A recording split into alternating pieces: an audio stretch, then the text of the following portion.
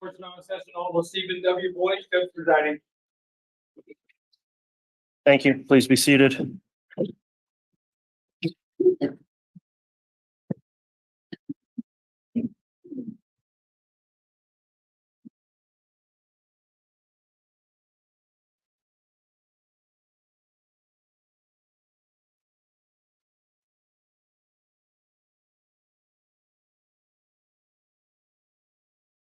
All right, Mr. Bailiff, if we could have the jurors brought in, please.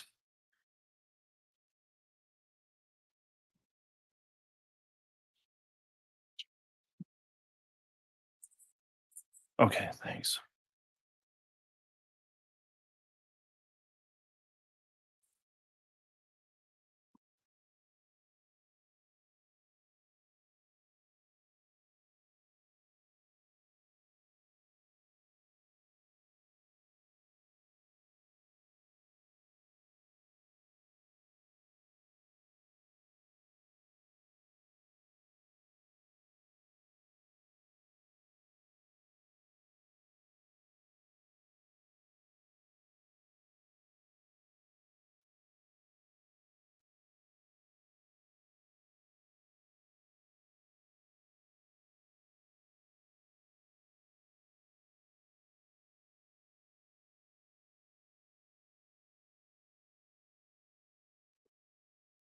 All right.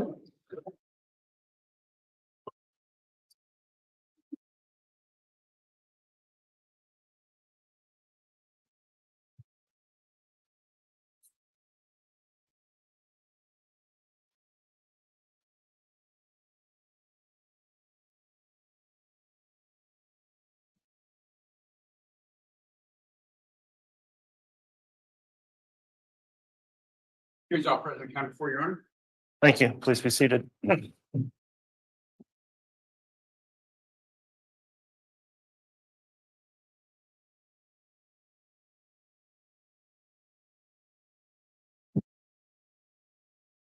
right, good morning, everyone. We are back on the record on KCR 22-21-1623, State of Idaho versus Chad Guy Daybell. We're continuing with evidence in the state's case in chief. The state has witnesses to call today. The court will note that the jurors are all present and accounted for, properly seated.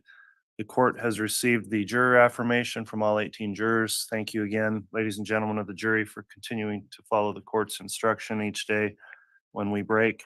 At this time, then, I understand the state has its next witness to call. Who's going to be examining the witness? I will be, Your Honor. The state will call Dr. Eric Christensen. All right, you can go ahead and call your witness. I'll note also the defendant is present with counsel, so Dr. Christensen can be sworn once he arrives in the courtroom. And he is headed up. Thank you.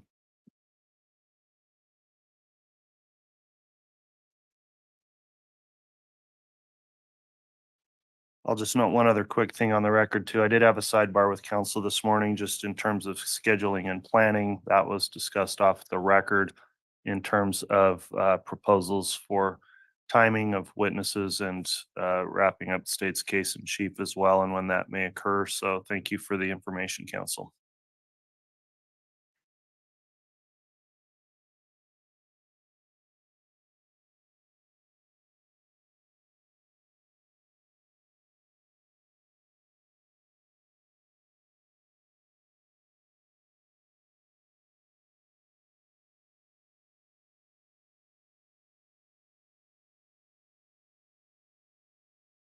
Solemnly swear or affirm the testimony you're about to give will be the truth, the whole truth, and nothing but the truth, so help you God. All right, thank you. You can be seated here.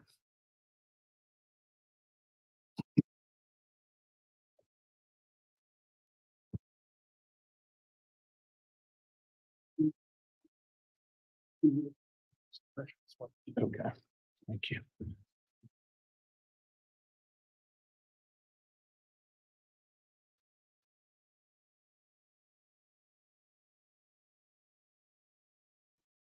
Okay, now that the witness has been sworn, before we commence with testimony, I just want to inquire, because this case has been live streamed on the court's official channel as well as other news media outlets. and open to the public. So Dr. Christensen, there's an exclusionary order preventing witnesses from observing other trial testimony. Have you at all watched or observed any of the trial testimony since the case began? No, Okay. Have you discussed with anyone else the testimony they've given at trial? no. Okay.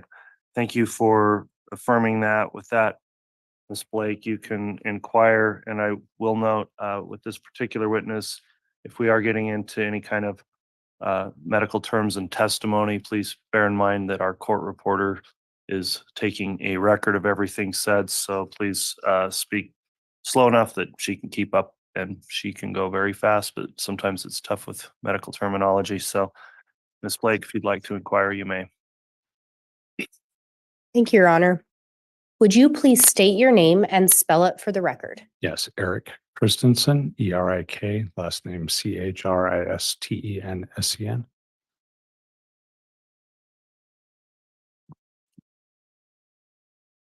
Are you currently employed? I'm currently self-employed. What position, did you recently retire from a position? Yes, I retired on April 1st as the chief medical examiner for the state of Utah. How long had you held that position as a chief medical examiner? I'd been in that position since 2016 and had been in the office there since 2008. Prior to working there in Utah, had you worked at other medical examiners' offices? Yes, I trained in forensic pathology in 2000 to 2001 and then was employed in that office for a year. Then I worked in South Carolina at the Greenville County Medical Examiner's Office for 6 years before moving to Utah. And what education do you have in order to be a forensic pathologist? I have an undergraduate degree in philosophy from Brigham Young University. I have a medical degree from the University of Virginia in Charlottesville, Virginia. And then I completed internship training in pediatrics at Walter Reed Army Medical Center, and then did 4 years of anatomic and clinical pathology training at Madigan Army Medical Center. And then after leaving the Army, completed a 1-year fellowship training program in forensic pathology at the Office of the Chief Medical Examiner in Richmond, Virginia. Can you explain a little bit about what a pathologist is? Sure. Pathology is a specialty of medicine, just like surgery or internal medicine or pediatrics. And it is primarily aimed at the diagnosis of diseases, disease conditions, abnormalities of the body by evaluation of fluids, cell samples, tissue samples, and in some cases, autopsy samples as well.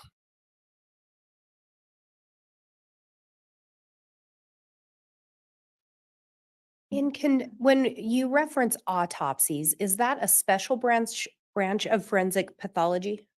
Autopsies, training in autopsy performance is part of general training for all pathology residents in anatomic pathology.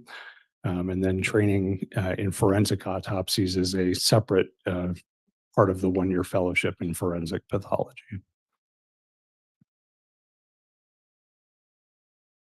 In Utah, because you've worked in some other jurisdictions or some other areas, correct? Yes. In Utah, with regard to a death certificate, who is it that would determine the cause and manner of death? So in probably 80% or so of the deaths in the state, death certificates are signed by whoever the person's attending physician is. If they have a doctor who knows their health conditions and understands why they might have died, then that person will sign the death certificate.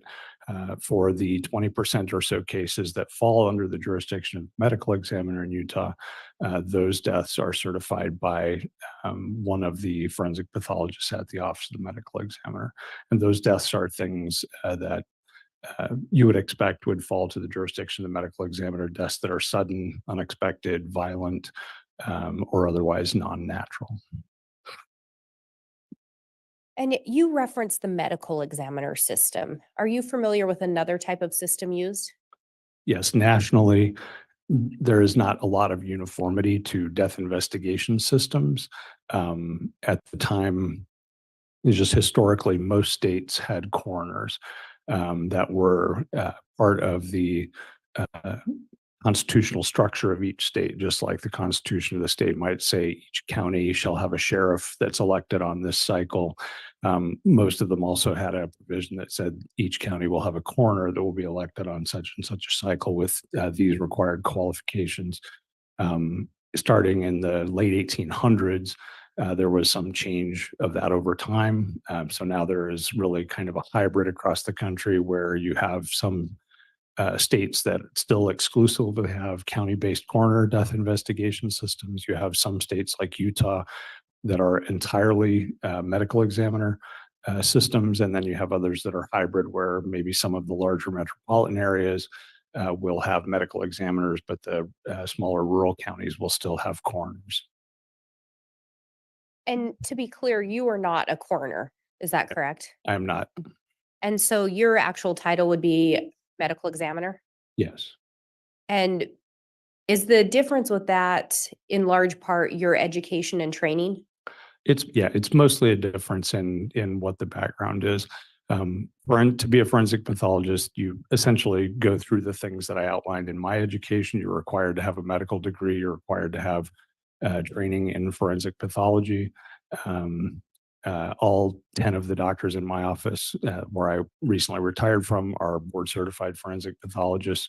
Whereas in most states, the requirements to be a coroner are that you be elected, that you be an adult. Some places require to be a registered voter, and you can't have any felony convictions or some variation of that. And generally speaking, coroners do not perform autopsies, correct? As a rule, they do not. So that would be left to a medical examiner, But to a forensic pathologist, forensic pathologist.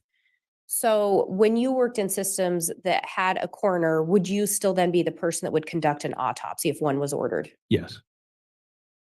And under the medical examiner system, so let me back up.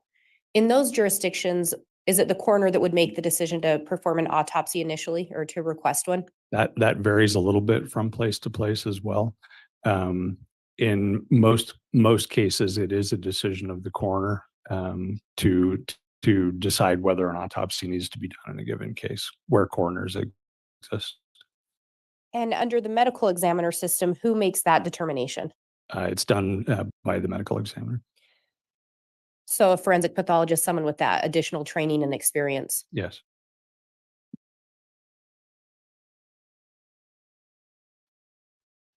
Do you know approximately how many autopsies you have conducted at this point in your career?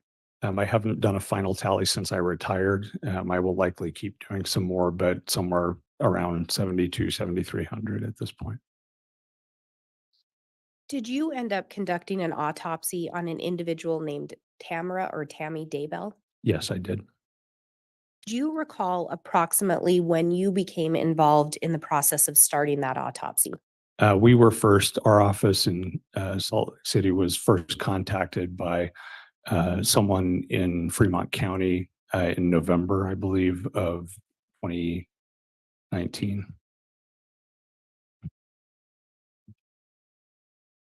Do you know if ultimately an order was received from the Utah courts for the exhumation of Tammy's body? Yes, and under Utah law for an exhumation to take place, it either requires consent of the family or a court order directing that it be done. And in this case, I attended a hearing in district court in Provo, Utah, where the request was made. I was not part of that request, but was in attendance, and the order was issued. Were you present when Tammy's body was exhumed? I was. And were you present when her body was loaded for transportation to the office of the Utah Medical Examiner? Yes. Did you see her casket loaded into the transportation vehicle? I did, yes. When a body is exhumed, is it common for you or someone from your office to attend the exhumation? Yes. And are there specific reasons that your office or someone from your office would attend the exhumation process? There are a number of reasons that exhumations are done. And depending on what the reason is that it's done, there may be things that we would make a determination about at the time of the exhumation. For example, we had a case a few years ago where someone was being exhumed for the purpose of recovering DNA evidence that had not been collected and was not really usable at the time of that person's death in the 70s. And as the grave was opened and the vault was opened, it was clear that the whole thing was, very much waterlogged and saturated.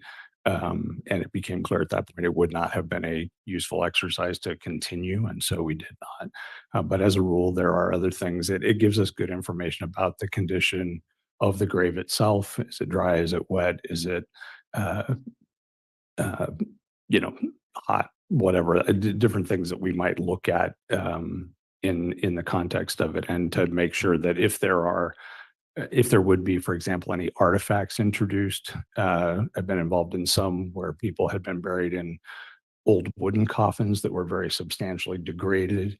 And with the use of shovels, even with hand tools, sometimes you can have potential artifact introduced. And so if you're there to observe what's happening, you can at least make a determination as to whether there would be whether the artifact occurred at the time of the exhumation or it was something that existed before. Anything about the exhumation of Tammy that caused you concerns about being able to perform an autopsy? No.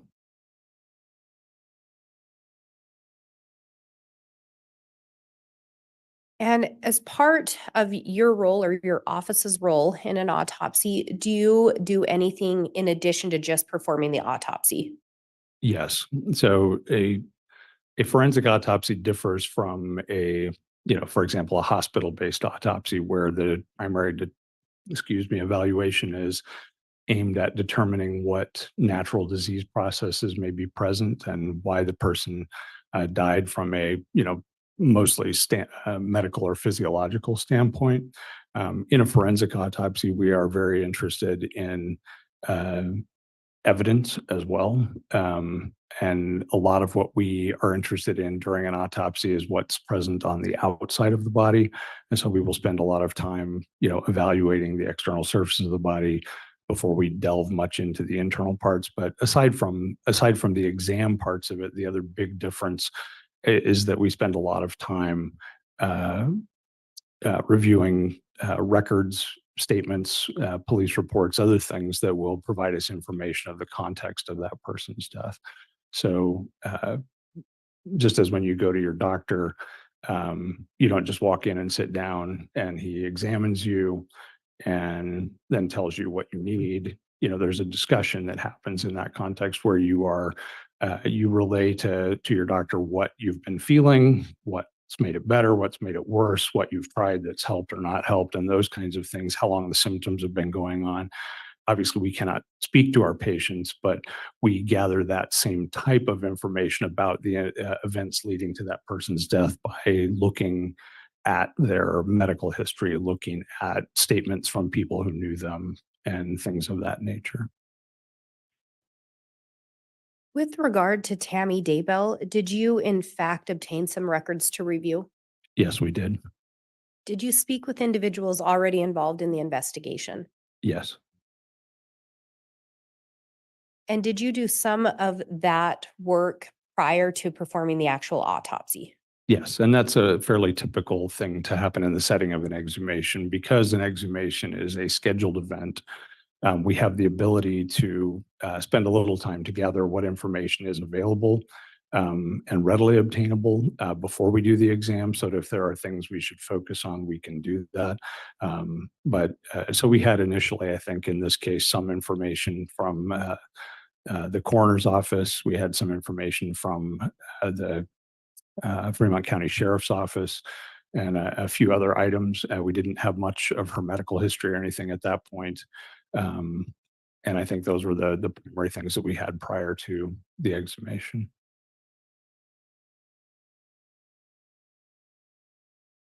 In your experience, are exhumations very common? No. Have you been involved in autopsies on someone that's been exhumed before Tammy's? Yes, many times. The first exhumation case I was involved in was 1998.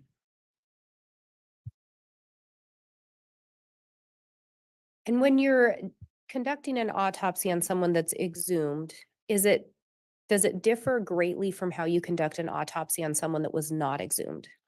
It really depends on their level of preservation. How well the person was embalmed, how long they had been interred, how the condition of the grave, as I'd mentioned, the waterlogged grave would substantially degrade the condition of the body. All of those things play into what kind of condition the body is in. In forensic pathology, we get fairly accustomed to examining embalmed bodies because frequently people are sent to the funeral home before somebody realized they needed to report the death to us. And so they get embalmed right away, and then they find out, oh, we needed to see them. So they come over and we perform an autopsy on that embalmed person. But for someone that's been interred, I've seen people that were both embalmed and not embalmed. I've seen people that had been, deceased for less than 2 months. I've seen people that have been in the ground for over 25 years. And the conditions really vary widely depending on that variety of factors that I talked about, the condition of the grave, the quality of the embalming, and I guess those are probably the two main things that make a difference there. And when you performed or when you were part of the autopsy, was someone else involved in performing the autopsy with you?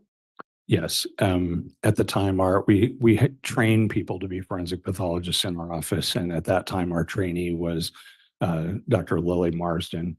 She was nearing the end of her training year, and she also had already received training and certification in anatomic and pediatric pathology, and was working with us to be a trained forensic pathologist as well.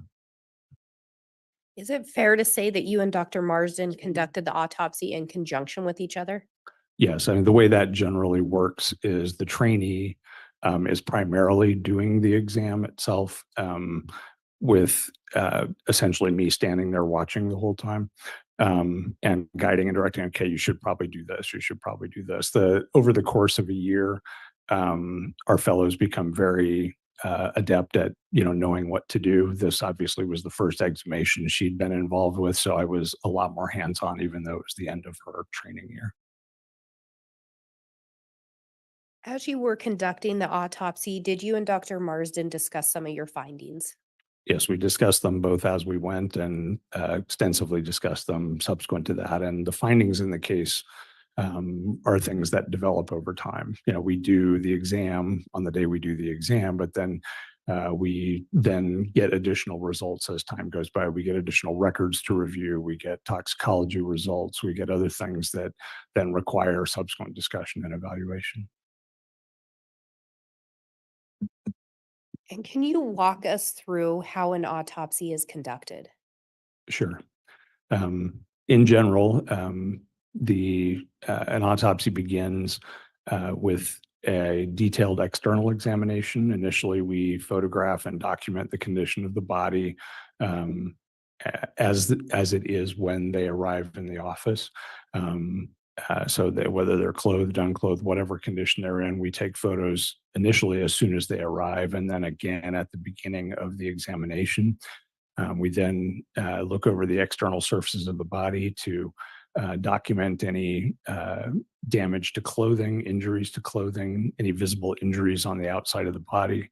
And then at that point, we will generally remove the clothing and photograph the clothing separately, and then photograph the body unclothed before we clean it. Then we clean it and take photographs again. If we find injuries, we take detailed photographs of those injuries, and all of that on the external surfaces of the body. If we find other things like fibers, hairs, other things, we will generally collect those as well. Once the external examination is complete, then we open the body and look at all of the organs from the brain and then the tongue all the way down to the rectum. and all the organs in between to assess their condition, look for the presence or absence of natural disease, take samples for toxicology testing, and whatever other information we might need. There are some times that we do specialized dissections. Most of those are in the setting of trauma cases, where we will do detailed examinations of the neck or the spine or other things. But those examinations are sort of dictated by what we encounter as we go along. And we also do X-rays. Sorry, at many cases do X-rays just to evaluate the presence or absence of skeletal trauma, because that's much easier to see with X-rays than it is during an exam.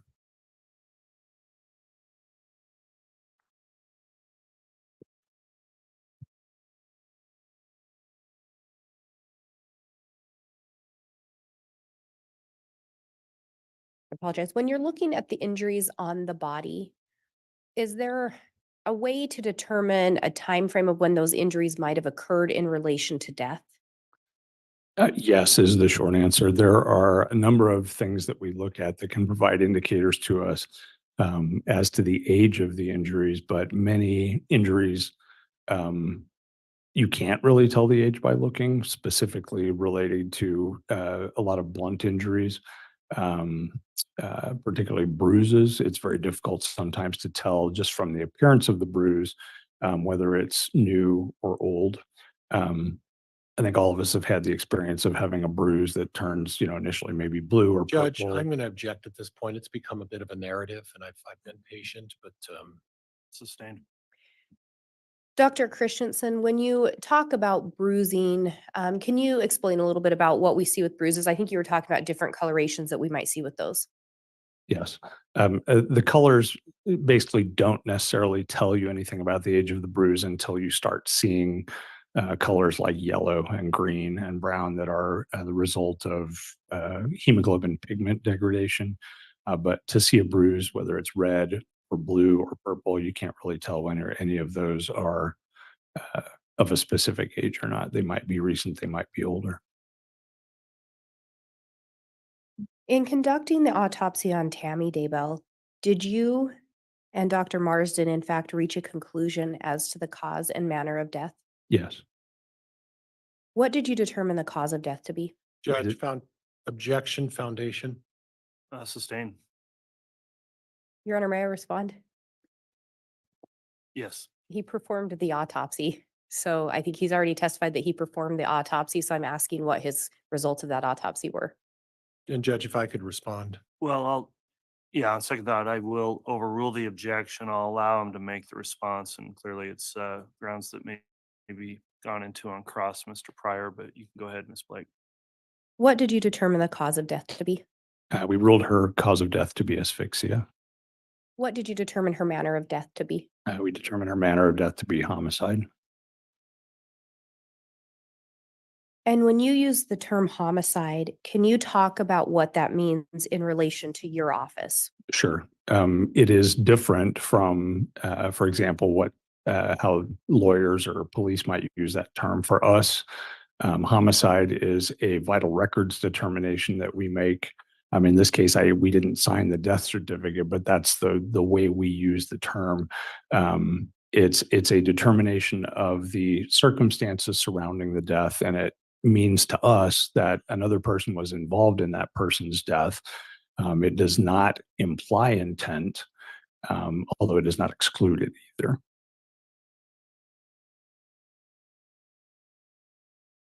And when we talk about asphyxia, can you tell the jury what you mean by the term asphyxia? Asphyxia means that the person was unable to get enough oxygen.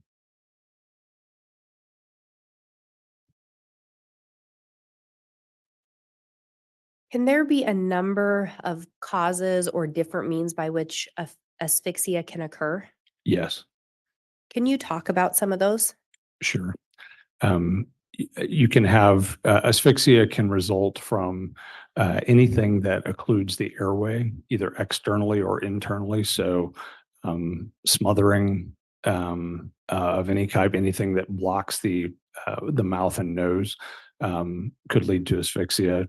Choking, anything that blocks the airway internally, whether it's food or something stuffed in someone's mouth or whatever, maybe all of those things can lead to asphyxia. Asphyxia can also result from drowning. Drowning is technically a form of asphyxia. You can also have asphyxial deaths that result from chemical asphyxiants. Carbon monoxide is one of those. Cyanide is another that impair your body's ability to release oxygen to tissues, and so they don't get enough oxygen. And you talked a little bit about the process of an autopsy already. Any other obvious injuries that would have been the cause of her death? The only that would be the cause of her death, no. Can you walk us through how you ended up reaching your conclusion that this was the cause of death was asphyxiation? Sure. So as I was just asked, we didn't find any traumatic injury that would explain her death. We also didn't find any natural disease that would explain her death. Her heart was completely normal. Her lungs were normal, except for some fluid buildup in them. Her liver, kidneys, all of her organs were normal. So we did not identify an anatomic or pathologic explanation for her death. She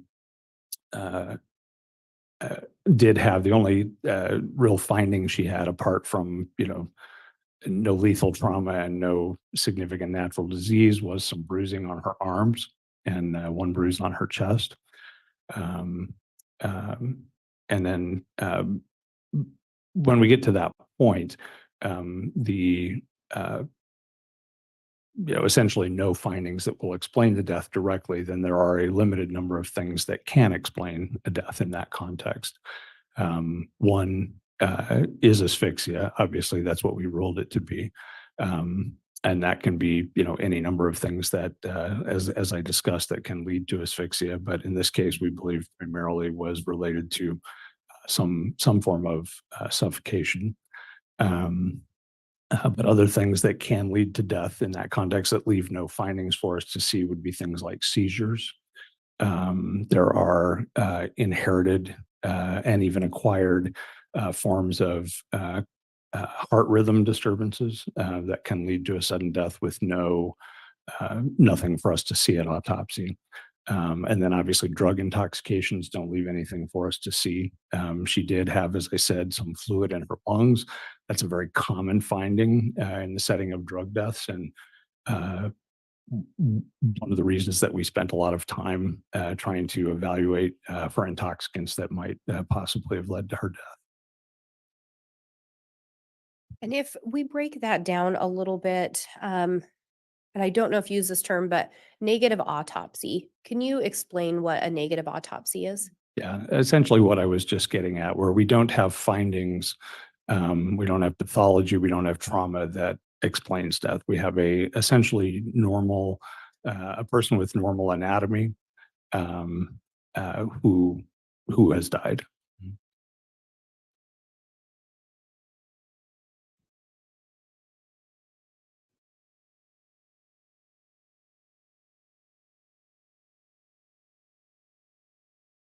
And so in this case, when we talk about it being a negative autopsy, is that because there was not a clear way to determine the cause of death right away?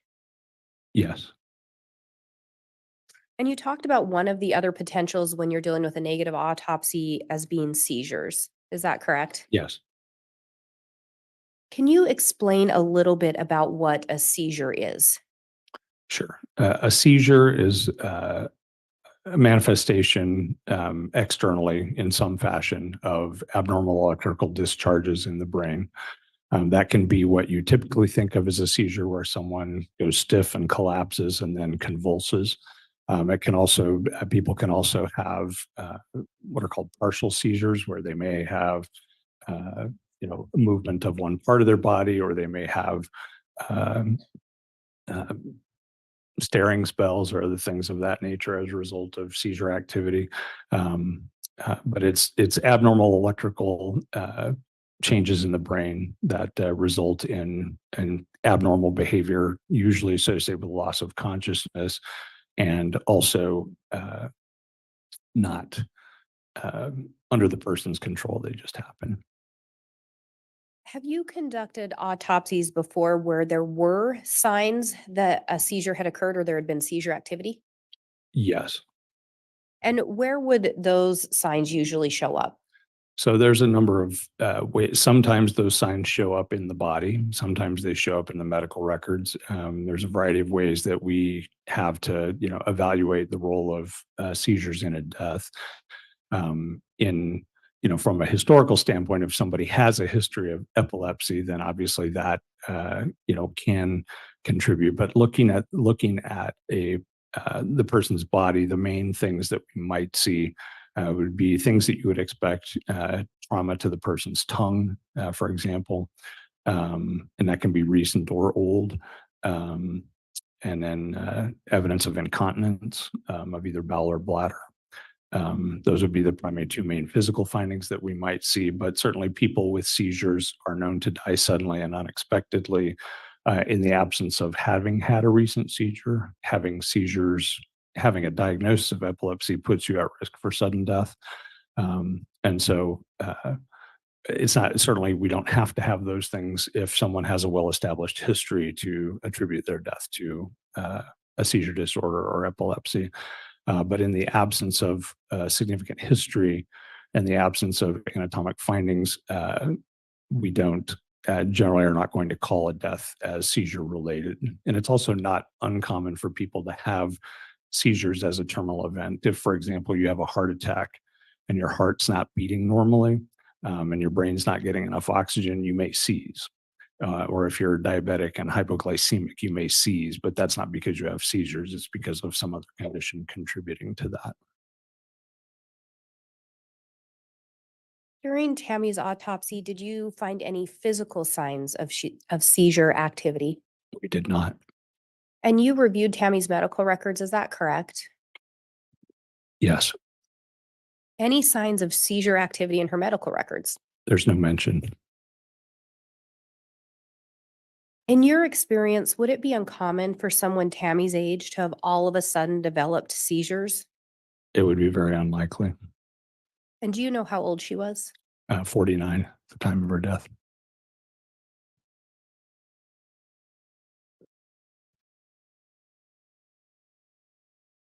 Do you recall reviewing some information provided by Chad Daybell to the coroner or a deputy about Tammy having seizures? I reviewed some records from the coroner, yes, that mentioned that he had said she had had some shaking spells or fits or something. I don't recall the exact verbiage, but something that suggested that, yes. Did you find anything to support that Tammy had had seizures in your review of her medical records and or the autopsy? No.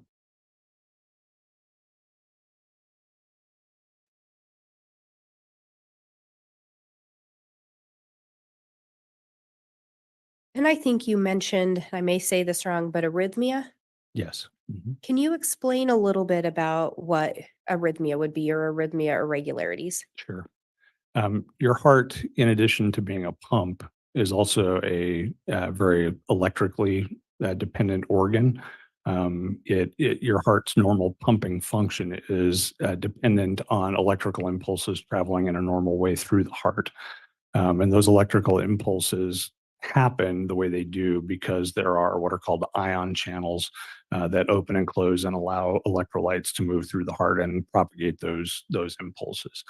There are both inherited disorders of those channels as well as acquired things. Those channels can be impacted by certain medications and other things that put people at risk of sudden death by prolonging their what's called their QT interval. And so they having either of those, either something acquired because of medication or something that has been inherited, would put a person at risk of sudden death. And when you looked at Tammy's heart, did you see anything that showed irregularities? No, in those settings, most of the time the heart is going to look normal. And so we would, in any of those settings, we would not expect to see anything abnormal with the heart grossly. Just to look at it, it would look normal. But we also would not expect to see, again, that type of condition manifest itself at her age without some other, if she had, certainly she could have it as an acquired condition at her age. If she had, for example, methadone is very commonly known to do that, but she didn't have any methadone in her system. There are a long list of other medications that can do that. Fluoxetine, which she was on, is also rarely been described as doing that, but she had been on a very stable dose for a very long time and with no indication that that had been a problem for her. So similar to this sudden onset of seizures, you wouldn't expect to see the cardiac arrhythmia come into play with someone at 49 years old? Judge, I'm going to object to this point. That's a bit leading. Sustained. Would you expect to see the cardiac arrhythmia come into play suddenly in someone 49 years old? Judge, objection. Leading. Overruled. No.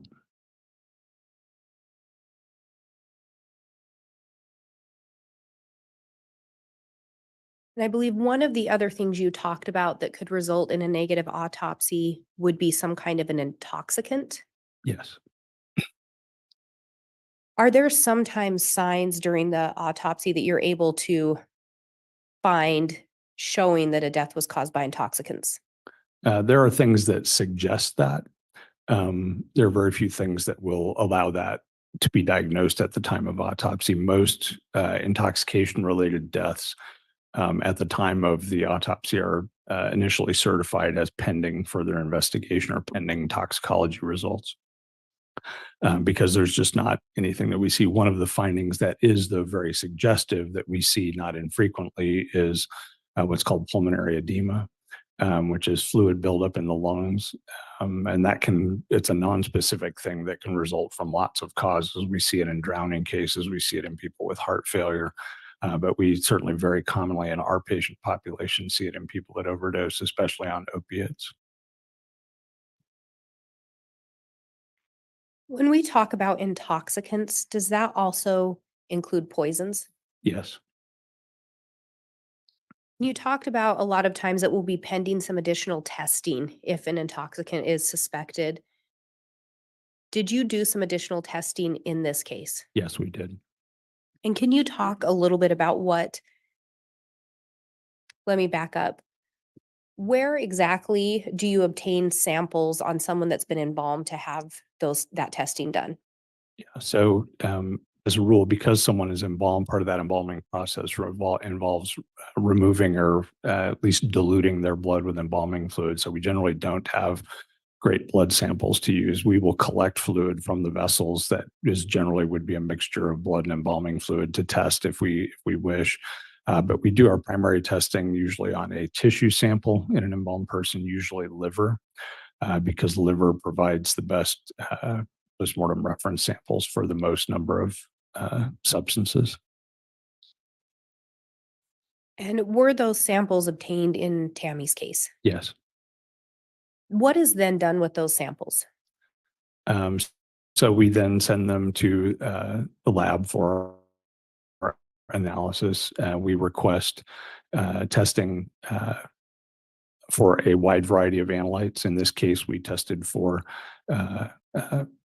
hundreds of different prescription, illicit, and over-the-counter medications, as well as a large number of what are called novel psychoactive substances, which are some are illicit, some are not, but they're newer drugs that are being used illicitly.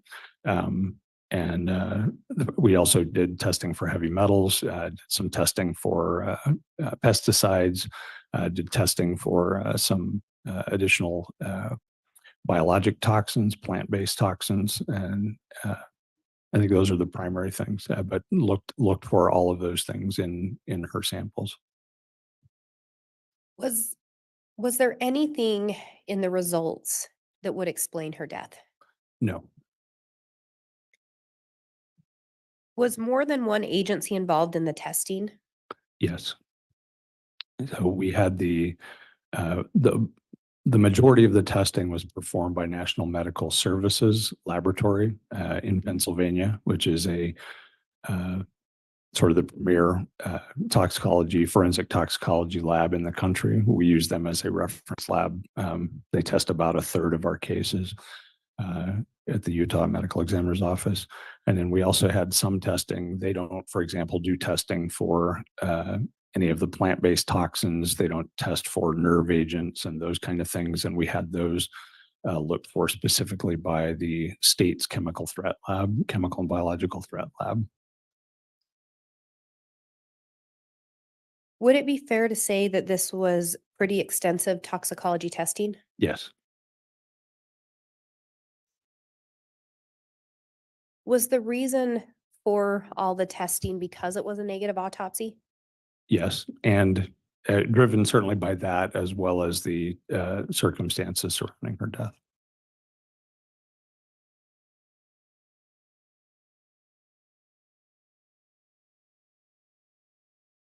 And in your opinion, did the fact that Tammy was already embalmed inhibit the ability to test for those substances? For the most part, it did not inhibit the ability to test. Some of the results we had to look at a different analyte because of potentially interfering substances from the embalming fluid. But for the most part, it did not interfere with that at all. And generally, it doesn't.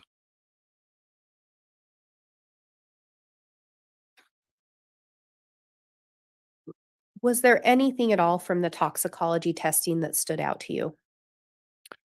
I mean, the only significant positive result was the presence of her fluoxetine, which she had been prescribed for a number of years, and it was present at a non-toxic level.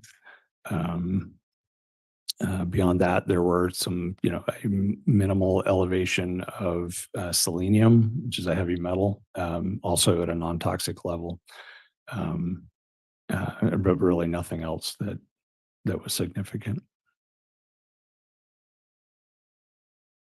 And you had talked about sending out for that toxicology testing in part because of the circumstances surrounding her death, correct? Yes. Do you recall some of the circumstances that stood out to you?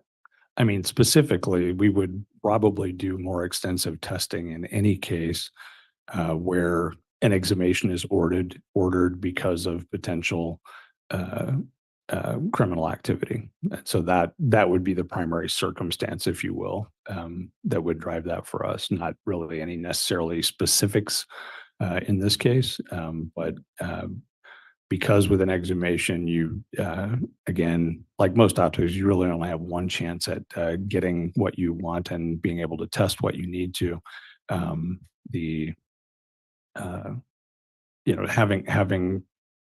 Having that be the reason that this person is coming to you is primarily the reason we would drive that. And in conjunction with, then we get to the end of the autopsy and don't have any specific cause of death identified. And Your Honor, I'm going to ask if I can have States Exhibit 295. I think there were several subparts with it. Very well.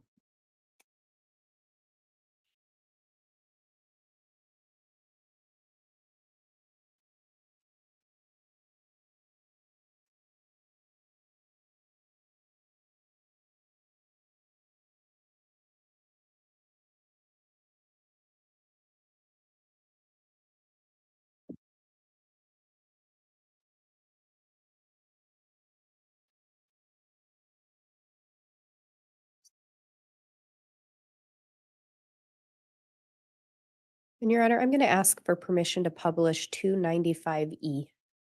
All right. Can I have a brief sidebar with counsel? Yes.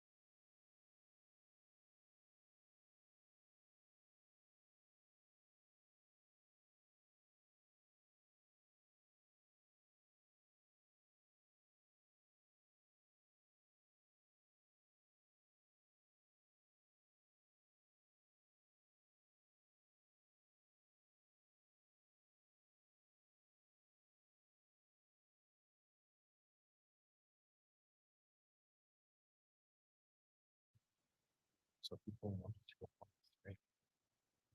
All right, so there's some photographs that are going to be offered. And I'm not going to permit them to be published to the public in general. They'll be published to the jurors as well as the parties because they're graphic in nature. However, it appears we've got this issue again with the jurors' monitors. And if those are not currently working, that's where you're headed next to publish. Is that correct, Ms. Blake? That is correct, Your Honor. Okay, well, we're going to do our best to sort out this monitor issue so the jurors can see these photographs upon their admission, but I think we may have to have tech run up here to sort that issue out again. So we are going to take a morning break at this point and get that resolved as quickly as we can. We'll come back on with additional evidence once those monitors are working. So appreciate your patience, ladies and gentlemen of the jury. All right, please.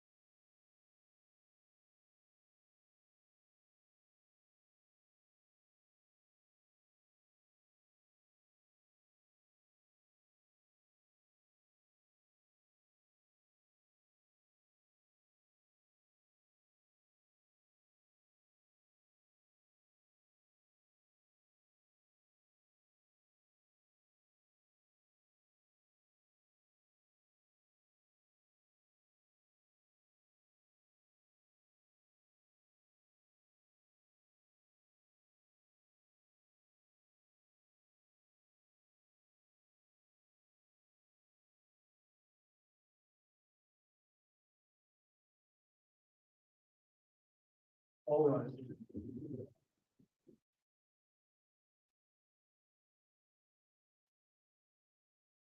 All right, thank you. Please be seated.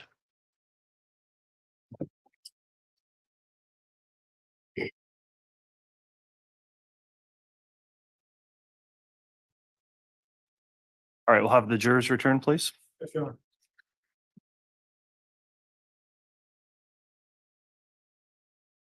Oh, thank you. I've got some, but thank you.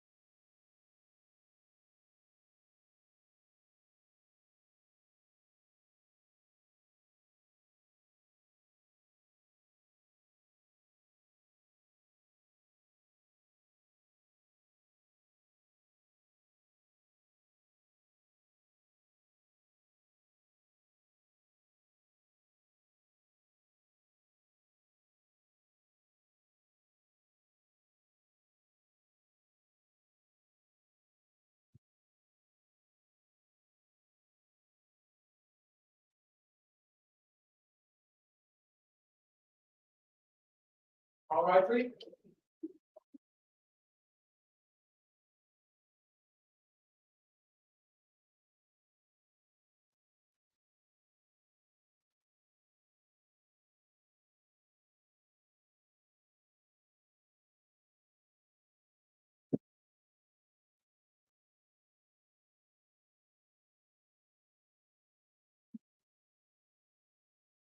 For your help as kind of for Your Honor.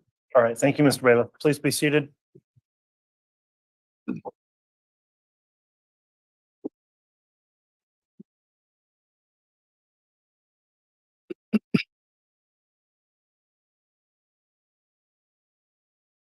right, we're back from the mid-morning recess. I believe we've got the issue sorted with the jurors' monitors. Thank you, ladies and gentlemen, in attendance here for moving over to the other side of the courtroom so that those monitors aren't visible. Ms. Blake, if you'd like to continue with your direct, you may do so. Thank you, Your Honor. And I had asked to publish, I believe states 295D. I'm going to change that to publish 295J. It's a previously admitted exhibit. Okay, 295J, previously admitted, may be published. Thank you, Your Honor. Dr. Christensen, as part of your review of documents provided in this case, do you recall reviewing photos that were taken at the scene of Tammy's death? I do.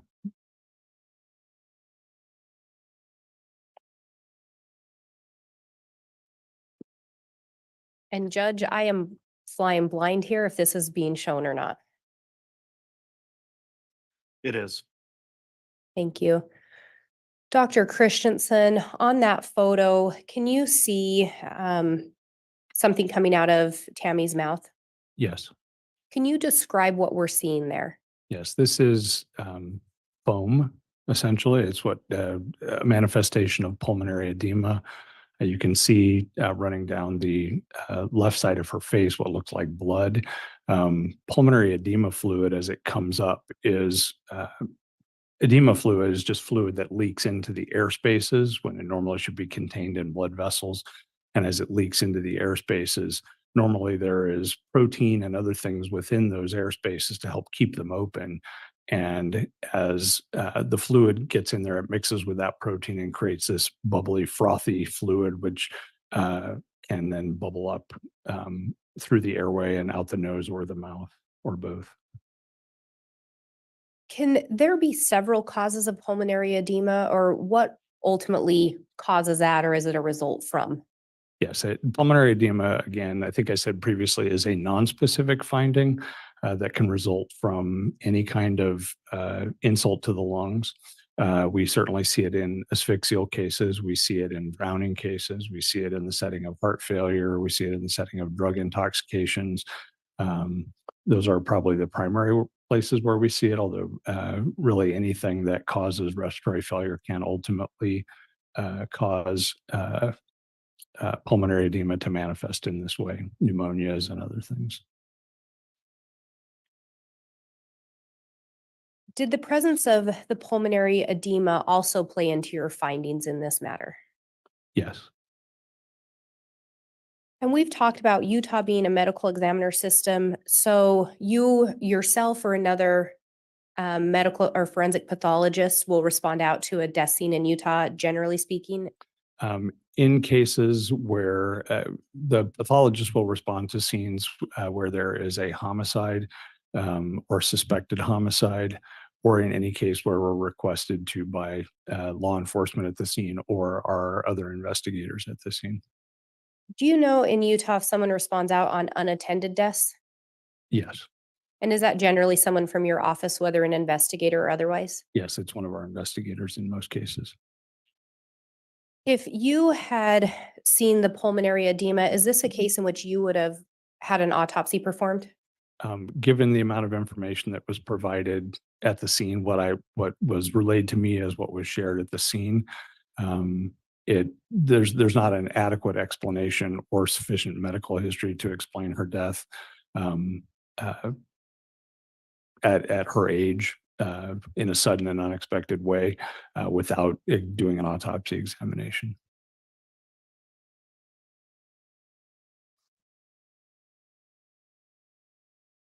I think we've gone over this a little bit, but when you did the internal part of the autopsy, did you notice, was there anything out of the ordinary in relation to Tammy's organs? No, Was there anything, except for her lungs. Sorry. and can you explain what was out of the ordinary with her lungs? Her lungs were a little bit on the heavy side, heavier than would normally be expected, and had fluid in them. There were also changes related to her prior embalming.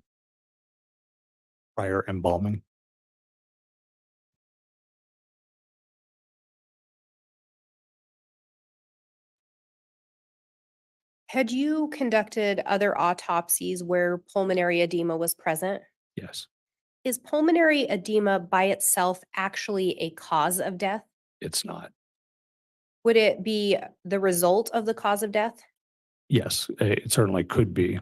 So if someone has pulmonary edema because they drown, drowning would be that. If they have pulmonary edema because they have heart failure, because they've had multiple heart attacks, then the underlying cause of their heart attacks would be their cause of death. But all of those kinds of things, anything, lots of different things can result in pulmonary edema. And is pulmonary edema generally a manifestation or finding associated with asphyxiation being the cause of death? It certainly can be, yes.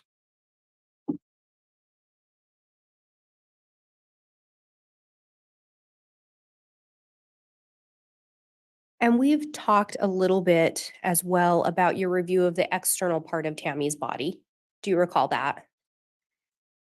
Yes, And you'd referenced the only external injuries you had seen were some bruises. that's correct. And Your Honor, I have what's been marked as States Exhibit 179. If I can have counsel handed a copy, and I have a courtesy copy for Your Honor, and then I would ask that the witness be handed a copy. Very well.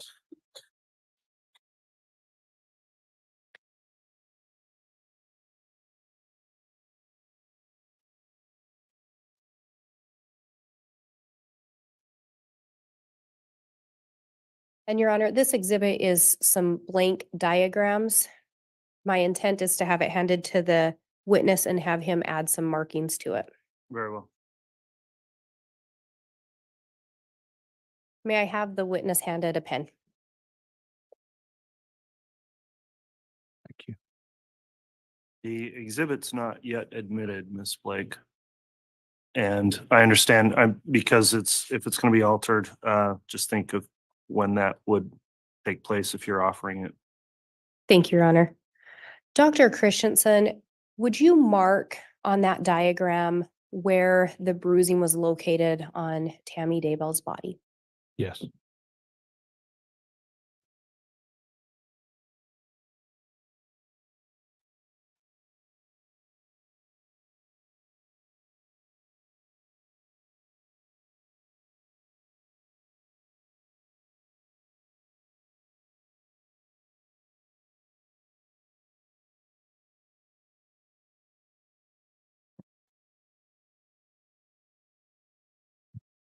Okay.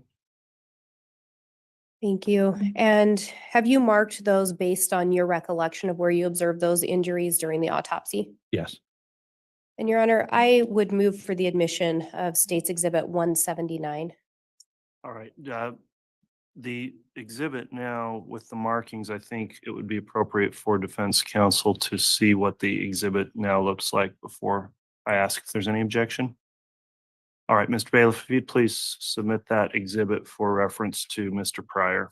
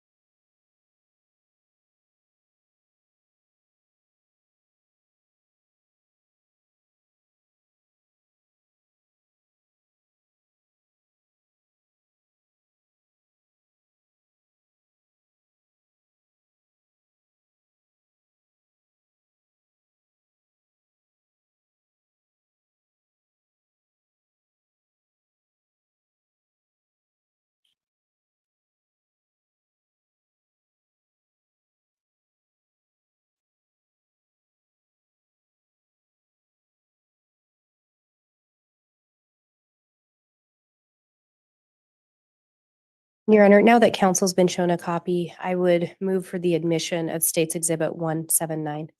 Okay, and I apologize, I lost track. Where is the exhibit at this point? Did you retrieve it? I have it. Would Your Honor like to see it first? No, that's fine. I'll ask at this point. Thank you, Ms. Blake. Is there any objection to exhibit 179 being? If it's admitted? being offered for demonstrative purposes, Judge, I don't have an objection. Okay, exhibit 179 will be admitted as a demonstrative exhibit. Ms. Blake, you may inquire. And Your Honor, I would ask permission to publish. You may publish.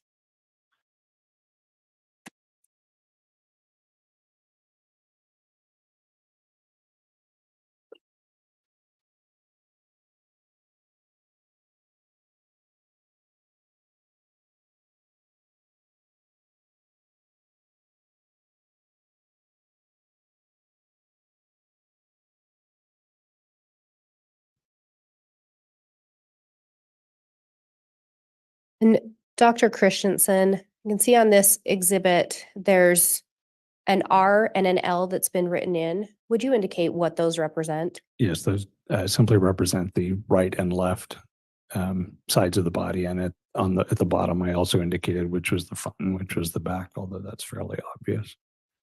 And then it appears that there have been several dots or markings added. Could you explain what those represent? Yes, they are not to scale, but they are representations of the locations where we identified bruises. And on the front, there appear to be 6 dots. Is that correct? Yes, And then on the back of the body, 4 dots. that's correct.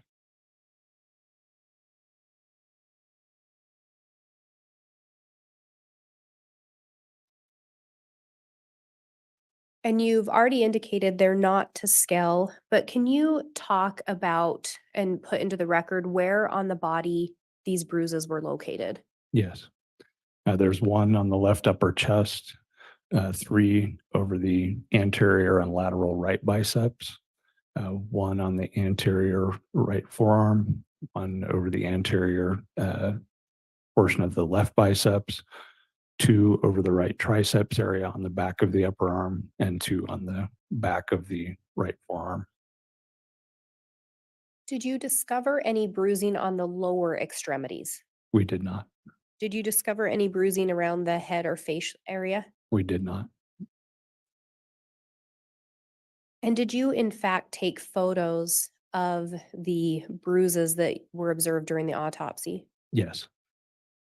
You talked before about the difficulty in determining the age of a bruise by simply looking at it.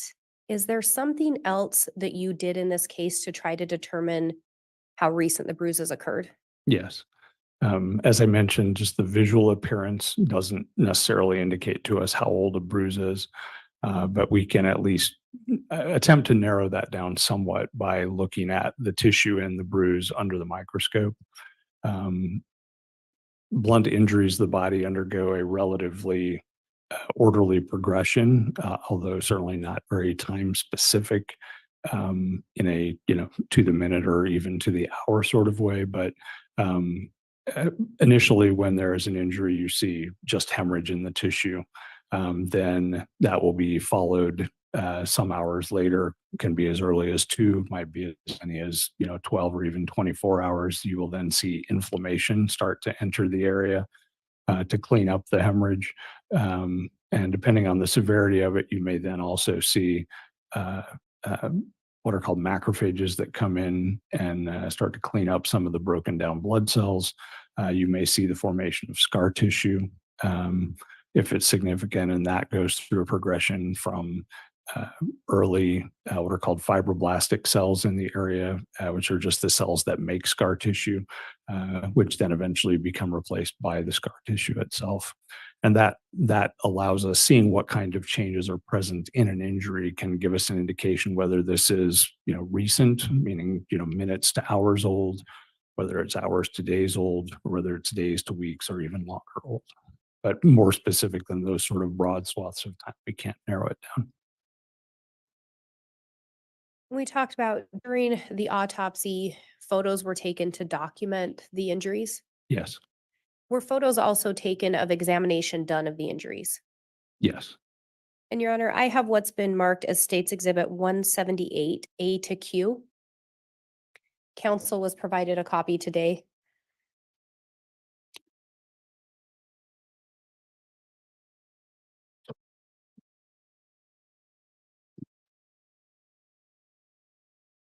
The series of photographs, is that correct? Yes, Your Honor. It's a series of photographs taken during the autopsy. And I believe the witness has been handled that jump drive. I would move for the admission of States Exhibit 178 A to Q. And there would be no objection by the defense to that exhibit, Judge. Okay, so exhibit 178 A through Q, it's 178 is the exhibit, A through Q are individual photographs within the exhibit, and they're all admitted, Ms. Blake. Thank you, Your Honor. I would ask to be handed that jump drive back. Your Honor, I will indicate these are graphic photos. I am going to be asking to publish them to the jury. Very well. We'll have those published, and as I mentioned, we've had the monitors arranged so the public's not viewing those and they're not being streamed on the live stream.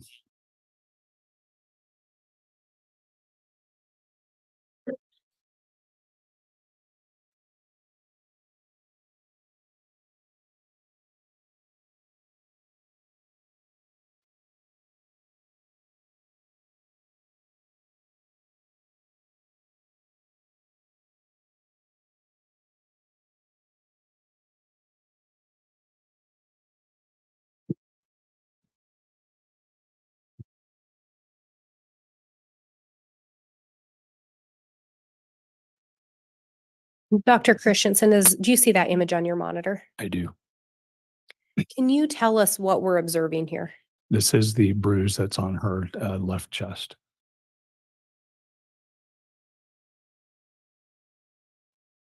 And in this image? This is a closer up image of the same injury. And can you talk about, there's a little scale there. What is the purpose of putting that on the photo?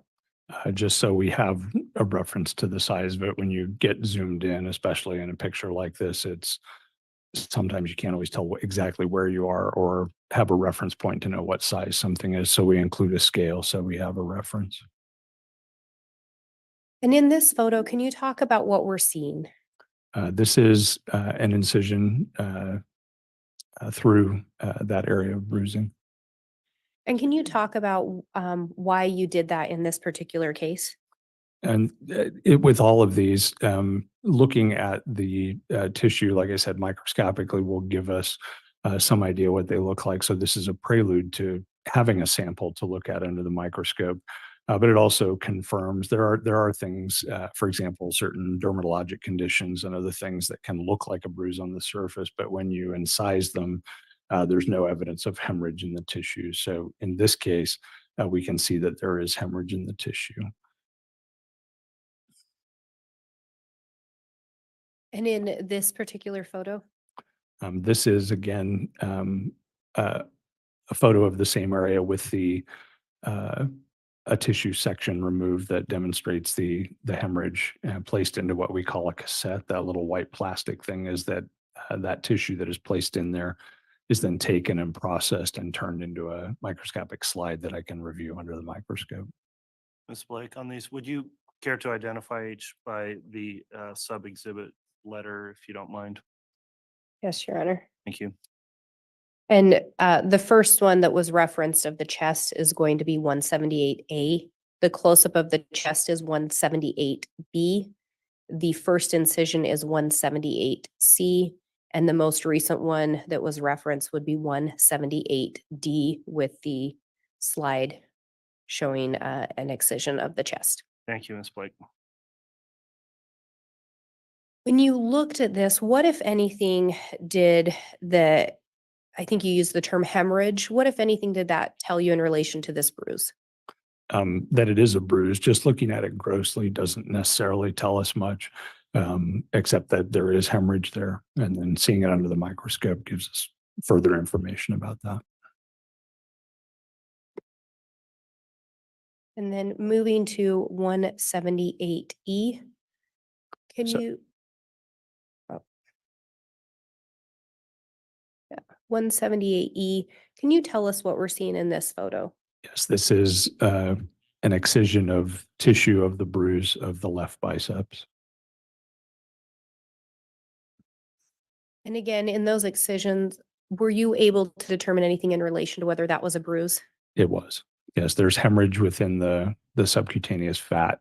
Normally, an excision of skin will just show a layer of normal pinkish tan skin on top, and all of the fat beneath it will be a bright yellow color, like is evident in most of those sections, but there are also darker areas indicative of hemorrhage. And then on this slide, what are we seeing here? This is a closer up image of the same injury and same excision. And Your Honor, we moved on to 178F. All right. This is 178G. Can you tell us what we're seeing in this image? This is a photograph of the two bruises on the back of the right upper arm.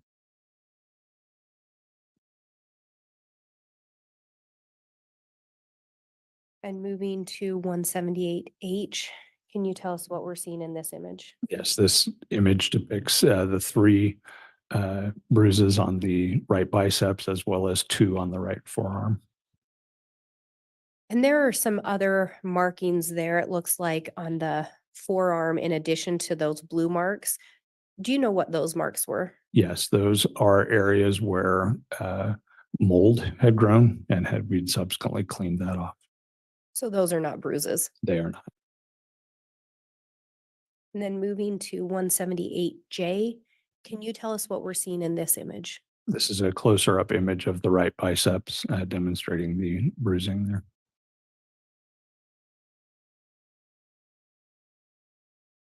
And 178K, can you tell us what we're seeing here? Again, this is an excision of the tissue of the lower of the three injuries to the right biceps with the excised tissue in the cassette. And what did that tell you when you did, when you took that excision? just shows us more hemorrhage in the tissues. And did that indicate to you that those were in fact bruises? Yes. And 178L, can you tell us what we're seeing here? I believe, uh, actually, I'm not positive looking at it, whether that's the same as the last image. And if I back up to the last image, Yes. if that has the letter B at the end on that white slide, does that help in reference? Yes, this And- is just a close-up image of 178J, I believe, the immediately prior image. And when we look at this one, it appears that there's more of that dark coloration. Can you explain what that would indicate? It's just that there's hemorrhage in a larger area of tissue. Would that be indicative of a larger bruise or a deeper bruise, or could you tell? I mean, it's clearly both deeper and larger in terms of the area that's damaged. And moving on to 178M. Oops. Back to the right image here. Looking at 178M, what are we seeing here? It's labeled L on my screen. I believe. It's the right forearm with 2 bruises.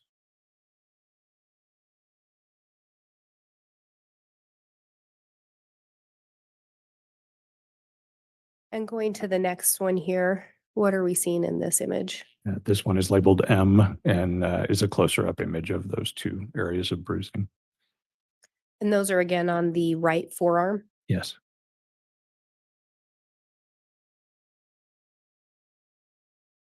And then moving to 178N, can you tell us what we're seeing here? So this is an excision through one of those 2 bruises on the right forearm. And what, if anything, did this excision tell you? Again, confirms that it's a bruise, that there is hemorrhage in the skin and soft tissue. And then moving to 178P. This is an image of a bruise on the anterior forearm, right forearm.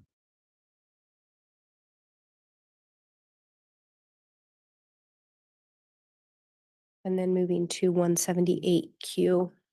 Again, a closer up image of that same bruise on the anterior right forearm. And 178.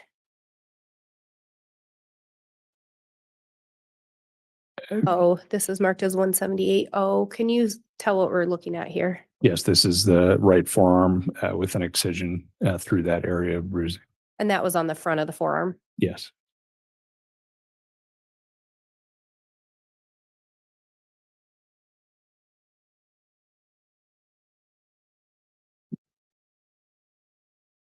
And Dr. Christensen, were you able to make any kind of a determination as to when in time those bruises may have occurred? They all showed evidence of hemorrhage in the tissue with no evidence of any sort of inflammatory response or cleanup response. So they would have occurred sometime from minutes to hours prior to her death.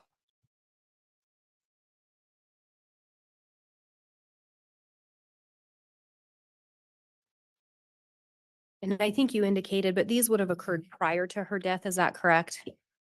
Most likely. You certainly can bruise a deceased body, but generally speaking, that's not going to occur for a very protracted period of time once circulation stops. Um, uh, Mostly the types of blunt injuries that we see in people that have already passed are more things like lacerations, where a body might be dropped or something of that nature, but it certainly could have happened right around the time of death.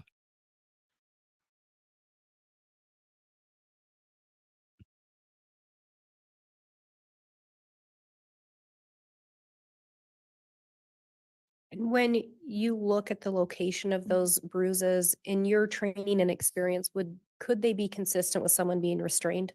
They could be.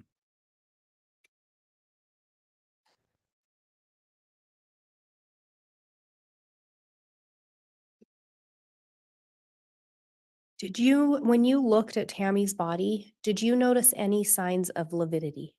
Yes. Could you explain to the jury a little bit about what lividity is? Sure.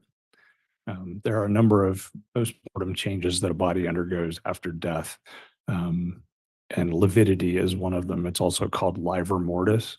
It is pooling of the blood, which normally has been circulating through the body under pressure.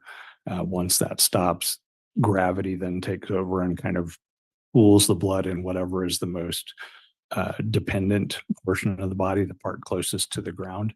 If a person is laying on their back, the areas where it is supported by, whatever, a bed, the floor, a chair, whatever it might be, will not demonstrate lividity, but areas around that will fill with blood, and it makes initially a sort of a reddish purple color that is where the blood is just pooling.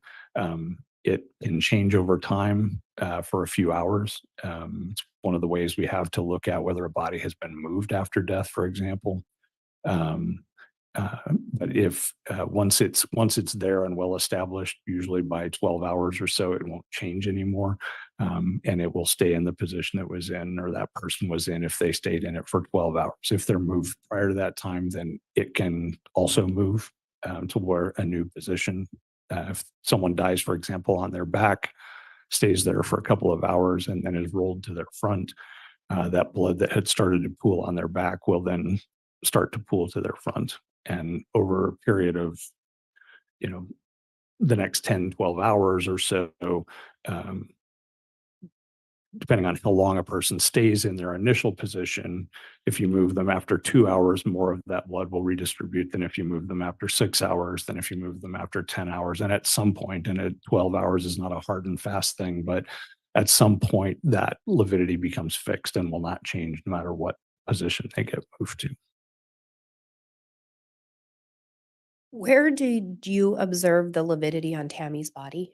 It was all on her back, and because she'd been embalmed, it had changed somewhat in color. It was a little bit more gray in color, but the distribution was still very typical.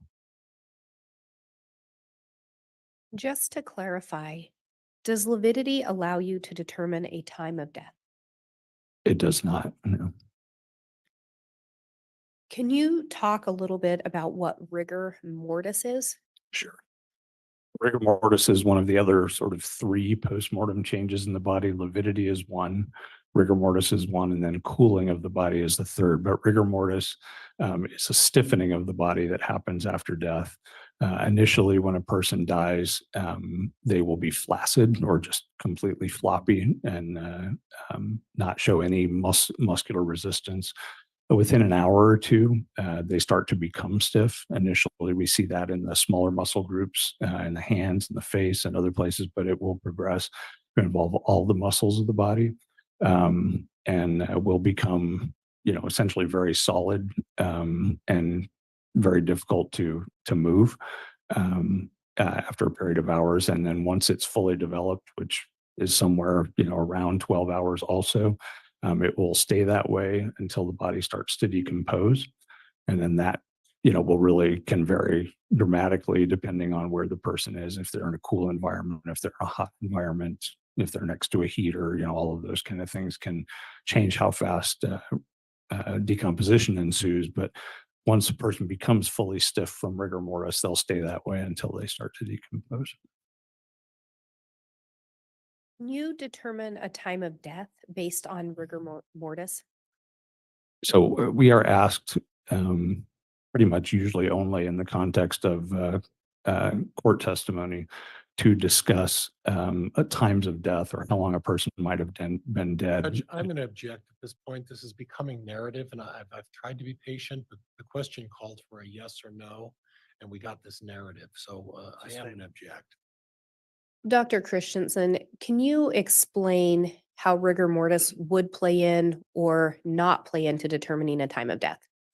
It can help us, depending on the degree that it is present or not present, to look at, how long a person has been dead, but it's highly variable and imprecise.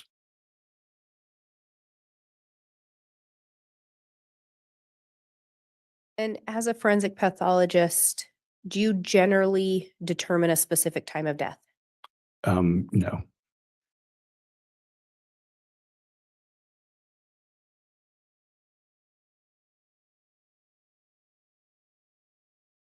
Does the presence of rigor mortis allow you to narrow a time window of when someone may have passed away? To some extent, yes. In this case, did you learn what time Tammy's death was reported? Excuse me, yes. My recollection that it was sometime just prior to 6 a.m. Had you learned or heard the description with regard to the condition of Tammy's body? My recollection is that she was described as being cold and stiff or cool and stiff. I don't remember which, but at the time she was found. Based on that description, would it indicate to you that rigor mortis had set in? Yes,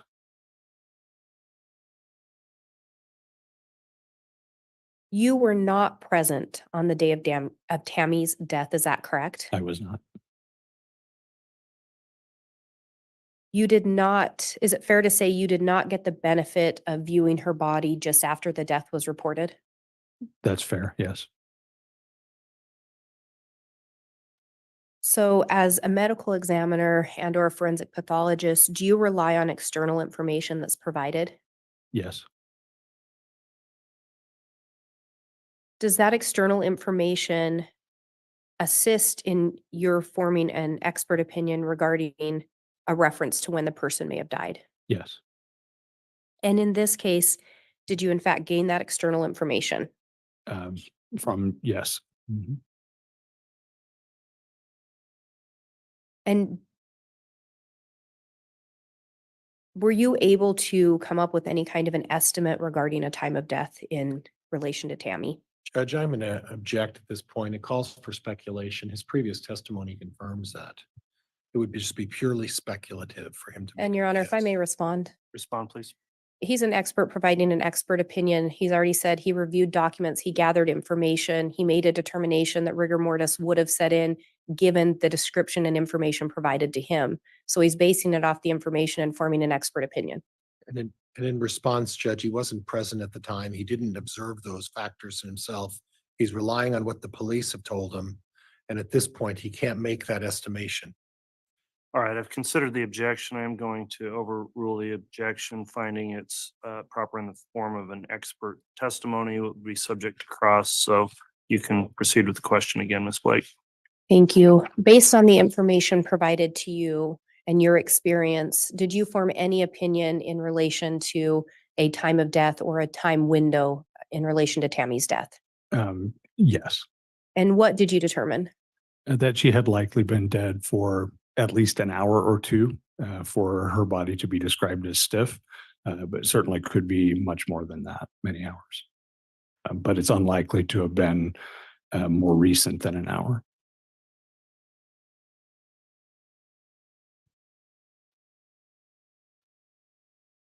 And you did review medical records in relation to this case, is that correct? I did, yes. Would someone having anemia or a past history explain a sudden death?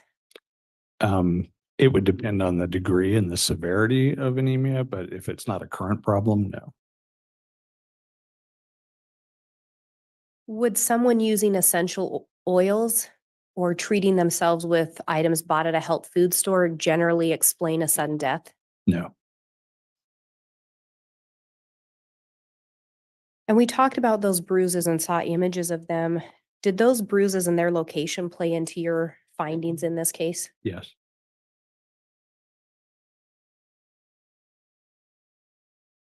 And again, in a negative autopsy, you looked at the other potential reasons or causes of death that could result in a negative autopsy. Is that correct? Yes.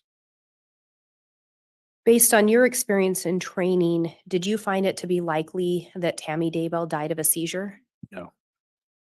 Based on your training and experience, did you find it likely that Tammy Daybell died of a cardiorhythmia? No. Based on your training and experience and lab results, did you find it likely that Tammy died of an intoxicant? No. And when we're talking about the negative autopsy, what did that leave as the cause of death? Asphyxia.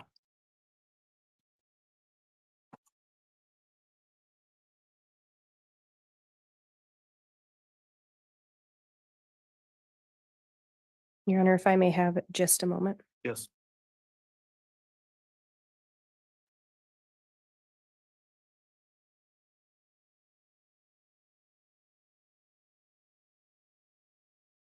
I have no further questions. All right, thank you.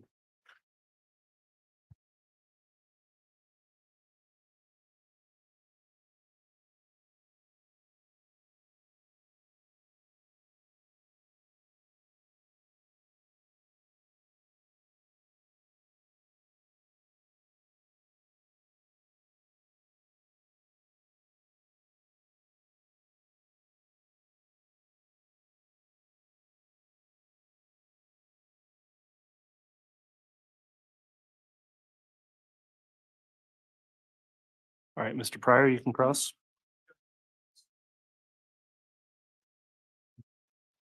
You turn on the microphone, please.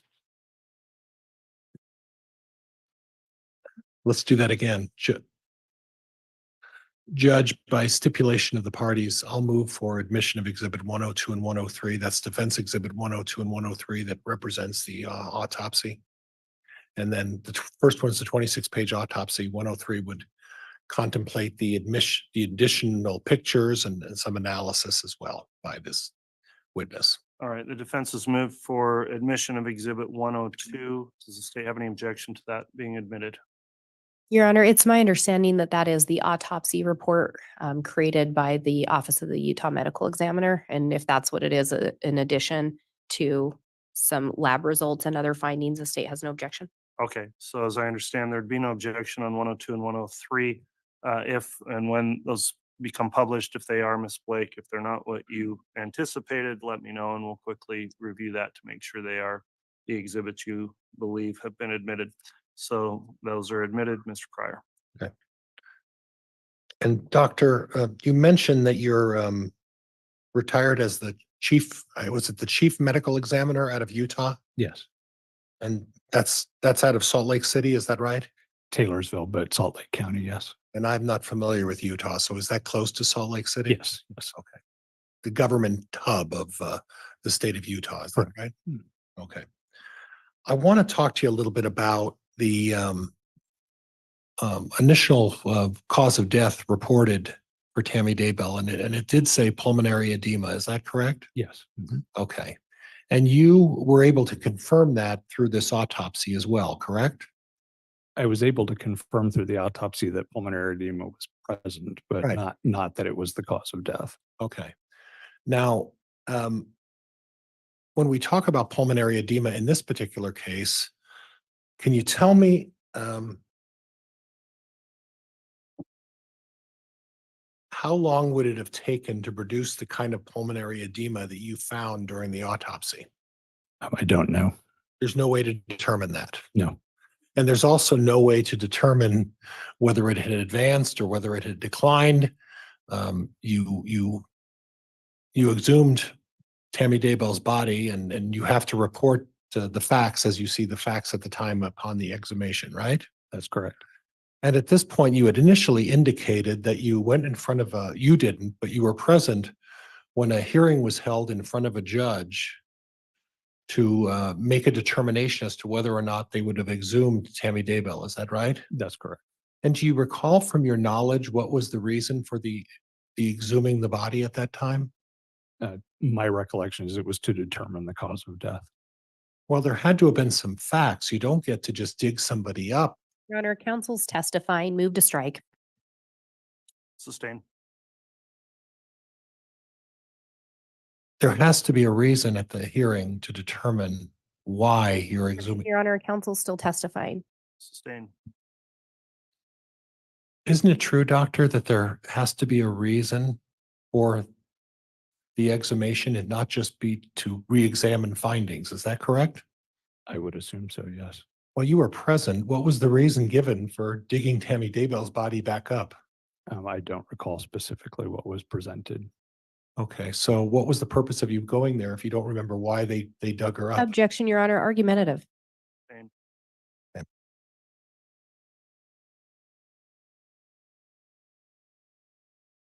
Do you recall whether or not there were discussions about surrounding circumstances that could have influenced a decision to exhume? I believe there were, yes. Okay, and those circumstances that they justified for exhuming were the death of Charles Vallow, right? Objection, Your Honor, counsel's testifying. The witness has said he doesn't recall. The fact is those additional circumstances that you based the reason to dig Tammy Daybell up out of the ground was because of the death of Charles Vallow. Objection, Your Honor, counsel's misstating. This witness was not the one that requested the exhumation. Sustained. Do you recall whether or not there was a discussion about the death of Charles Vallow at the exhumation hearing? I do not. Do you recall whether there was discussion of Brandon Boudreaux as a basis for the exhumation of Tammy Daybell's body? I also do not know. Okay, so you don't remember any reason, is that right, for why they decided to dig a body up out of the ground? Is that- Objection, Your Honor, argumentative, and it's asked and answered. Sustained. You don't have any explanation that you recall as to why they dug Tammy Daybell's body up out of the ground, do you? Objection, Your Honor, argumentative, and asked and answered. Overruled on that. You don't have any, He gets to answer though. I think I said previously, my understanding was to determine the cause of death. but you don't specifically remember the factors as to why they dug her up, right? That were offered to a judge? I don't remember the specifics of the discussion. Okay. And you don't, now, you talked a little bit about Utah, and from what I understand, you can do it by request of the family, is that right? Or you can do it by request of going in front of a judge and giving justifiable reasons as to why you would dig a body up out of the ground, right? I believe that is the way the statute reads. Right. And in this particular case, the family was never notified, right? Objection, Your Honor, calls for speculation and irrelevant. Overruled if the witness has information he can answer. And I want to hear the answer. To my knowledge, the family was not notified. So in other words, then the other side of the statute is that you went in front of a judge, not you, but someone went in front of a judge and got an order to exhume her body. Is that right? Yes. And to your knowledge, even though you were present, you don't remember the facts that were presented as. Objection, Your Honor, asked and answered. Sustained.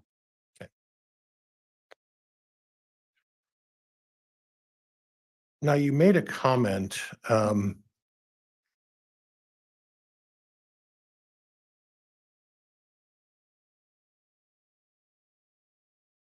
in your autopsy that you performed. And you noted that the bruises were what are called very non-specific bruises. You remember that? I don't recall the specifics of how I described them in the report. I'd be happy to look at it and refresh my memory, but I don't. So bruises by nature are non-specific. Okay. And you recall testifying last April and May in another proceeding in which you, in response to a question, described the bruises as non-specific, correct? Yes. Okay. And when we're talking about non-specific bruises, what that means isn't it true? What that means is that you can't identify the cause of those bruises. Is that correct? A specific cause, no. Right. In fact, you can't tell how those bruises ended up on someone's body, correct? That's correct. All you can tell is that the nature of those bruises and whether they're bruises, right? And I can offer opinions about how they might have been inflicted, but Oh. there's a wide variety of those. But in this particular case, you said they're non-specific, correct? Even non-specific bruising can have multiple potential modes of infliction, yes. Okay. And in this case, you identified the bruises as non-specific. We've established that, Yes. correct? Mhm. And you can't tell me how those bruises were placed on the body of Tammy Daybell, correct? I cannot. Or how she got those bruises. I cannot. And the reality is we can go back as far as 24 hours and those bruises could have been 24 hours old. Isn't that true? Potentially, yes. Or 12 hours true, right? Yes.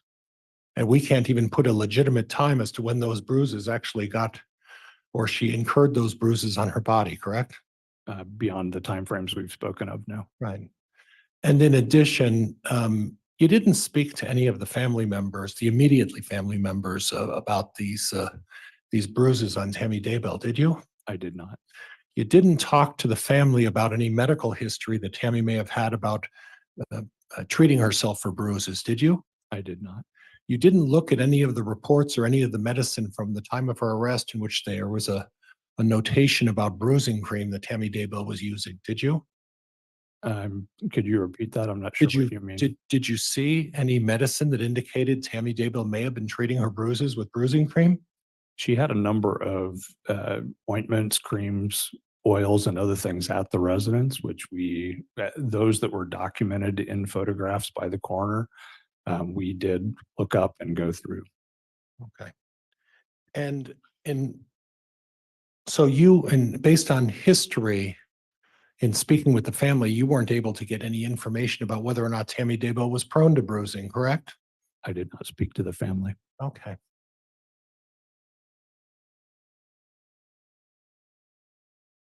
Did you look at any other statements by Mr. Daybell while he talked about vomiting and fainting and falling over? Do you recall looking at those factors?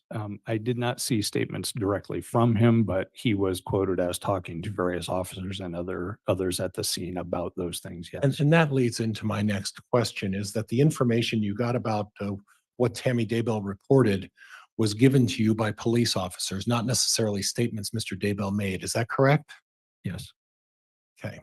So if we recap a little bit, we don't know why we dug Tammy Daybell up out of the ground, right? Objection, Your Honor. Counsel's testifying misstates the evidence Sustained. and move to strike. We got an exhumation order to take Tammy Daybell out of the ground because you were there for that, right? We did. Okay. You don't recall the reasons why you got the exhumation? order? Objection, Your Honor. Asked and answered. Sustained.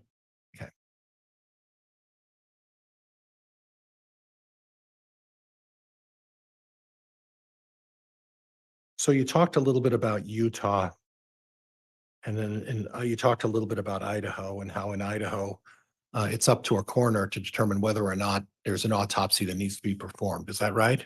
Yes, Okay. And in Utah, it may be a little different, right? it is. You talked a little bit about how it's not ideal to conduct an autopsy after embalming and burial. Would you agree with that? It's certainly not ideal. Yes. I Right. would agree with that.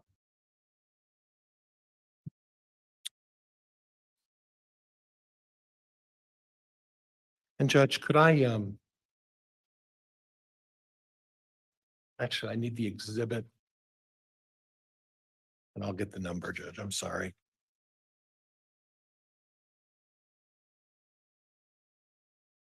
I think it's 179. 179. Judge, I'd like to republish exhibit 1. Judge, I'd like to republish exhibit 179. You may.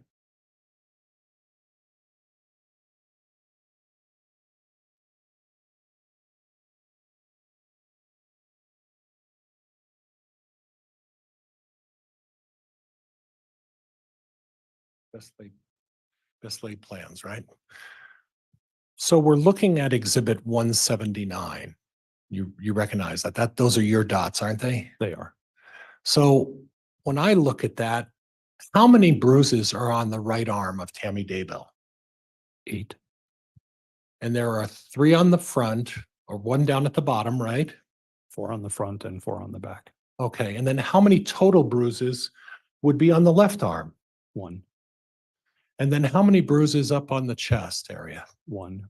So you talked about asphyxiation and you made a determination that there's asphyxiation here, right? Yes. Okay. And what you're suggesting is that Tammy Daybell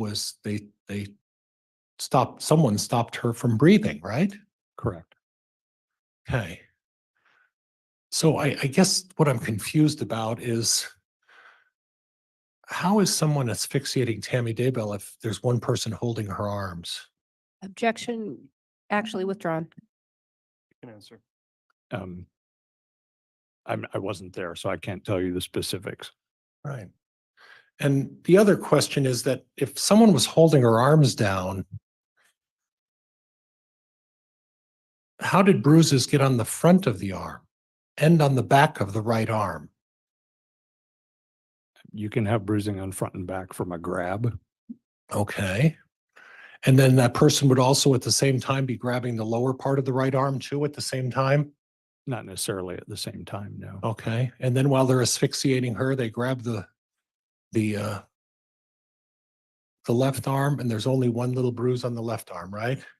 There is one bruise on the left biceps, yes. And then at the same time, somebody puts something over her mouth while they're holding her arms to suffocate her, right? Could have happened that way. It could have, right? It's possible. It could also have happened that this wasn't asphyxiation, right? I don't believe so, no. Okay. You're firm on this idea that you think it's asphyxiation, right? I do. And that determination you made is as a result of just talking to the police and after you did this investigation, correct? Objection, Your Honor, misstates the evidence. Sustained.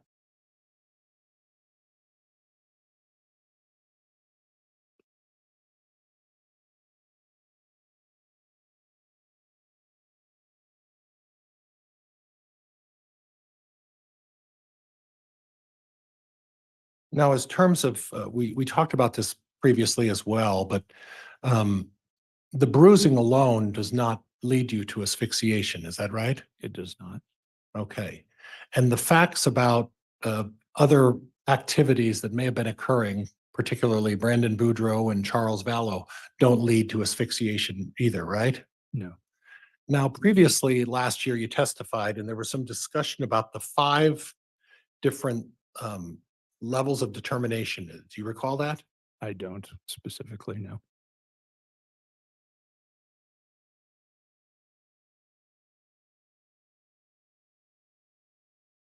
Or the 5 options? I'm sorry, the 5 For options. there are 5 manners of death, yes. Right. And I'm sorry, I gave you the wrong term. I'm apologize. I wrote the word down the wrong way. The 5 determinations. And can you go over those with me again? Sure. Go ahead. On a death certificate, there are essentially in every state except New York and I think New Jersey, maybe Connecticut, there are 5 options for what the certifier of the death can list as the manner of death. Those are Okay. natural, Okay.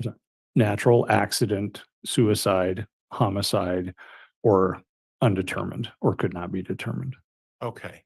And I guess I'd like to talk to you a little bit about the undetermined one. Okay. And when you come up with an undetermined diagnosis, that means you don't have any reason that leads you to say this is absolutely the way this person passed away, correct? Undetermined manner is used when you don't have enough circumstantial or investigative or autopsy findings, whatever. You don't have enough information to decide between 2 different manners. And that can be, for example, in an overdose, it could either be a suicide or it can be an accident. In this specific case, it could be, there's allegations of that her death is natural. If I believed it could be natural or it could be homicidal, then it could be undetermined because I can't really decide between those 2, but I did decide between those 2. So that is a situation where if you don't have enough evidence to determine exactly why someone died, you make the determination of undetermined. Is that correct? If you don't have enough, certainly if the cause of death is undetermined, then the manner of death will usually also be undetermined. And that doesn't mean there was foul play. You just don't have the information to make that assessment. Would that be fair? Yes. So in other words, if in this situation there was insufficient evidence to determine a cause of death, it would be listed as undetermined, right? The cause of death could be listed as undetermined, yes. And at that point, that's a situation, like I said before, where it doesn't mean that it's homicide. It doesn't mean that there was foul play. You just don't have enough information to make that decision. Would that be fair? It would Yes, to an extent. It's possible that it doesn't mean that there's not foul play necessarily. Like if, for example, you call it undetermined because you think it might be a homicide or a suicide and you can't decide between the two. If you call it undetermined because you can't necessarily decide between those two, means you think it's just as likely that it was as it wasn't. I can't tell. It could So it also still be, could be, but it might not be. it could also be a situation where there's no medical information that leads you to any conclusion as to why someone passed away, right? It could be. Right. And there are situations where people pass away and there's no discernible reason why that happened. Would you agree with that? Yes. Okay. Now, you made mention of the all the medical reports that you reviewed. Which medical reports did you review? Reviewed records from Seasons Medical Clinic, from another clinic, whatever Seasons was before it was Seasons. I forget, it had a different name. She'd also been seen at a clinic in Utah before moving back to Idaho, and we'd looked at those as well. And those were just, and they were just quite frankly, those were just a matter of a couple of pages, right? Not a lot of records, no. Right. Well, a couple of pages, right? And more than- Objection, Your Honor. Argumentative, asked and answered. Counsel's testifying, move to strike. Well, it was late. It's already answered, so overruled. Okay. And you looked at the Seasons Medical and you looked at the other medical records and you were aware that 5 years prior to Tammy Daybell's death, she was diagnosed with anemia, right? I believe so, yes. And you didn't talk to the family about how that anemia had been progressing on Tammy Daybell, is that right? I did not. Okay. And you were also aware that Tammy Daybell was taking a form of, and I don't want to, fluoxetine. Fluoxetine. Fluoxetine. Mhm. There's a reason I'm not a doctor. Fluoxetine, and that's a form of Prozac, right? Yes, it's a And if- generic. And if fluoxetine is mixed with the wrong kind of other medicine, whether it's herbs or supplements or anything else, those can have significant consequences, correct? There can be certainly drug interactions with herbal stuff. I'm not aware of any specific ones of fluoxetine with And as herbal part- remedies. I'm sorry, it was very And as part of your analysis and the testing for poisons and all of the other testing that you did, you're not really able to test for the herbals and the supplements and everything else and its interaction with fluoxetine to see if that had any impact, could you? I think that's a two-part question. There's not really any way to test for drug interactions. You can test whether a drug is present or not. But certainly we don't have the ability to test for most herbal supplements. Okay.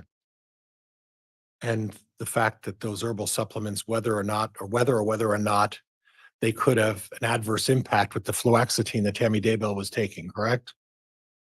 Don't have a way to determine that, Right. whether they were even present. The heavy lungs. I'm sorry, the heavy The what? Heavy lungs. Oh, The heavy yes. lungs. That's an unusual medical malady. Would you agree? It's a non-specific finding. But it could have an impact on the cause of death here, correct? It could, yes. Right. And you didn't take that into consideration before you made your asphyxia determination, right? No, absolutely, we did. No, you did? Mhm. Okay.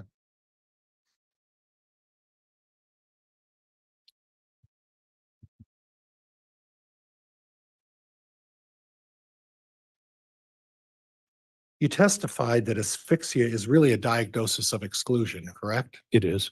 So in other words, you look at all other possibilities, and if you can't find anything else, you go to asphyxia. Would that be fair? If you can't find anything else, more likely, yes. Okay. Or what is if you can't find anything else? Why wouldn't you just go undetermined? You might in some circumstances. Okay.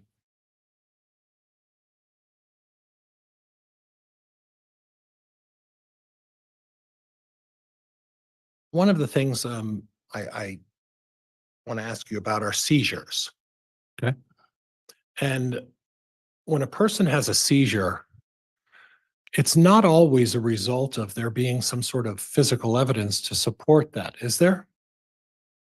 I'm not sure what you mean. Well, there's a seizure can occur at any time. Any one of us could have a seizure at any time. Would you agree with that? Mm, Could and is likely are very different things. Okay, okay. So are you at this point saying and excluding the fact that Tammy Daybell could have had a seizure as a possible cause of this death? No, I can't 100% exclude it. I just think it's Okay. very unlikely. You think it's unlikely? Okay. Yes, very unlikely. In spite of the fact that, Chad Daybell talked about fainting and those types of issues, you're saying that because of that, it's very unlikely there could be a seizure, correct? That's what I believe, yes. Okay. And you're also saying, well, let me ask you this. A seizure can happen at any time unannounced, correct? It can. Okay. Or there could be some instances where there's some medical proof to support a seizure, correct? You can have a seizure, yes, because you have a tumor or an infection or other things, or you have a condition that leads to a seizure, yes. Okay. And then we talk a little bit about arrhythmia. Mhm. And with arrhythmia, there isn't always an indication with arrhythmia that there's there isn't always a damaged heart or a faulty valve as a result of arrhythmia. Would you agree with that? Yes, In fact, arrhythmia could happen at any time. Any one of us with healthy hearts could suddenly have an arrhythmia and die, correct? very unlikely. Very unlikely. Yes, very Okay. unlikely. Well, does that very unlikely change when you look at the fact that Tammy Daybell's family history had a history of heart issues? Does that change the very unlikely to likely? Not in the context of what her heart looked like at autopsy. Okay. And again, because her heart didn't look healthy or unhealthy, that isn't always the point, is it? Arrhythmia can occur even in the healthiest of hearts, correct? Yes and no. Not in, there is a reason that people have arrhythmias. And Okay. it's not always apparent by looking at the heart. The heart certainly, as I discussed previously, can look normal.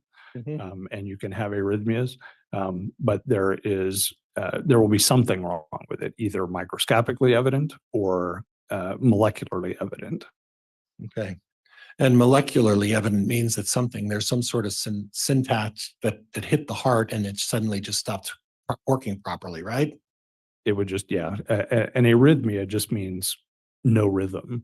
And if your heart stops beating, you have no rhythm. Right. And if the heart for some reason stops beating and there's some sort of arrhythmia, suddenly we get the pink foam that starts developing in these heavy lungs, right? You certainly can, yes. Right. And if we get a seizure, and as a result of the seizure, the heart stops beating, and then these heavy lungs start accumulating the significant amount of pink foam we found in Tammy Daybell's body, correct? It can happen that way, yes. And if the anemia goes undiagnosed for 5 years and she's not getting treatment, and for some reason there's insufficient oxygen to reach these heavy lungs, we could get the same result, correct? Yeah, I don't believe so. Okay. Not given the activities that she was described as doing. She may have been anemic, but she was not anemic to the point it would cause those kinds of problems. All right.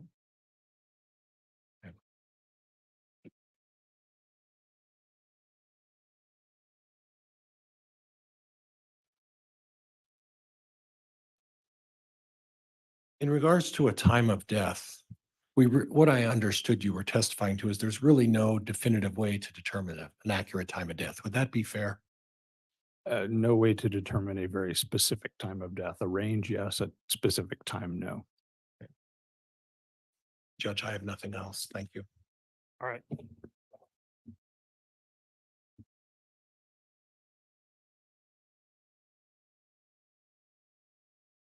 Redirect. Thank you, Your Honor.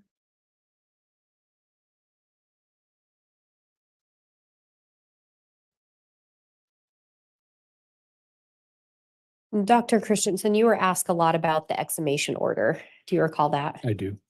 You were not the one requesting that, is that correct? That's correct.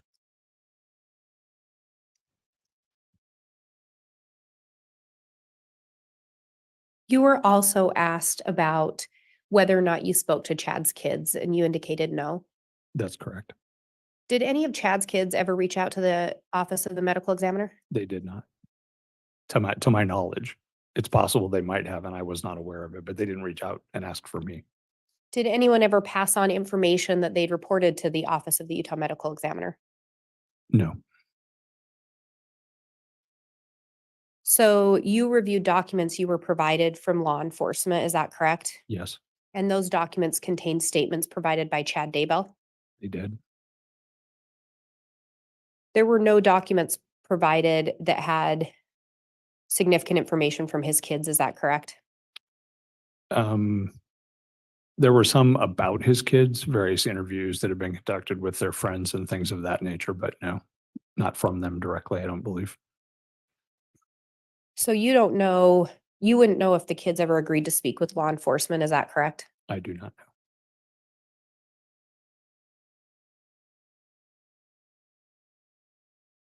And if Chad's kids had made statements about Tammy's health, would those have been documents that you would have requested or wanted to review? Absolutely. So if they weren't provided to you, would you have any reason to think that those exist? No,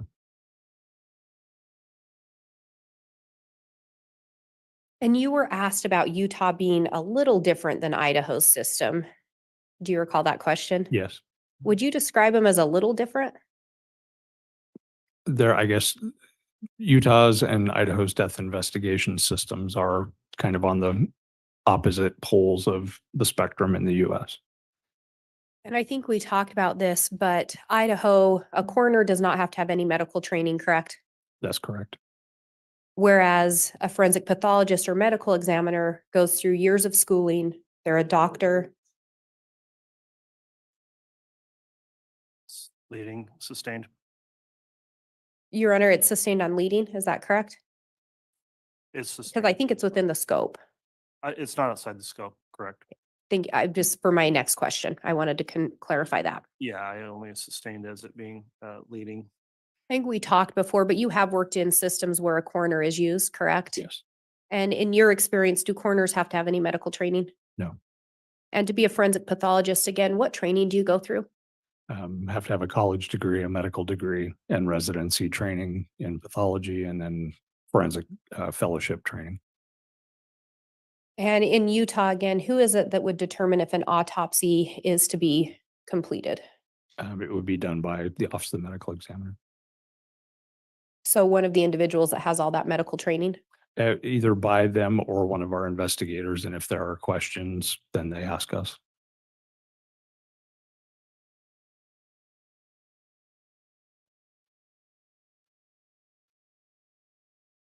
You were asked about the 5 different, I believe, manners that can be indicated. That's correct. Is it common practice for the Office of the Utah Medical Examiner to look at the surrounding facts in addition to what's concluded from the autopsy? Yes. And I think you talked about an example of a drug overdose, that there could be several manners, even if that's the cause. Yes.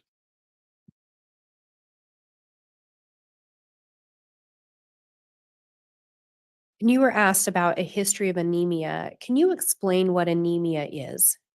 Anemia is when your blood count, the percentage of your blood that's made up of red blood cells drops below normal levels. Men have a slightly higher normal range than women, but they're both in the 35 to 50% range, more or less.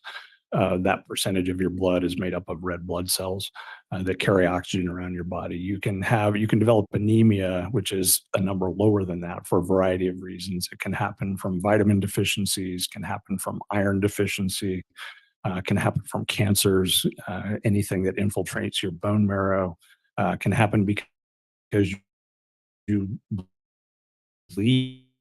It's not uncommon in young women with heavy periods and things, for example, to end up because of blood loss. But it can be from traumatic blood loss as well. You can be acutely anemic because you got your arm broken and torn open in a car crash or something. All of those things can lead to anemia, but generally speaking, a progressive slow type of anemia, whether it's vitamin deficiency or something like that, is something that your body is able to compensate for. to some extent, that you remain functional, though you might be fatigued or other things of that nature. But it's not, you don't have normal oxygen carrying capacity. And so if you went from living at sea level to the mountains, you might notice more of a difference than if you weren't anemic, things of that nature. Sustained. Is anemia treatable? Yes, most times. And I think you indicated you'd seen a history of Tammy having anemia maybe 5 years before her death. I believe that's when it was documented, yes.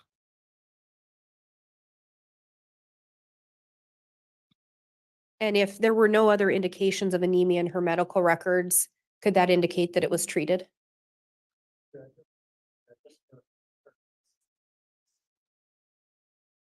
Overruled.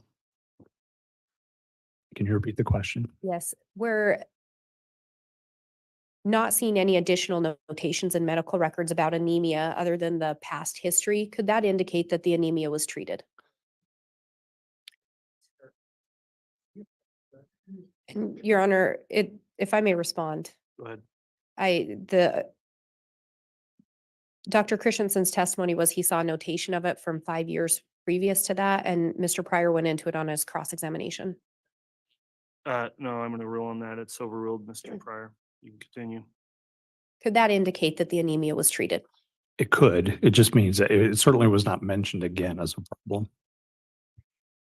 In looking at those medical records, do you recall seeing any indication that Tammy had low blood pressure? Her blood pressure was on the lowish side of normal, but no indication that she had a diagnosis of hypotension or low blood pressure.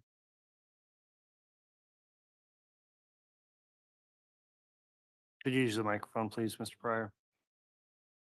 Foundation judge, I'd like to know what report he's referencing where he saw that information. And Your Honor, my question was just about the medical records that he reviewed in general.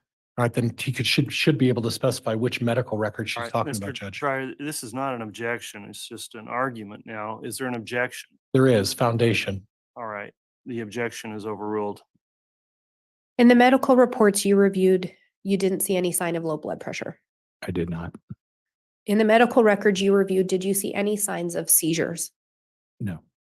In the medical reports you reviewed, did you see any indication that Tammy had had a prior history of any negative drug interactions between her prescription medication and herbal remedies? No.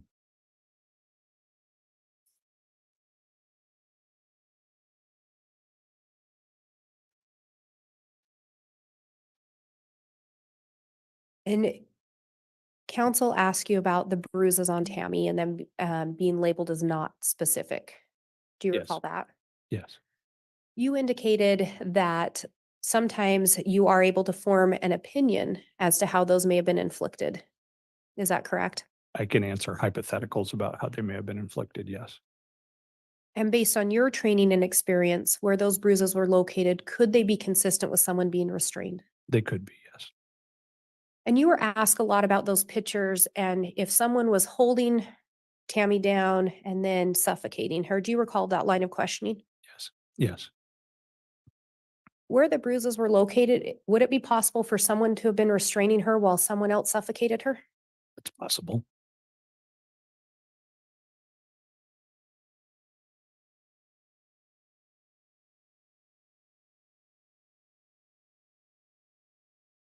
Based on your experience and and the autopsy and your review of documents, in your opinion, is it likely that Tammy died of a seizure? No. Based on your training, experience, review of the records and autopsy, is it likely that Tammy Daybell died of a cardiac arrhythmia? No.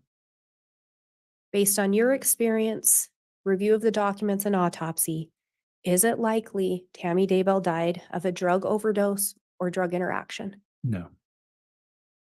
Based on your experience, training, review of reports on the autopsy, is it your opinion Tammy most likely or likely died of asphyxiation? Yes. And again, what did you determine the cause of death to be? Asphyxia. And what did you determine the manner of death to be? Homicide. I have no further questions. All right. Thank you. That did not go beyond the scope of cross. so Judge, I'm- can we have a sidebar? Yes.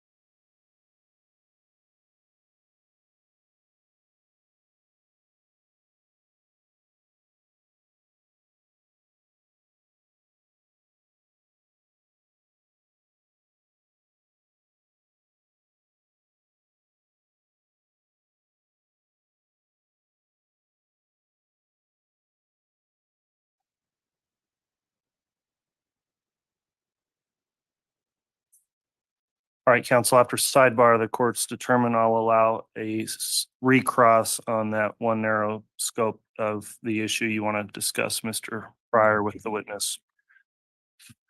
So, doctor, we talked about two types of medical records. One was from Seasons. I believe that was 2017. You recall that? There was a record from 2017, yes, And then there was a medical record from 2019. Is that right? there was. Mhm. Okay, and those were the two records that you had in terms of Tammy Daybell's medical records, correct? No, there were also records from PA Senna that she saw at Seasons. There was a record from 2016 as well as one from 2015. And the anemia diagnosis was from what year? I believe 2014, which was, I don't recall specifically which records that was in. We also had records from a clinic in Springville. Okay, is it possible that the anemia was from the Seasons records of 2017? Possible. I don't recall for sure. Okay, so from 2017, we have one other medical record where she went in for a wrist issue, correct? Correct. So how do you determine whether or not she's treated for anemia if there are no other medical records other than the initial diagnosis from 2017? Objection, Your Honor, misstates the testimony. Overruled. There's no mention of treatment either way. Okay, thank you. All right, that will conclude then the testimony. Dr. Christensen, is the state intending to recall him at some point or any point, Ms. Blake? We may be, Your Honor. Okay. Dr. Christensen, then, because you may return to testify at a later time, the court's exclusionary rule prohibits you from viewing trial testimony. I'll be asking you if you have viewed any of the testimony after Counsel, you we- step down today. So with that, that will conclude the testimony of Dr. Christensen. You may go ahead. Judge, before he's excused, could we have another sidebar? All right.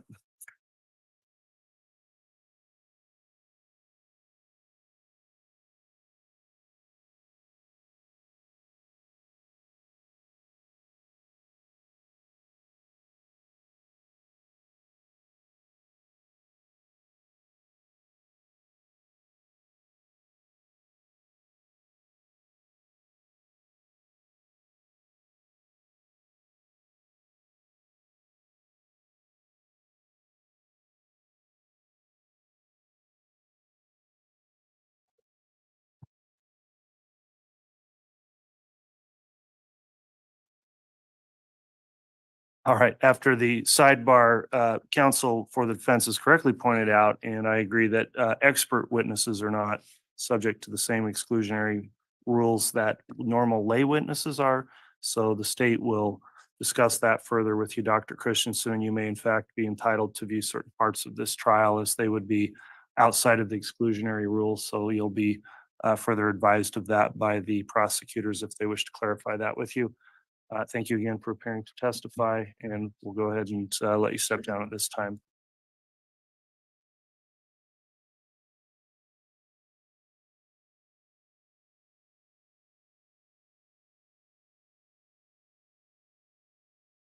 All right, is the state prepared to call its next witness? Yes, Your Honor. The state will call Alice Gilbert.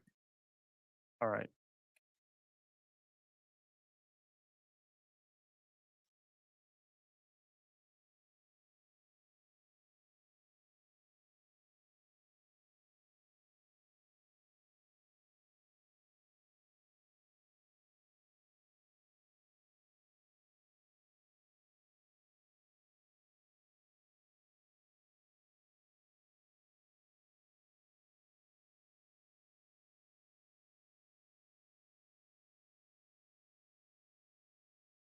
Swear or affirm the testimony you're about to give will be the truth, the whole truth, and nothing but the truth, so help you God? Yes. Got her.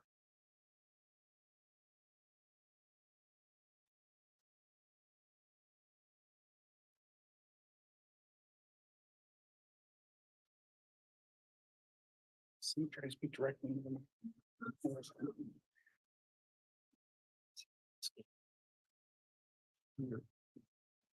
All right, I'll note that Ms. Gilbert's now been placed under oath. Before we begin with testimony, I just want to inquire, have you watched any of this trial on either the live stream or here in person at all? No, Okay, have you talked to anybody else about any testimony they've given in trial? no. Okay, thank you for letting the court know that. Ms. Blake, you can inquire on direct. Thank you, Your Honor. Would you please state your name and spell it for the record? Alice Gilbert, ALICEGILBERT. And Miss Gilbert, do you know an individual named Chad Daybell? I do. How do you know him? Um, he was my neighbor, and when we moved into the neighborhood, we got to know him through our community and our ward. Did you also know Tammy or Tamara Daybell? I do. And did you know her the same way? Yes, And what did you refer to her as, Tammy or Tamara? I called her Tammy. And when you moved into the neighborhood, do you recall approximately when that would have been? It was March of 2017.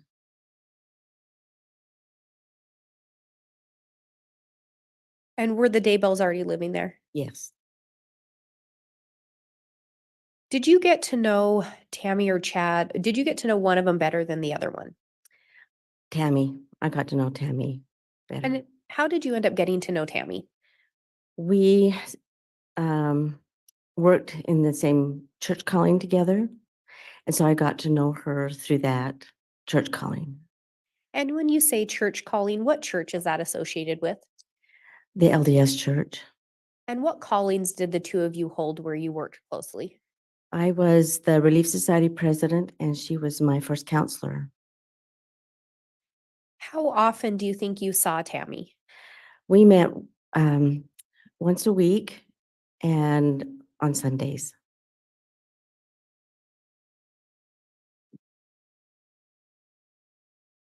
And did that seeing each other twice a week continue for an extended period of time? Until her death. And do you recall when the two of you were given the callings? October of 2018. So for about a year, you Mhm. would see Tammy about twice a week. Yes. Did you get to know Tammy pretty well?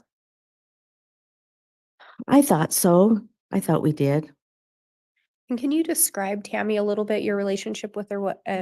Let me back up. Can you describe a little bit about what Tammy was like? Yes.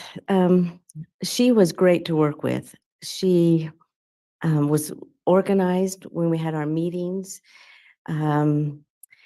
She could worked on the computer. So when we had to change anything, she could do it in a flash. She did all the computer work.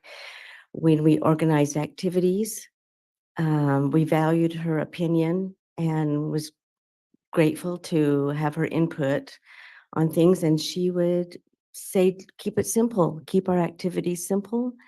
And we did, and that helped a lot.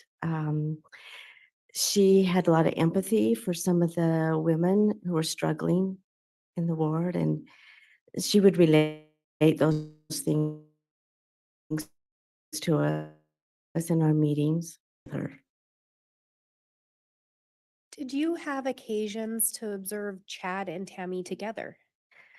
I did mostly at church and, and they seemed great at church. You know, y- it was just normal. It was, you know, and we had activities. He did come and help set up some chairs for activities. And so that seemed normal. And I really didn't think much of it. At some point in time, did you feel like their interactions changed? A little bit, yes. In 2019, it just seemed distant. It just seemed a bit distant between the two. Did- But I just noticed them at church. Did Tammy ever talk to you about her marriage? She didn't. I think the only thing she did mention was that sometimes the finances were a little strained, but she didn't mention anything else. When you observed Tammy, did you ever notice her appear to slow down? No, Did you ever notice any change in her activity level prior to her death? no, Did she ever complain to you about any health issues? no, Did you ever observe Tammy have any shaking fits?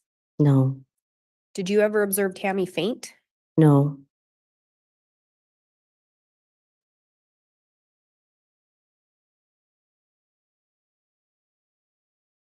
How did you learn about Tammy's death? On the morning of the 19th, I received a phone call from Emma. And she was. Objection, Judge. This is going to call for some hearsay. It's eliciting hearsay on that part, so that's sustained. And just to clarify, when you say on the 19th, is that October 19th of 2019? Yes, And you indicated that Emma had phoned you. How did Emma seem when you talked to her? she was sobbing. And after that, based on that phone call, without saying what Emma said, did you learn anything in relation to Tammy? That she had passed away. Objection, Judge. Calls for hearsay. Sustained. At some point, did someone else take the phone? Chad, he took the phone. And what did Chad tell you? He asked me not to tell anybody for about an hour that she had passed away. And I said, well, I need to tell the bishop.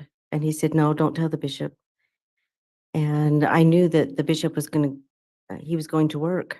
And so I called him anyway and informed him.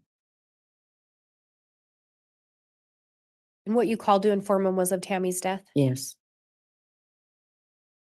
Were you surprised to hear of her passing? yes. And why were you surprised? I had just talked to her on Wednesday and she was fine. She was excited. She had just gotten a new grandbaby. We had talked about Mark and his mission, and she had told us experiences of his mission, and she was excited with things.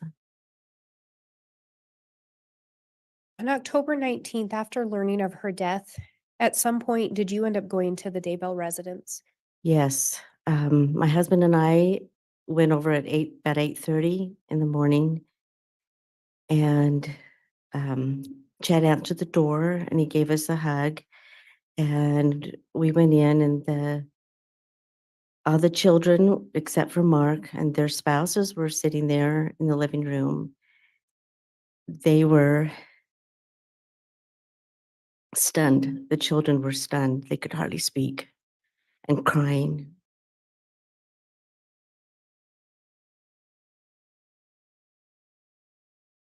Did you end up making any observations of Chad when you arrived? Yes, when I asked him what happened, and he said that Tammy vomited at midnight and they think she passed away at 2 a.m. and that her legs were hanging over the bed and that she'd fallen out of bed. He also said they think, did I say this? That they think she died of an embolism. And Chad provided all this information the morning of her death. Yes. How did Chad appear to you? Um, he wasn't as upset as the children. He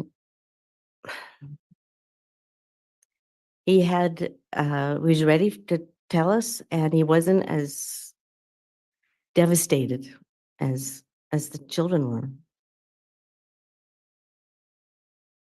And you indicated you'd just seen her the Wednesday before her death. Yeah. Did she complain to you at all that day of any health issues? No, and I knew she was taking clogging lessons when we would have activity nights. Judge, I'm gonna object at this point, just going into a narrative. You can answer. I can answer. We had activity nights, which started at like, I think 6:30. She would leave early, maybe 8 o'clock, because she was going to a clogging class. And so in my mind, I'm thinking I'm going home to bed at 8 o'clock. She was going to a clogging class. So I admired her for doing that. On Wednesday, when you saw her, did Tammy have a cough that you noticed? No, Did she have any kind of a coughing fit around that time? I didn't notice any. After arriving at the Daybell residence, did you do something else that morning? Yes, we had asked if they had breakfast and they hadn't. So my husband and I said, well, we'll go get you breakfast. And as we stood up to go, Chad told us that her funeral was going to be on Tuesday and a memorial on Wednesday. And I was surprised and I said, well, did you plan this?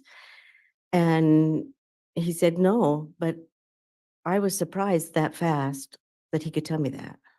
And when you ask if he planned it, why did you ask that? Because I know what it takes to plan a funeral with a ward and to organize the church and have the ladies in the ward provide the meal. And you need to ask the sisters to volunteer to provide meals. And it takes time. All of it takes time. So I was really surprised. But then he said her funeral was in Springville. That also surprised me because we were there in Idaho. And do you recall what day of the week October 19th was? Saturday, And the funeral was going to be on the following- Tuesday.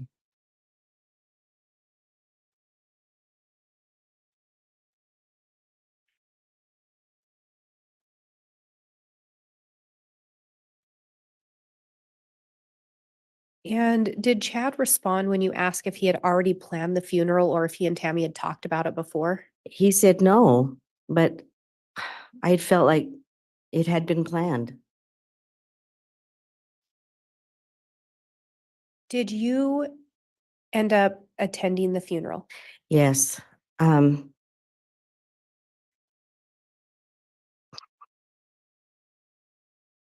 needed to see her. So my husband and I went to the funeral in Springfield. I needed to see her in the casket. And she looked nice in the casket. Did you ever talk to Chad about why he held the funeral in Springville? I didn't. I just assumed it was because they lived there before. So I didn't ask. When you were at the funeral, do you recall making any observations of Chad? When we viewed her before the before the funeral. And it was just him standing by the casket.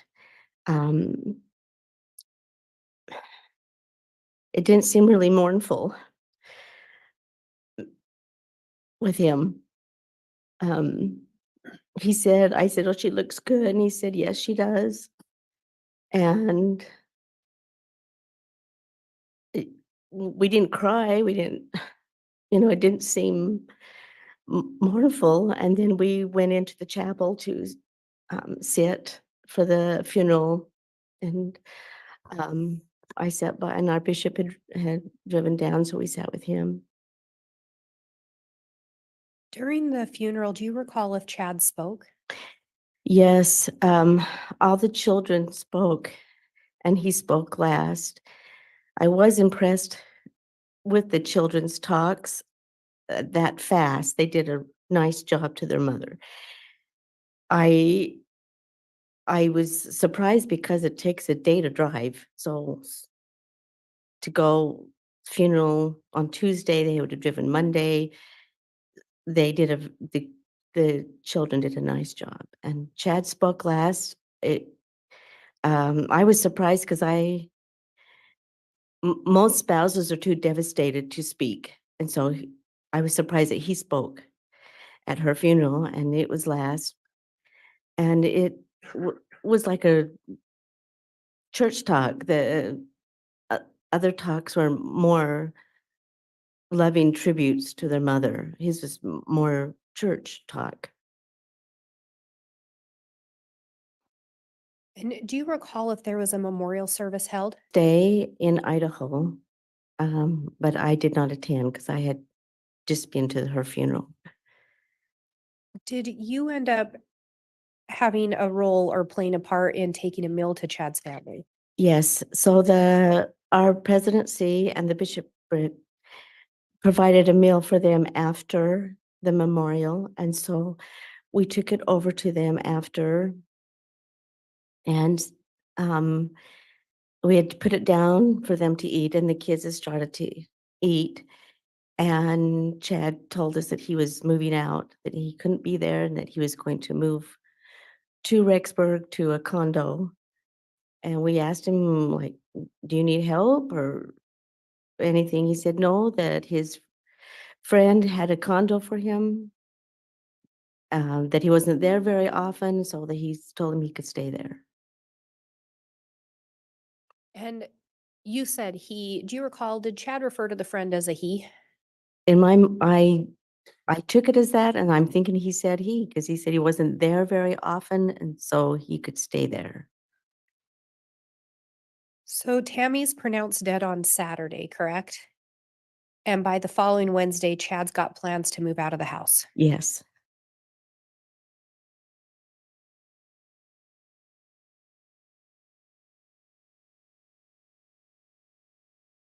Do you recall anything else that morning standing out to you as far as what Chad told his kids? He had told his kids to go through Tammy's things after he told us he was moving out, and that surprised me too. That's maybe I'm more sentimental, but it just seemed fast. And they kind of took it in stride, and I think they did do that. In the time just after Tammy's death, did you have an opportunity to observe any of the Daybell children? So Chad and Tammy's children. I went and saw Emma on Friday, and she was sobbing. She's really struggling, and she was getting really sick. She lost a lot of weight. We had organized meals for her. I know the school district was taking meals into her and Garth. She was struggling. She told me she missed Judge, her mother. objection, Grounds? hearsay. Sustained.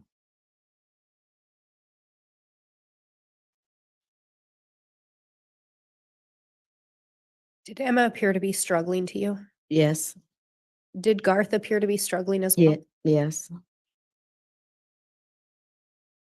And on Friday, to the best of your knowledge, had Chad moved out of the residence? yes. I think he moved after the memorial. So you visited with Garth and Emma just less than a week after their mother's On passing. Friday, yeah. Was Chad there when you went to visit him? No,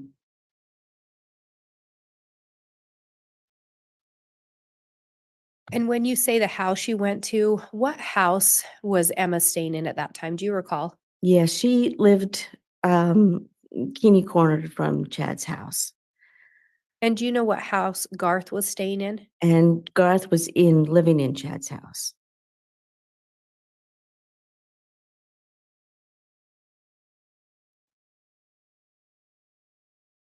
At some point, did you end up reaching out to Chad? Yeah, so we thought we would call and see how he was doing, and I think it was Saturday, the 26th of October. We called him to see if we could come and visit with him, and he said no, that he would come to our place. So he came, that's on the 26th, he came over to our place. I think it was more toward the evening when he came. And Judge, for foundation purposes, that would have been the month of what and year? Like, do you want to clarify when that happened, please? When you talk about the 26th, are we still in October of 2019? Yes, So just shortly after Tammy's passing. yes, And Chad indicated to you he didn't want you to come to his place, but he'd come to yours. yeah. He said, "Oh, I'll come over to your place." So we said, "Okay." Did you ever end up seeing where Chad was living in Rexburg? No, And did he in fact end up coming to your place? he did. And did you end up having a conversation with him at that time? Yes, he sat at our kitchen table, and I had made cookies and thought that, we would make it nice. And he said that he found the woman he was going to marry. And we were absolutely stunned when he said that. And we asked him, well, where did you meet her? And he said, at the conference in St. George in 2018.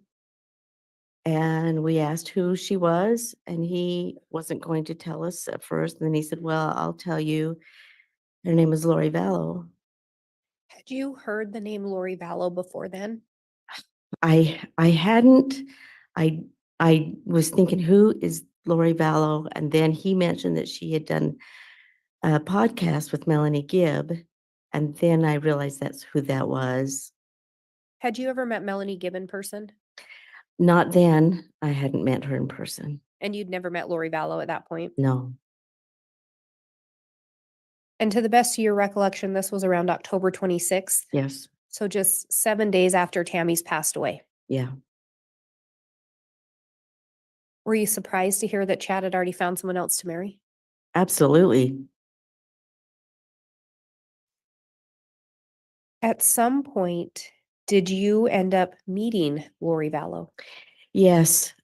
While he was at our home, he said that she was in town. Would we like to meet her? We said yes. Tuesday nights, my husband and I had gone to the temple. So we were in the temple on Tuesday nights. We were waiting in a room for a meeting to begin that following Tuesday. And he tapped us on the shoulder and had us step out in the hallway. And then that's where we met Lori and her niece, Melanie, and a friend. I cannot remember her name. And that was your first time meeting Lori? Yes. And it was at the temple. It was at the temple. And Judge, could we have some foundation as to the date, time?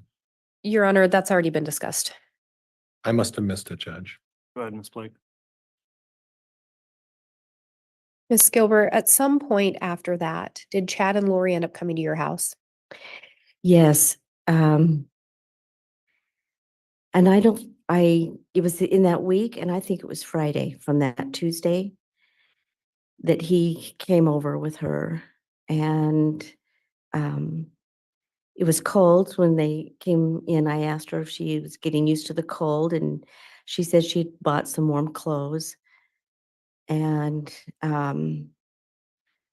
they sat on the couch. And it was awkward.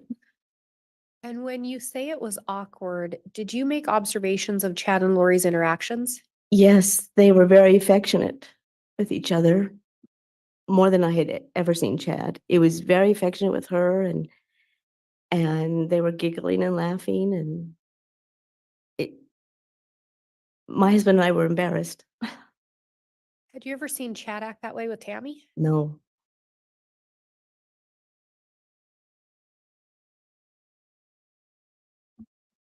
Did you end up talking at that time to Lori about her family? I did. I asked her if she'd been married, and she said yes, that her husband had died in December of a heart attack. I asked her if she had children. And then Chad said that she had recently had a daughter that had passed. And I said, "Oh, I'm sorry." And I said, "How many?" And she said, "Thank you." And I said, "How many children do you have?" And she kind of stammered and said they were stepchildren, and I did not get a definite answer on that. When Chad said that she'd recently lost a daughter, did Lori say anything to correct that or change it? No.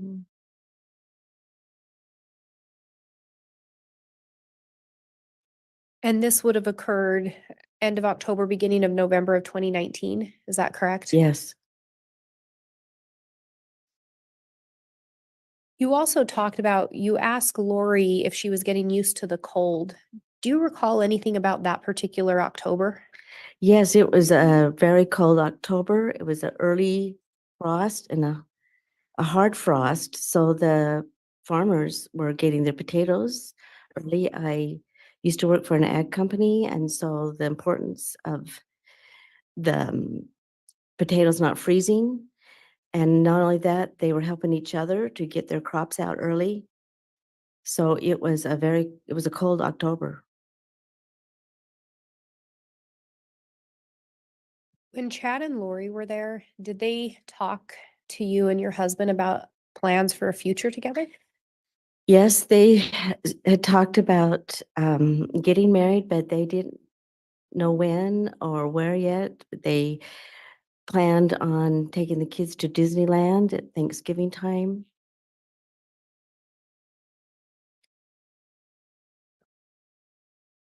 And did Chad tell you anything about his plans to write a book?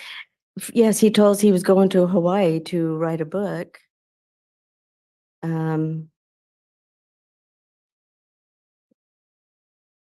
But I didn't know they were going to live there. He just said he was planning on writing a book and going to Hawaii.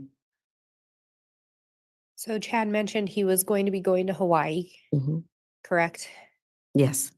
And he and Lori also mentioned their plans to get married to you. Judge, there's been some leading here. Sustained. And this took place in end of October, beginning of November 2019. Yes. When they talked about taking the kids to Disneyland, do you know which kids they were referencing? It was Chad's children. Did they ever mention taking any of Lori's children with them? No, I had the impression that she was an empty nester, and I assumed the daughter was older that had passed, from a disease or cancer or something, that I assumed she didn't have any other children. Did Chad or Lori provide you any details as to how Lori's daughter died? No, and I did not ask. And Your Honor, I'm just looking at the time and now may be a good time to take a break in testimony for the lunch hour. Okay, I appreciate that, Ms. Blake. We will go ahead and take the noon lunch hour. We'll take the hour and be back on for additional testimony at 1 o'clock. All right, please.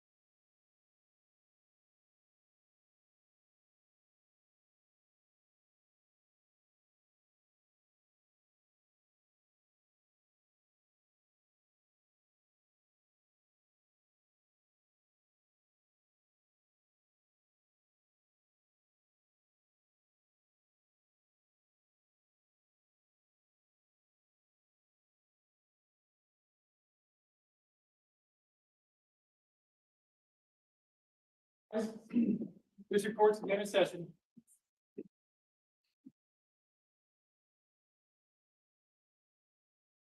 All right, thank you. If we could please have the jurors brought in, I think they're lined up.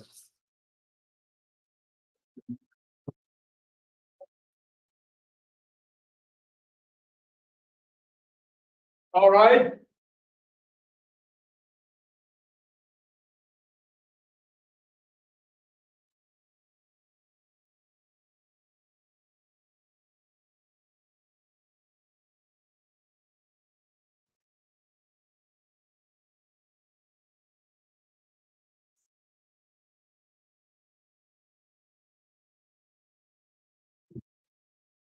Here's all President Counter for your arm.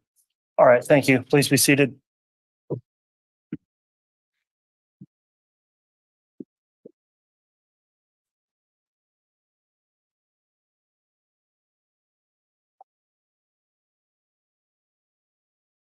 Okay, we're back on the record on case CR 22-21-1623, State of Idaho versus Chad Guy Daybell. We just concluded our lunch recess. Ms. Gilbert is on the stand under direct examination at this time, the state continuing. And I will remind the witness, you're still under oath for your testimony. With that, once you're ready, Ms. Blake, you can proceed with your continuing direct. Thank you, Your Honor.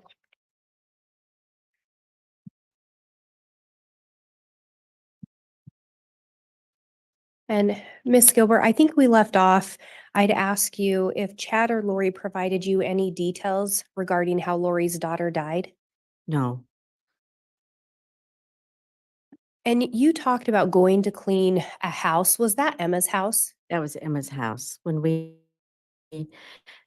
took meals to her and that, and she'd gotten for her. At some point, did you learn that Lori's children were missing? I did learn, I learned, let's see. I believe it was after in November, I learned that they were missing. And I learned who their mother was and that she was married to Chad. So my husband and I called Chad and asked him, are these her children that are missing?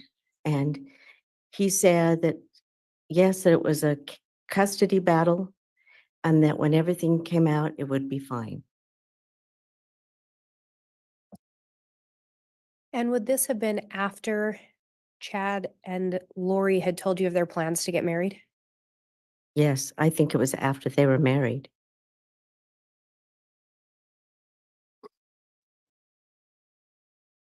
And after that visit in late October, early November, where both Chad and Lori were present, did you learn whether or not Chad was still in Idaho?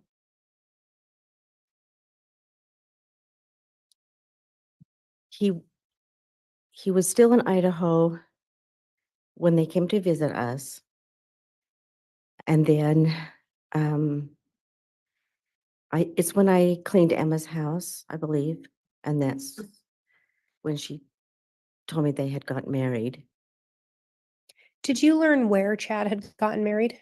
Yes, And where was that? in Hawaii. After his marriage, did Chad ever come to your residence again?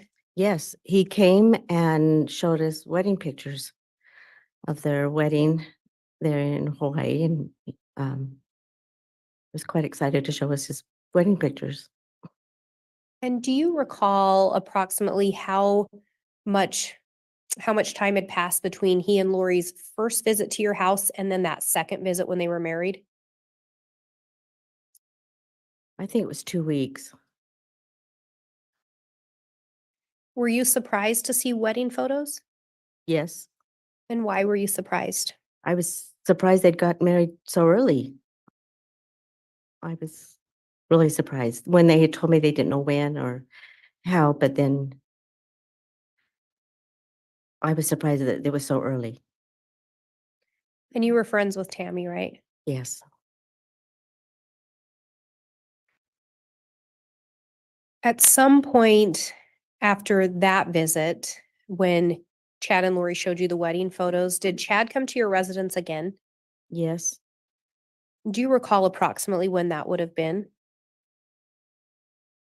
he came after Lori was arrested in Hawaii, and he had moved back to Idaho, and he came and asked if he could, first asked if he could I think it was when her first bond was gonna come up. And that's when he asked us if we would put our house up for her bond. And prior to asking you for you to put up the bond, do you recall if he ever asked if he could live with you? Yes, he did. And what did you tell him?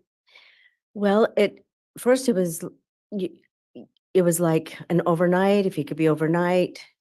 And, and I was okay with an overnight, but I could not let him live with us. So we told him that our daughter was gonna move in and there wouldn't be any room. And then he'd ask you to consider putting up some bond money or putting up your property, is that correct? Judge, I'm gonna object at this point. We're getting a little leading. Sustained. And I think you had previously indicated that he asked you about bond. Do Yes. you recall what he asked you in relation to that? When he came in, he was quite upset, and he said he had to get her out of jail, and that he cried and he said it was just killing her to be in jail, and could we put our house up for bond? And we asked him if he had family that could help him. He said no. And he mentioned another friend, I think. He said he couldn't help him. And we said we would think about it, and I think that was a Saturday. Sunday, we got a text from him, and he wanted to bring the bondswoman to our home and to meet her at our house that Sunday. And did you in fact have another conversation with Chad about posting bond or putting your property up? Yes, there was 2 conversations. This was the first one. And what did you ultimately end up deciding? No. During your conversation with Chad regarding the bond, do you recall anything about the comment previously made about Lori's daughter dying coming up? Yes, because I asked him, "How many daughters does Lori have?" And he said, "1." And I said, "Well, when we met you, you told me she had a daughter that passed away." And he said, "No, I didn't." And I said, "Yes, you did." And then when I asked him about the missing children, and he said it was a custody battle. So that's why I asked, "How many daughters does she have?" And then he denied telling me that.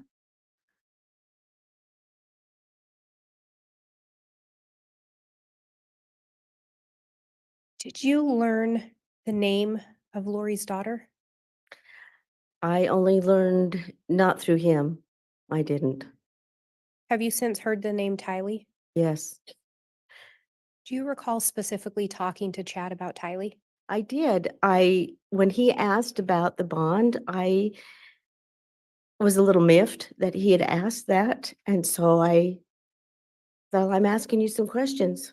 So I asked him, "Where are the children?" And I asked him, "Where's Tylee?" I said, she's a teenager. So I said, "Doesn't she want a life?" And come out and say, "I'm the missing girl. I want a job and a life and a boyfriend." And he just said, she didn't like people and she didn't like me. Did something stick out about those statements? He said, didn't. So he used the past tense. He did.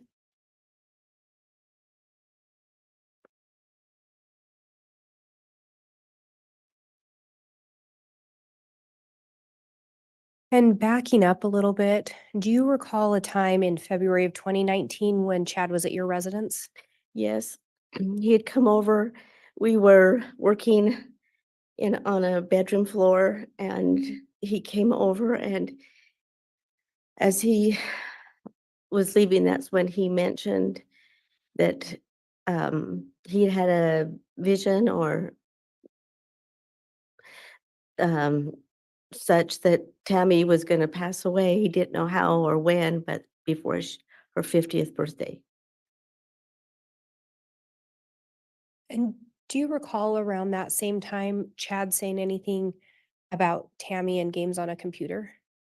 Yes, he had told my husband and I that Tammy liked to play some games on the computer, and that he had told her that her grandmother, I think, but she was dead, had come to him and told him to tell her that she was not happy with Tammy on the computer, that she was wasting her time on the computer.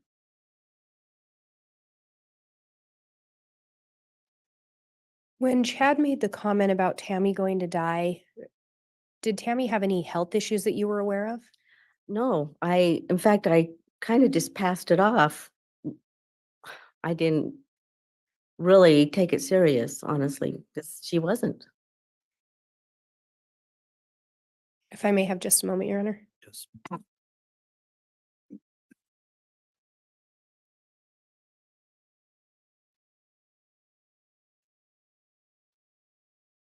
I have no further questions, Your Honor.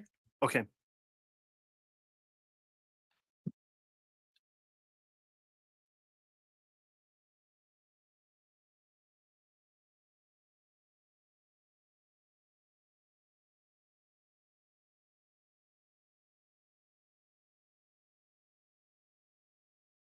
All right, cross-examination. Thank you, Judge.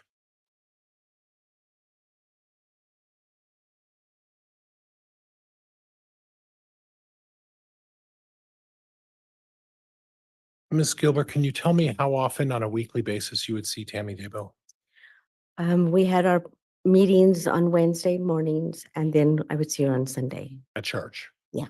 So, and how long were the meetings on Wednesday morning? Oh, an hour to 2 hours. Okay, and how many people were present at that meeting when you would see her for those Wednesday meetings? There were 4 of us. Okay, and that was about for 2 hours. That was the longest. Okay, that was a long meeting? That was the longest we went. Oh, the longest you go. Okay, and then as far as church is concerned, did you sit next to each other at church? No, sometimes in our second meeting, we sat by each other because it was our presidency, but not in the first meeting. Okay, so church would last about how long on a Sunday? 2 hours. Okay.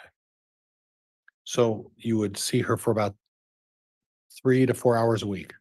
Yeah. Would that be fair? Okay. And then after the birth of Emma's child, the Daybell family would sit at the back of the church. Is that right? You recall that?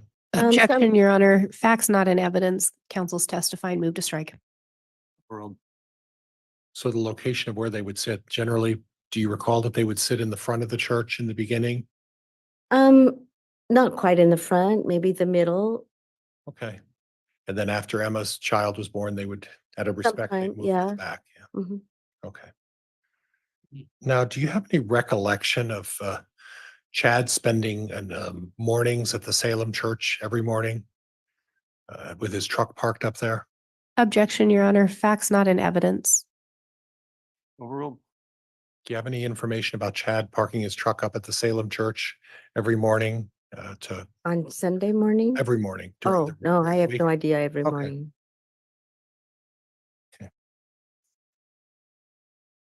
And you do understand that Tammy's family was from Springville, right? Yes.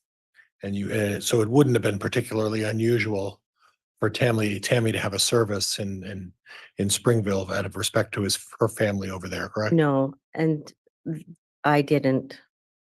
Okay. You made mention of something about our presidency and my notes say Bishop provided a meal. Talk to me about that a Mhm. little bit. So the four of us in our Relief Society presidency, and I had contacted the bishop, and he wanted to be part of that. So us three sisters now in the Relief Society provided the meal, and the bishop included in on that. And then my notes say the 26th of October is the date that Chad mentioned that he met Lori when he was talking with you, and he mentioned that he met Lori Vallow at a conference in St. George, Utah. Right. And that was sometime in very late of 2018, right? I believe that conference was Okay. in 2018. And you mentioned that the way you knew Lori Vallow was through a person by the name of Melanie Gibb. Right. And you know Melanie Gibb as someone who's deeply involved in the Preparing the People movement and those sort of organizations, right? Objection, Your Honor. Facts not in evidence. Counsel's testifying. Sustained. How do you know Melanie Gibb? I think, I don't know how we came upon her podcast, and I was trying to remember how we knew of her podcast. But I didn't know Lori, and so we just wanted to listen to Melanie's. Okay. And then that's where I heard of Lori, is through on her podcast. So did you know of Melanie through the fact that she had a podcast, or did you know her through her participation in the Preparing the People movement? I just knew her through the podcast. Okay, all right, thank you. Now, you mentioned that Chad talked to you about taking all of the kids to Disneyland. Is it possible they said Knott's Berry Farm? I heard Disneyland. Okay. Okay. Have you been to Chad's house? Yes. Okay. And is it fair to say that it's a one-story house? There's an addition to the house. Right. You walk through a breezeway, and then there's stairs that goes up. Right. And when you say an addition, it's more of a building that's. Objection, Your Honor. Counsel's testifying. Witness has already said. Sustained. Okay. Are you aware that attachment to the back of the house doesn't have any electric? No, I wasn't aware of that. Are you aware that the attachment to the house that build on doesn't have any heat? Objection, Your Honor. Counsel's testifying. Facts not in evidence. Move to strike. Sustained. Mr. Pryor, it's got to be questioning, not just testimony through your question. Well, Judge, I'm asking her if she's aware. Well, I know, but there's a proper way to do that with facts from the witness, not from you. Do you, have you been in that addition that's attached to the house? I have. Okay. Do you have any information about what utilities are available in that building? I don't. I didn't look Okay. at that Okay. part.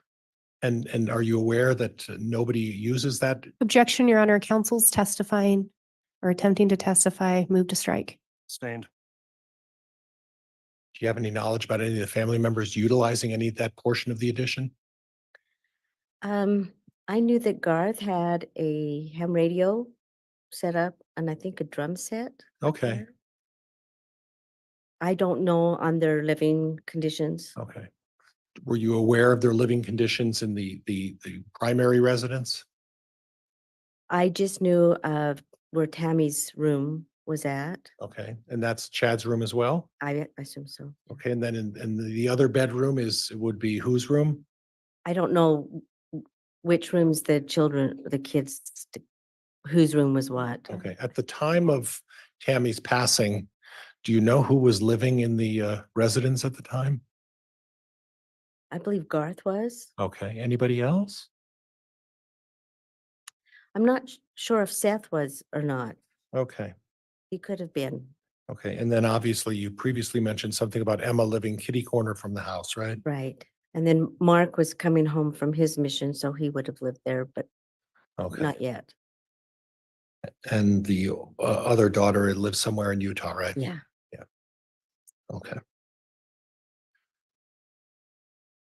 Now, you indicated that Chad openly spoke to you about the Disneyland, discussed it with you openly, right? Yeah, just that they were going to take the kids to Disneyland. Okay, so at around the time of October, when I believe these discussions were in October, right? Right. He wasn't trying to hide his whereabouts in any way, was he? He didn't with us.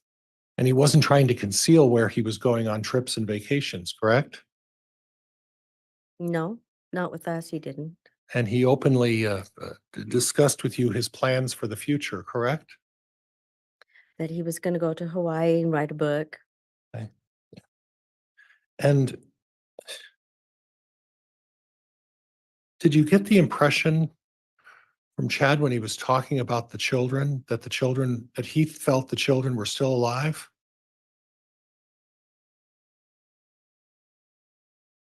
I didn't know of missing children then. Okay, well, that wasn't really my question. My question was, at the time he was talking to you about the children, did Wait, she? I'm Go sorry. ahead. I'm sorry, ma'am. It's okay. I mean, I know this is nerve-wracking. I'm And not sure which time. Okay, it's okay.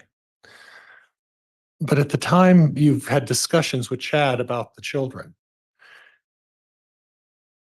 Based on his demeanor, did you get the impression that he felt the children were still alive?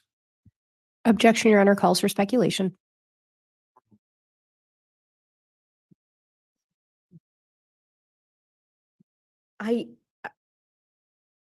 I felt like he was avoiding it. I didn't get I couldn't get a straight answer. Okay.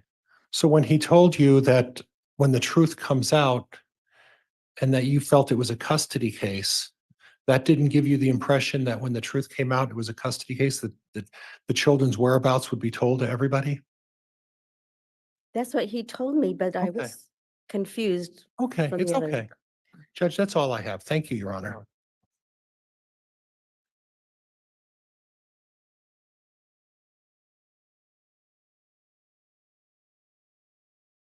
Redirect.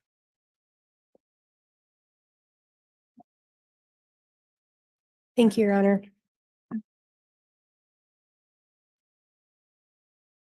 Do you have any idea where Chad went every morning? I have no idea.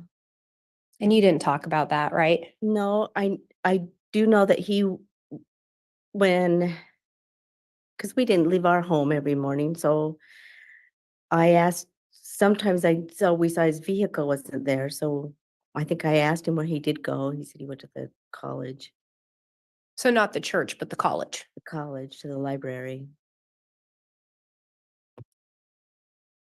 And you've been in the Daybell residence, correct? Right. And you talked about there are stairs in that residence? There is to that Judge, addition. Judge, I'm going to object. Mischaracterization. Overruled.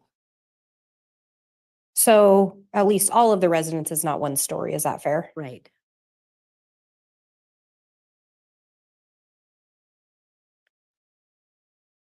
And you were asked about Chad sharing with you his plans for the future. Do you recall that?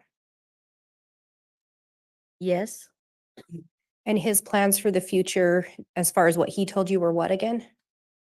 that he was going to Hawaii, but they did talk about marriage, but they didn't know when or where. So the plans included going to Hawaii, Mhm. correct? Right, And the plans also included marrying Lori Vallow. right.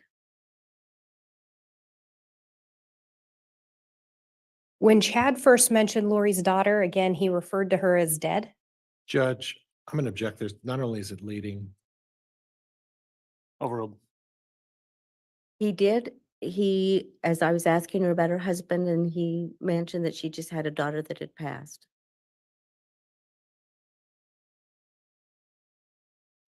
So from that conversation, Chad knew or believed one of Lori's children was dead. Yeah. Are you aware that Lori's children were found on Chad Daybell's property? Judge, Yes. objection. Grounds. It's now, I'll withdraw, Judge, at this point. That's fine. Are you aware Lori's children's remains were found on Chad Daybell's property? Yes. I have no further questions. All right, that will conclude the testimony then of this witness. Does the state have any intention of a recall of this witness? No, Your Honor. Will the defense intend to recall her or have her brought in your case in chief, Mr. No, Pryor? Judge, I don't think so. Okay, then you are released from any subpoena. Court appreciates your testimony and appearing for trial. You may go ahead and step down. Thank you.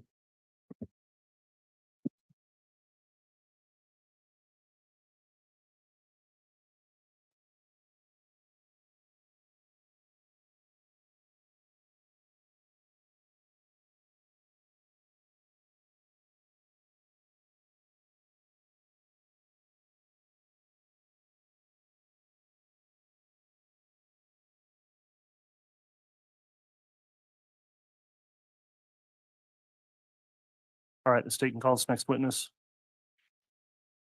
Your Honor, the state will call Todd Gilbert. Very well.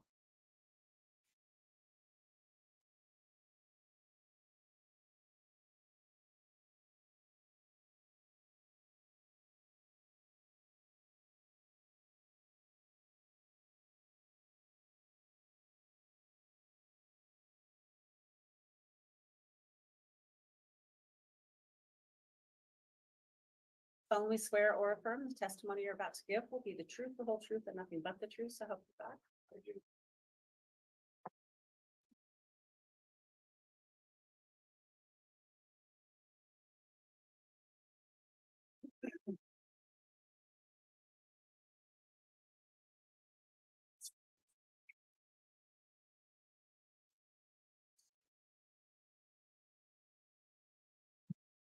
All right, at this time, then the witness has been sworn. Mr. Gilbert, before we proceed with testimony, I want to inquire as to whether or not you have watched any of the trial, either online or through any news media outlet or here in person in court.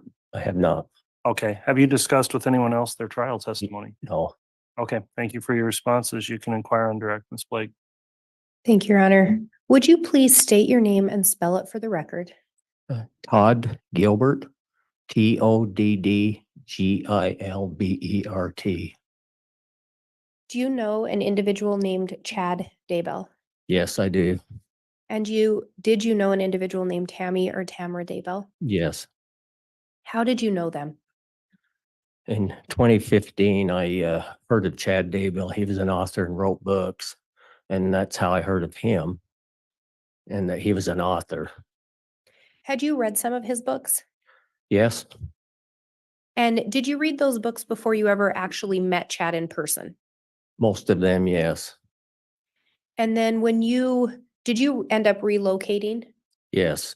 We moved into the Salem area in Chad's neighborhood around March of 2017. Did you meet Chad in person at that time? Yes. And did you also meet Tammy in person? Yes. And outside of Chad being an author, how did you come to meet them? We were in the same ward with him, the same neighborhood. And so within a week, I believe we met him at church and introduced ourselves. And that's how it started off right there. Out of Tammy and Chad, would you say there was one of them that you knew better or spent more time with? Yes, Chad. And how often would you see Chad? Probably on the average about once a week, maybe once every 2 weeks, depending on time of year and that. And was that generally at church? Yes. Did you see him at times outside of church? Yes. Sometimes I'd see him on his lawn, or sometimes he had me come over and help him do some plumbing stuff.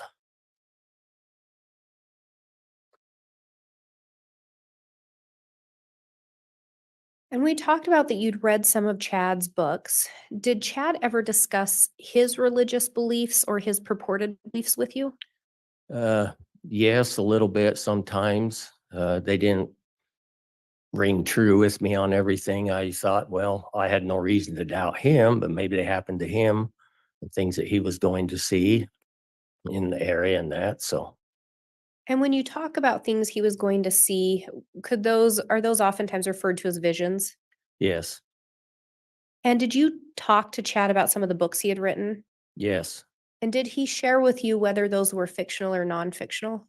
yes.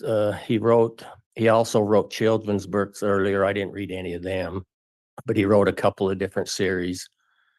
And I'd read the first series and the second series, and he was in the process of finishing the second series in 2019. And so we did discuss a lot of the different events that he had in the books, both series. And was it your understanding that all those events were fictional? Yes, they were fictional based on his dreams, visions, near-death experience. So part of the books were based on his visions at least, Yes, and then part of them was fictional, right. was your understanding. Yes, that's what I understood.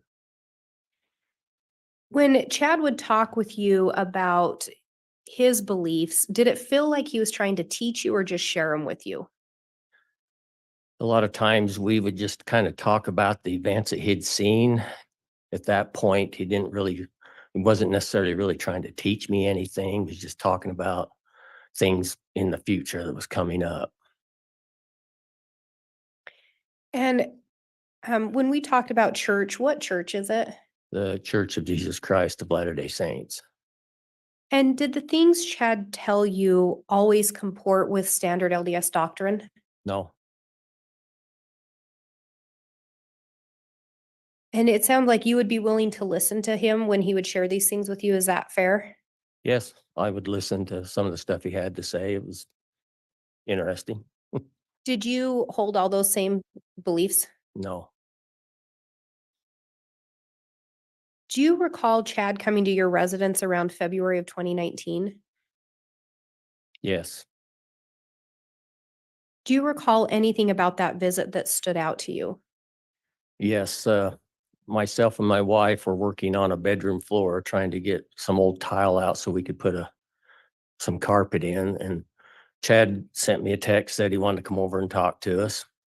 So he came over and we were finishing up, and he talked about some other stuff and on the way out, he says, I don't know if I should say this to you, but I feel like I should tell you that Tammy's mission is going to come to an end, or her life mission, before her 50th birthday. At that time, did you know how old Tammy was? No, I figured she was around 48 though, it seems like.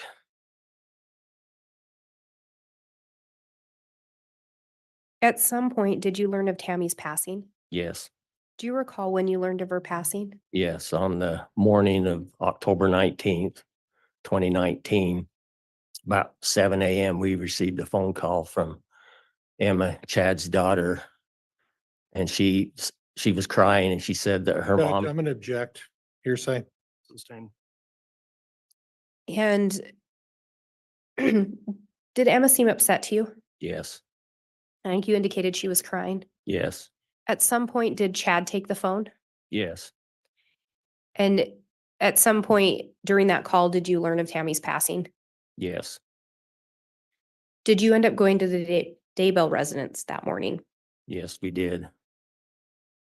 Do you recall approximately what time you would have gone over? It was around 8:15 a.m. In the morning. When you got to the residence, did you make any observations of Chad? Yes. When we walked in the living room, uh, uh, all of his children were there except for Mark, which was on a mission. I'm not sure if his second daughter was there. And they were all sitting on the couch. And he didn't seem like he was real sad, like I would expect somebody to be after their spouse who just passed on. He seemed kind of businesslike to me, I thought. And I thought that was kind of strange. And I know Chad's demeanor was a little hard to figure out because he's soft spoken. So sometimes it was hard to tell if he was crying. So that's how it looked to me that morning. And you said you arrived there around 8:15, you believe? Yes, So, Tammy had just been pronounced dead shortly before that. Was that your understanding? that's what we understand. Yes. Do you recall Chad making any statements to you that day or having a conversation with him? Yes, I was talking to him about it a little bit, and I said to him, I forgot that what he had told me in February about Tammy passing. I said to him, well, it looks like it must have happened. And he said, yes, it did. And he kind of turned his back away from the children, which were sitting on the couch. And he says that they didn't really know about it. They hadn't heard of it before. He hadn't told them. And when you say they hadn't heard of it and he hadn't told them, is that referring to his vision that Tammy was going to pass away? Yes.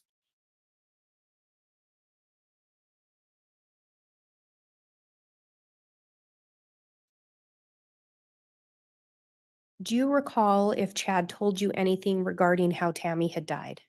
Yes. I asked him if he had any idea of what happened to her. And He says that she got up around midnight.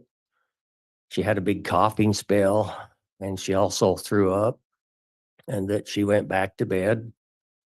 And then he told me that he figures she died around 2 a.m.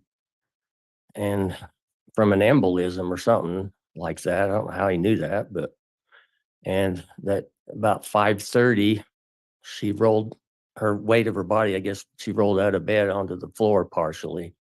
And he hollered for Gar to come and help her come and help lift her back on the bed. So he told you it was believed the time of death was around 2 a.m. Yes. And then he indicated to you that 3 to 4 hours later, she rolled out of bed. Yes.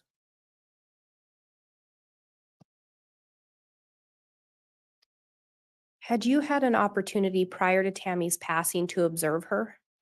Yes, several occasions. We would see her shopping at Walmart. She looked fine, talked fine. We'd see her at church. Judge, I'm going to lot. at this point. It's becoming a narrative. Overruled. You can continue. We would see her at church at least once a week. See her out in the yard when we was driving by, turning the corner. She looked fine. And you say she looked fine. Did you ever notice anything with regard to her appearing to have failing health? No, Were you ever able to make observations of Chad and Tammy together? yes. What did you observe about their interactions with each other? When we first moved into the Salem area, I was assigned as a home teacher for the church to go to his home. And usually him and Tammy would be sitting on the couch and they were holding hands and seemed like a good couple. And then at church, it was a lot the same. When we first moved into the ward, they were pretty well halfway up to the front or even closer to the front. I did notice as time went on in 2019, start of 2019 to Tammy's death, that they were slowly moving towards the back like they were trying to hide or didn't want to be seen, or their demeanor seemed to be a little separate from each other. And in relation to you and Chad talking, at any point did he decrease in telling you about his beliefs or different things like that? Yes, that was about the same time, beginning of 2019 and to 2018.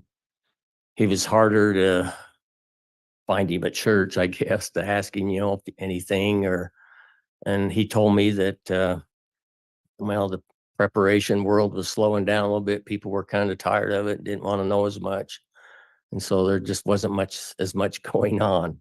And he was harder to, I guess, corner to talk to. And going back to October 19th, did you leave and come back to the residence that day, to the Daybell residence? Yes. Well, after we'd been there a while, we asked Chad if family would like breakfast. So we went to the McDonald's in Rexburg and got breakfast and brought it back to him. And when we arrived, there was more people there then. And so Gar said just to leave it on the kitchen table there. So that's where we left it. At some point, do you recall having a conversation with Chad about what his plans were in relation to staying in the residence? Yes, the day after the funeral, the same night that they had the memorial, I believe it was on a Wednesday night, we took him dinner over there around 6, I believe.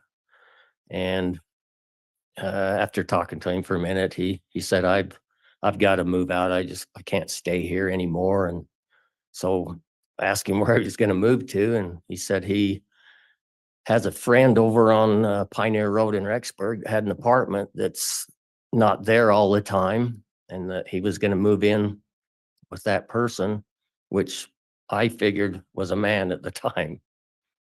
And did Chad ever provide you the name of who he was going to move in with? No, he didn't. And you talked about that being after Tammy's memorial. Do you recall when her memorial was? Yeah, it was the Wednesday after Tammy died. Can't remember exactly what date.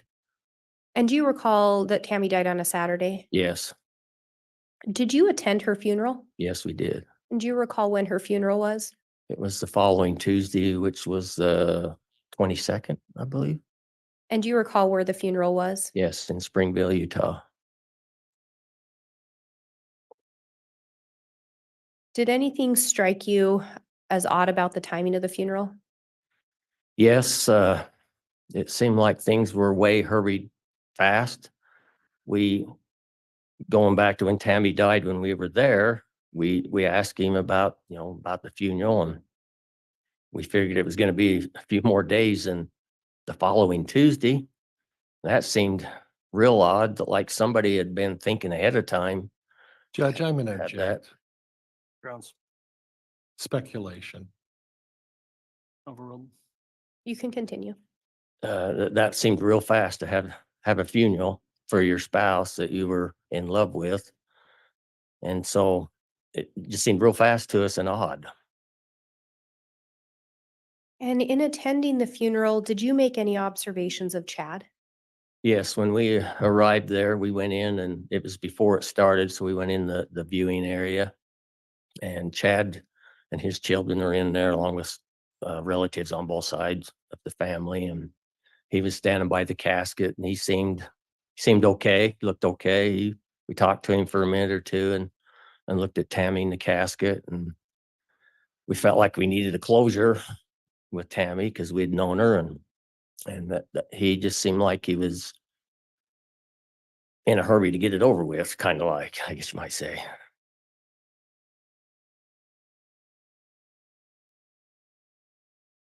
And then we talked about when you got back, you went to his residence after the memorial. Is that correct? Yes. Did you attend the memorial? No, we did not. And it's at that time that he let you know he was going to be moving out? Yes. Sometime after that, did you and your wife make contact with Chad? Yes, I believe it was the following Saturday or somewhere in that area. We thought, well, maybe it'd be a good idea to run over and see how he's doing and take a pizza to him. So we gave him a call about 5:30 p.m. and he said, well, maybe I'll just hurry and come over and see you guys at your house. So like he didn't want us to come over to his place. So that's how we lined it up. And did he in fact end up coming to your residence? Yes, he got there about 6 o'clock. And when he arrived at the residence, did you end up having a conversation with him? Yes, he come in and my wife had just got done making some cookies. So he sit down at the table and we were kind of standing there just chatting, how he was doing. He wanted to know how we were doing. And then he seemed a little hesitant. He says, I need to tell you something. And he says, I have a girlfriend. And of course we about fell on the floor, but, and he, I kind of felt like he was a little hesitant to tell us and like we was going to have to prod him to say who it was. But then he said her name was Lori Vallow. And I thought to myself, I've heard that name before. And then I thought of a podcast that I'd heard her on. Had you ever met Lori Vallow in person? Not at that time. And this occurred approximately a week or a little less than a week after Tammy was pronounced dead? Yes, it's probably about a week and a half.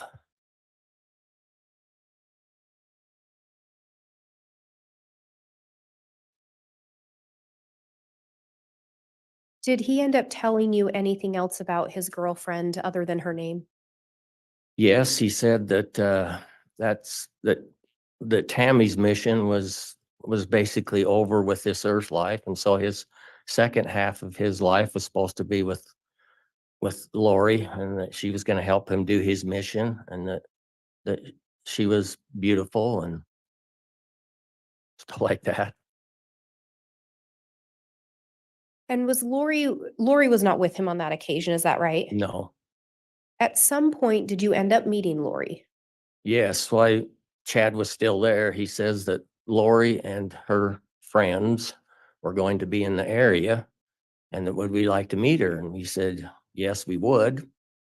And so we worked in the Rexburg temple on Tuesdays. We had the night shift, and Chad said that him and her or Lori And a couple of her friends were gonna be in the temple doing some work that afternoon and that they'd try to meet us. And did you in fact end up meeting them at the temple? Yes, So the first time you met Lori in person, she was at the temple with Chad? yes.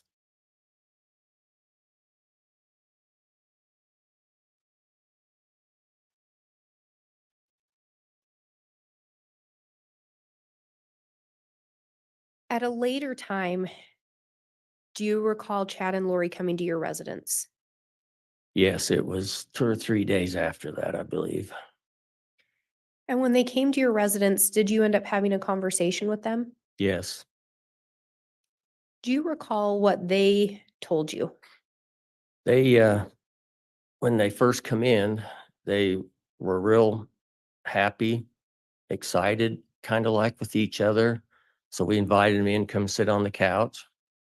They ended up sitting real close to each other, holding hands. And one thing we thought was strange, I seen Chad rubbing her leg, and I thought to myself, that's kind of odd. Your your first wife has died within a week and a half, and you're carrying on kind of like a teenager sitting there that's first in love. So I thought it was odd. Had you ever seen him act like that with Tammy? No, Do you recall them talking to you about their plans for a future together? yes, they said that they were going to eventually end up in Hawaii. And I guess Lori'd already lived over there, so they were going to go back to Hawaii and live permanently after they got things all wrapped up here. Do you recall if they indicated their plan to be together? Yes, they were planning on being together, eventually get married.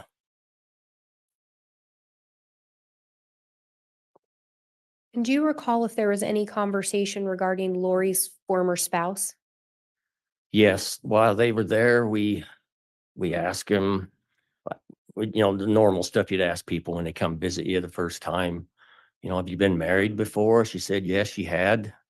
That her husband had died of a heart attack in December 2018 is what she told us. And do you recall any conversations or statements made regarding Lori's daughter? Yes, we asked her if she had any children. She said that she had had several. And Chad kind of popped up and said that she had a daughter that had just died. And so we didn't know what to think of that. When Chad mentioned that Lori had a daughter that had just died, did Lori say anything different? No, she didn't say anything. Do you recall if either of them ever mentioned Lori having a minor son? No, I can't recall anything of that. And after that visit, do you recall them coming to your residence on another occasion? Yes, they came back, what was it, probably about the second week in November, I believe, 2019, after they had got married. Why? And they kind of stopped in just to see us, and they wanted to show us all of their wedding pictures, which we thought was quite a few. And so then they talked about how they had planned a family trip with Chad's children, the ones that were here, and yeah, all of his children, to Disneyland and Knott's Berry Farm around Thanksgiving time. Did they ever mention taking Lori's children with them on No. that trip? No, And they shared with you their wedding photos? yes. Did you learn when they had gotten married? We was informed, probably a week before that they had got married on the 5th of November. In those wedding photos they shared with you, did you ever see a teenage girl? No, Ever see a minor boy? nope, Did you see Alex Cox in those pictures? no, Have you met Melanie Gibb before? yes, Did you see her in those pictures? no. Who was in the pictures? Just Chad and Lori.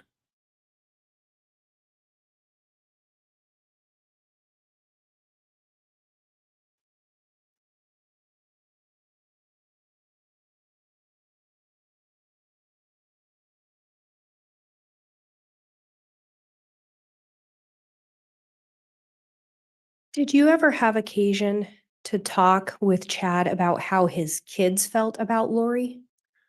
Yes, when we would see him, he would already kind of bring it up himself that they were fine with Lori, that Tammy had appeared to him in spirit, I don't know, at least twice, and said that she was doing fine and that she understood the plan, that she was going to move on in the spirit world, and then that Chad's mission was to be married to Lori, and that his children were basically becoming fine with that thing, which seemed odd to us, but And he specifically indicated Tammy had come to him in a vision or something, yes, and she'd indicated she was fine with everything. yes.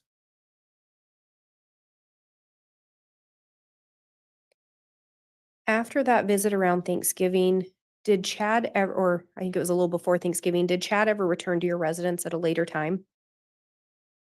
I can't say for sure, but it seems like it. There was about 3 different times.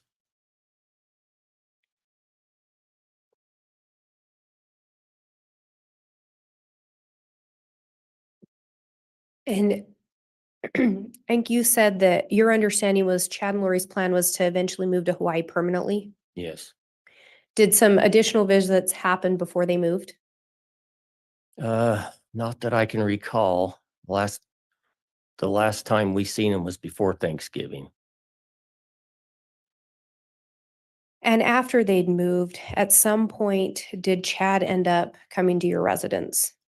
Yes, he came to our residence after Lori was brought back to Rexburg and after he got back into the area.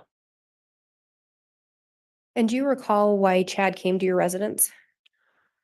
Yes, I remember that when he walked in the door, he says that the Christ had sent me here to ask you guys if you would be willing to put your home up for bond to get Tammy out of jail. Not Tammy, excuse me, Lori out of jail. Did you end up agreeing to do that? No, there's a lot more things that had to be figured out before that was going to happen. And do you recall being present for a conversation regarding the statement Chad had previously made about Lori's daughter? Yes, And what do you recall hearing Chad say? I remember him saying that she didn't really like him too much and that so she would kind of stay away from him.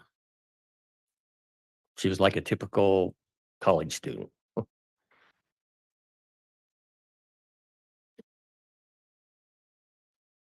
And have you been to the Daybell residence before? Yes, Are there stairs somewhere in the residence?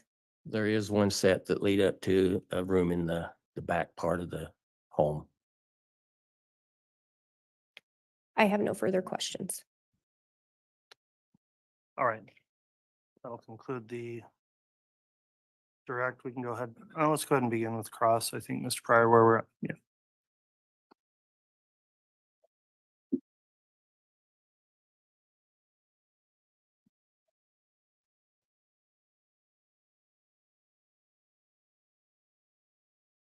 Good afternoon, Mr. Gilbert. Good afternoon. So the last question the prosecutor asked you is about a part of the house that has stairs. Yes, You're familiar with the Daybell house, correct? yes, The brick part of the house is a one-story building. Is that fair? correct.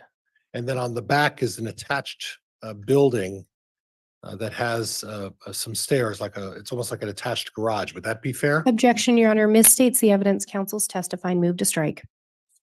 How would you describe that attached building?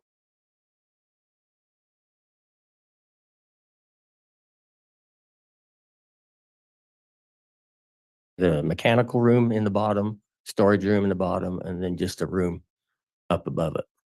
And to your knowledge, did anybody ever use that for sleeping quarters? I believe Garth might have once in a while. It wasn't used for anything else but storage. Would that be fair? Objection, Your Honor, misstates the testimony. Move to strike. Sustained. Garth may have used it once. Is that correct? Or a couple of times? Objection, Your Honor, misstates the testimony. Move to strike. Sustained. The attached building that you're talking about, who used the building? It looked like the whole family used the building to me. They had a ham radio up there, Okay. set of drums. Was, to your knowledge, was there ever a bedroom set up there? There was a bed. Okay. Was there ever a desk or any office furniture, Not that I'd seen. computer? Nope. No kind of organized office up there? No. Okay. And do you know whether or not there was utilities available to that room up there? I do not believe there was heat up there, so I don't think so other than power. Okay, all right. Now, you mentioned the name Melanie Gibb a couple of times. You recognized her through some sort of a podcast, is that correct? Yes. Okay, now, is that something that occasionally you would listen to one of her podcasts? Yes. And is she someone who is involved in anything, any organization attached to the LDS faith? No, not that I'm aware of.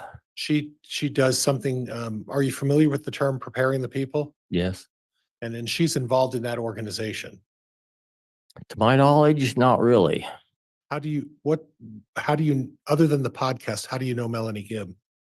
When they had the Preparing a People conference up here in Caldwell, Idaho, over here, that in February 2019, we went over there and Chad introduced me to her.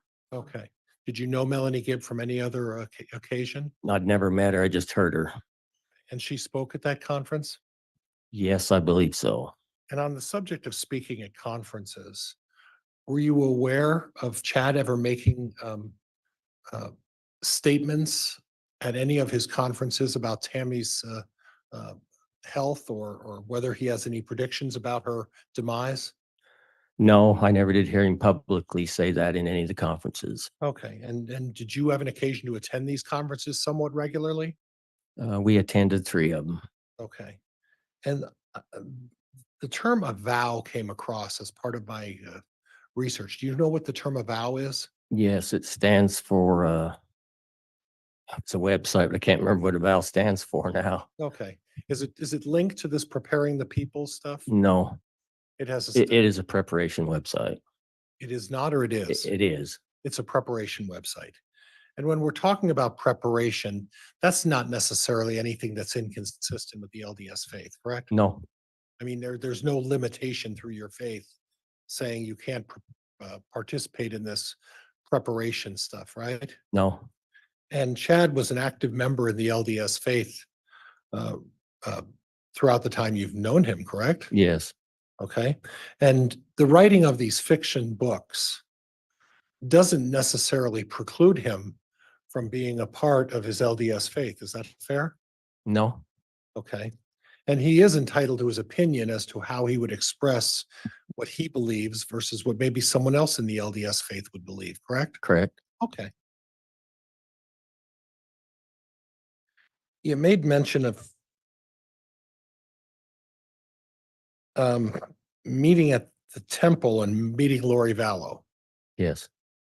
I don't know the limitations of your faith, so that's why I'm asking this question.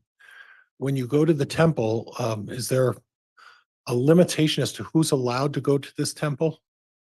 Well, yes, you have to be basically an active member and have a temple recommend to get in the temple. Okay, so what's a temple recommend? That's where you go see your bishop, which is over the ward, and he asks you a set of questions to see if you're basically living the gospel. Okay, so when you went to the temple, who you saw Lori Vallow there, who else was there? There was Melanie Boudreau, and I can't recall the other lady. Okay.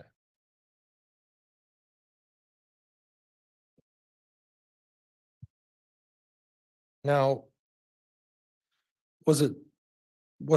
are you aware if it was Lori Vallow who told Chad Daybell Tylee didn't like him? No, it seemed like that's just what Chad said. Okay. And you mentioned that Chad is a soft-spoken person. Yes. He's not a dynamic personality, is he? No. Somewhat shy?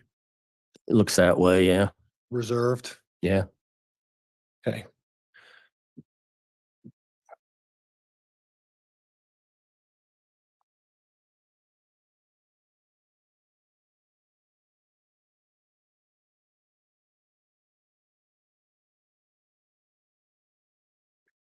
And then you mentioned that the family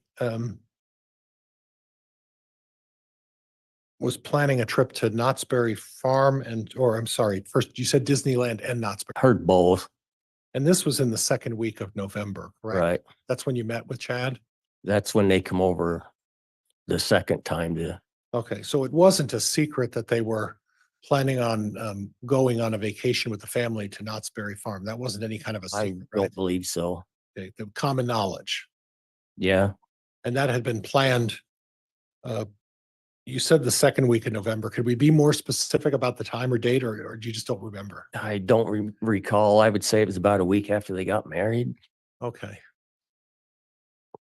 him and Lori, that is.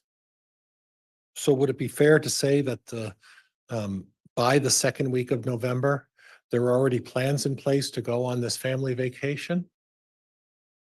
Well, I would think they probably had plans then. Right. Yes, And when we say the second week of November, are we talking like the 14th of November? possibly. Okay.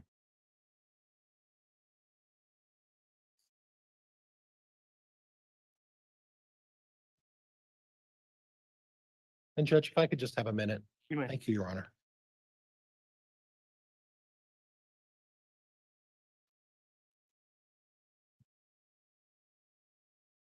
Oh, yeah.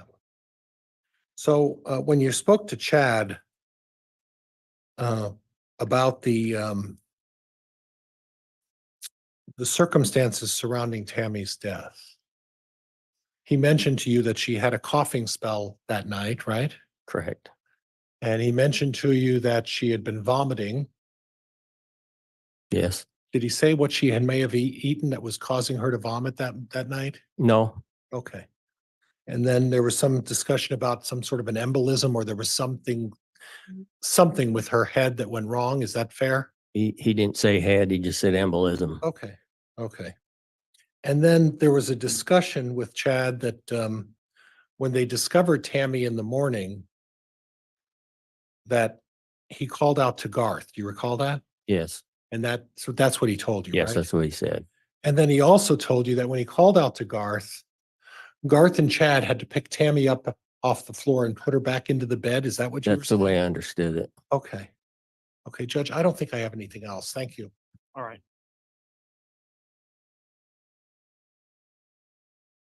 Blake, if you'd like to redirect, you may. Thank you, Your Honor.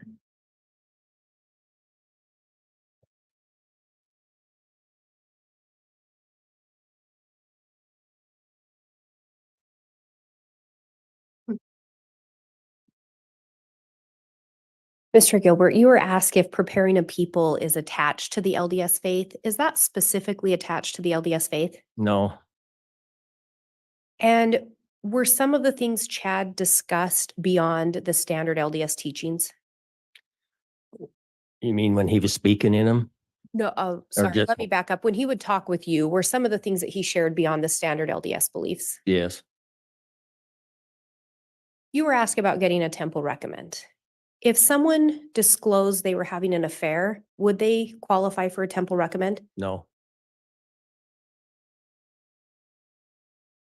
And you were asked about Garth and Chad picking Tammy back up and putting her in bed, and you recall them telling you that? yes, You were also told that Tammy died around 2 a.m., correct? yes, And you were told she rolled out of bed several Yeah. hours later? yes. I have nothing further. All right, then that will conclude the testimony of Mr. Gilbert. Is the state intending to recall him at any point? No, Your Honor, Mr. Gilbert can be excused. Will he be called in the defense? I won't be calling him, Judge. Thank you, sir. All right, you're released from any subpoena. Thank you for appearing to testify.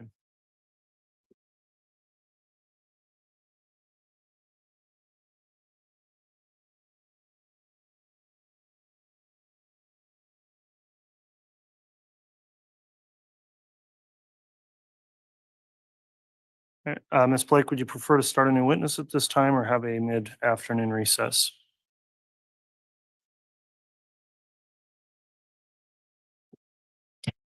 Your Honor, we'll leave it to the court's discretion. We have a couple of additional witnesses. If the court wants to take an afternoon break now, that's fine. I think we do have one witness that would be a little shorter as well if the court wants us to continue.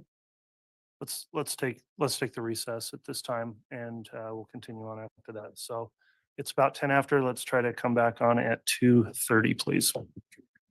All right, please.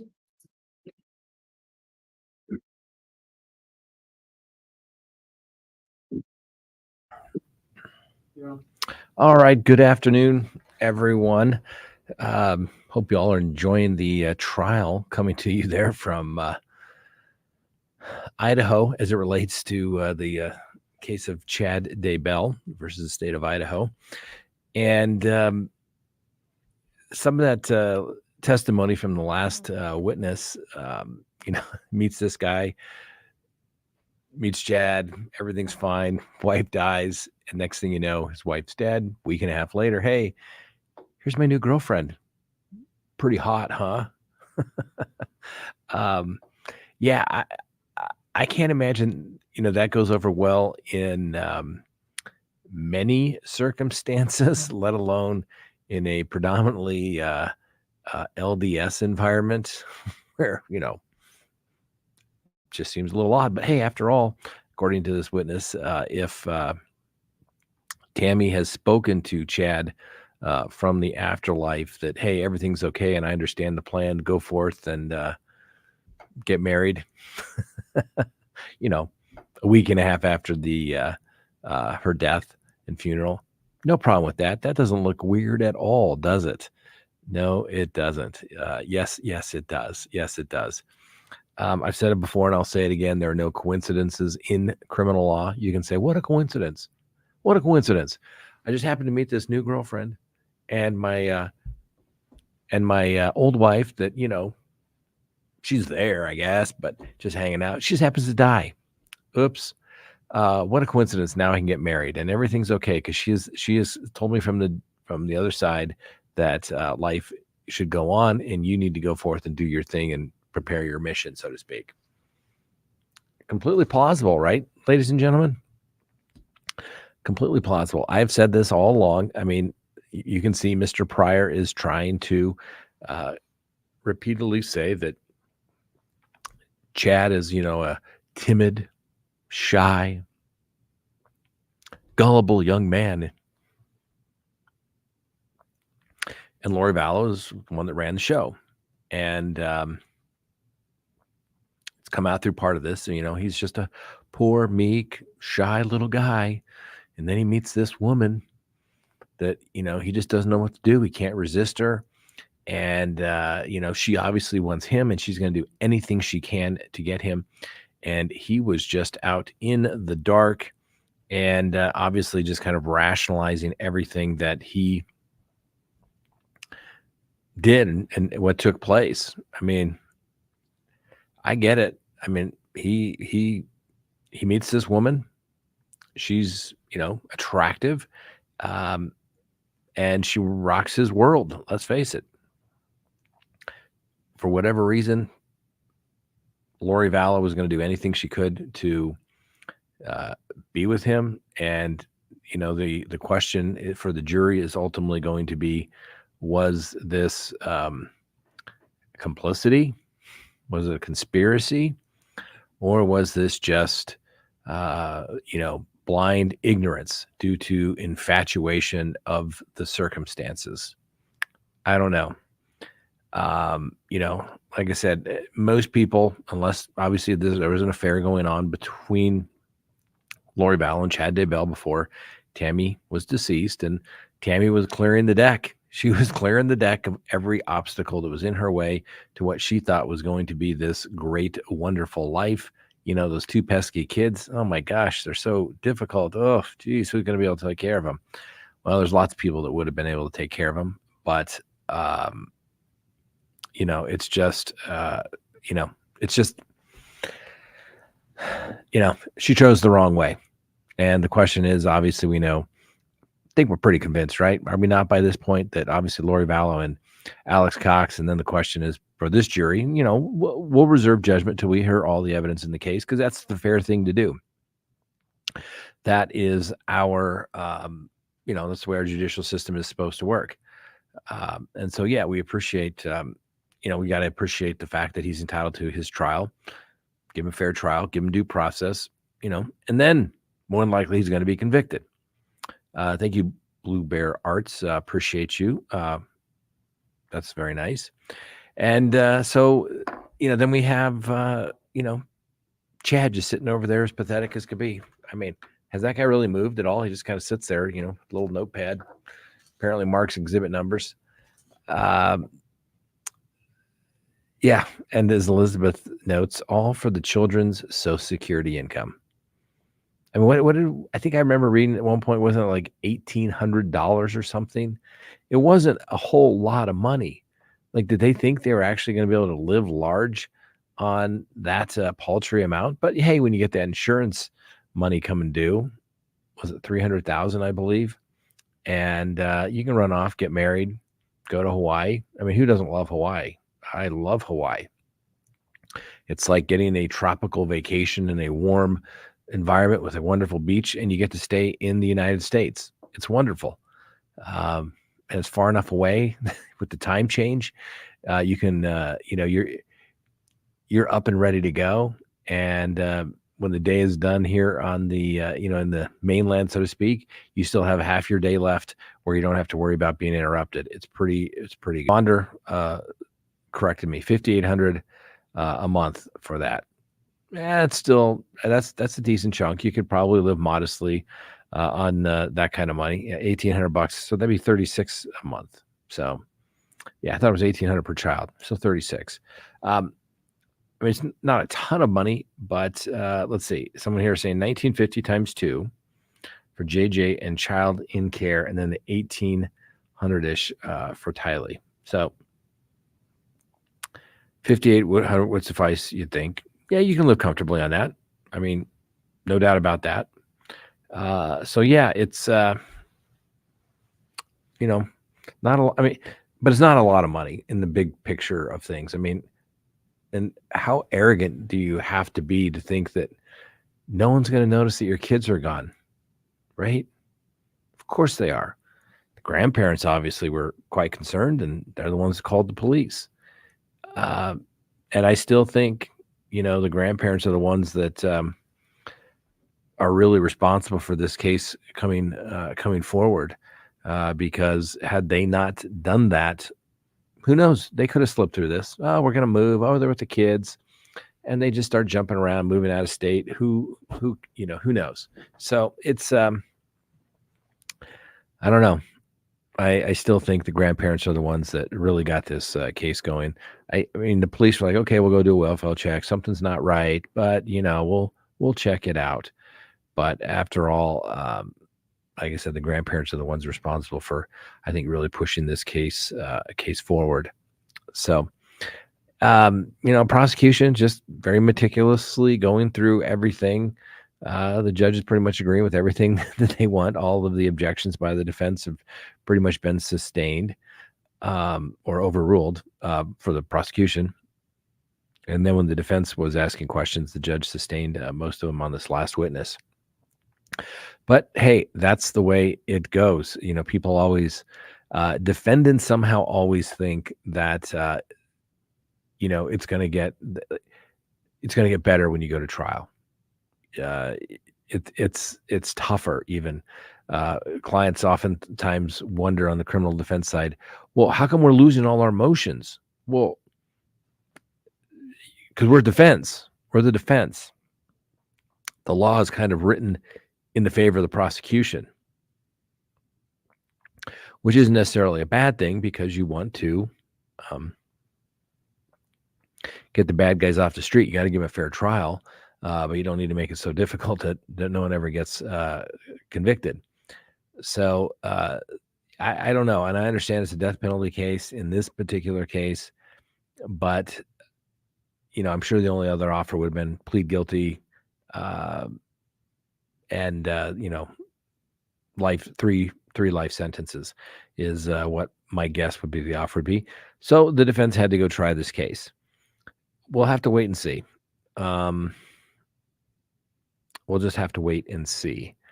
The timestamp locations, Vonder, I mean, the timestamp, if it's phone, all those types of things, photos, images, GPS, that's going to be accurate. Assuming we're talking about the same thing. It's going to be pretty darn accurate. There's always that little margin of error, but the technology is so good these days. And, like I said, I don't want to sound like, I'm like everybody else, right? I carry my phone everywhere I go. I slip it in my back pocket. Sometimes I try to escape it.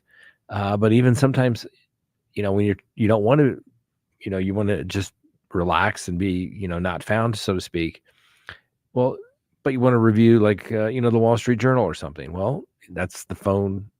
That's the app on your phone. So you gotta, so you have it there. So it's with you all the time. And most people just simply don't.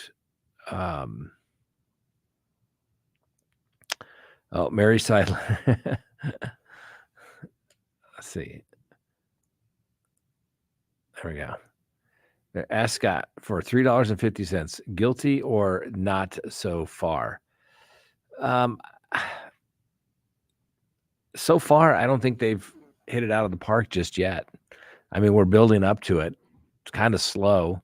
I'd say, not guilty based upon the evidence that's presented. Now we know more and more is coming, so we will have to wait and see. But, gee, Mr. Lourisher, I am guilty, and I left an evidence trail a mile wide and a foot deep, but I can't get me off. You must suck. Carol, is it Caroline? You'd be surprised. You would be surprised. My personal favorite and what clients say is, man, if you can get me off of this, there'll be a bonus. And I'm like, dude, you haven't even paid your full retainer yet. So when you pay the full retainer, we'll talk about bonuses. I said, but I don't really ask for that. Just go with it. Carol says guilty, 100% conspiracy. I mean, it's certainly built. I mean, the defense is going to be like, let's, I get it. We all have preconceived notions. And that's why we're not on the jury, because we've formed a lot of our opinions. But, the reality is we should try to, view the evidence, not in what we know or we think we know, but what is actually presented. And we will go from there. Scott, I'm waiting for Pryor to prove an immunity deal with Gibb and her hubby. I don't think that's going to come about. They both testified already, and, prosecutorial discretion. They don't need immunity. We're just not going to prosecute you because that'll look bad. We don't want to do that.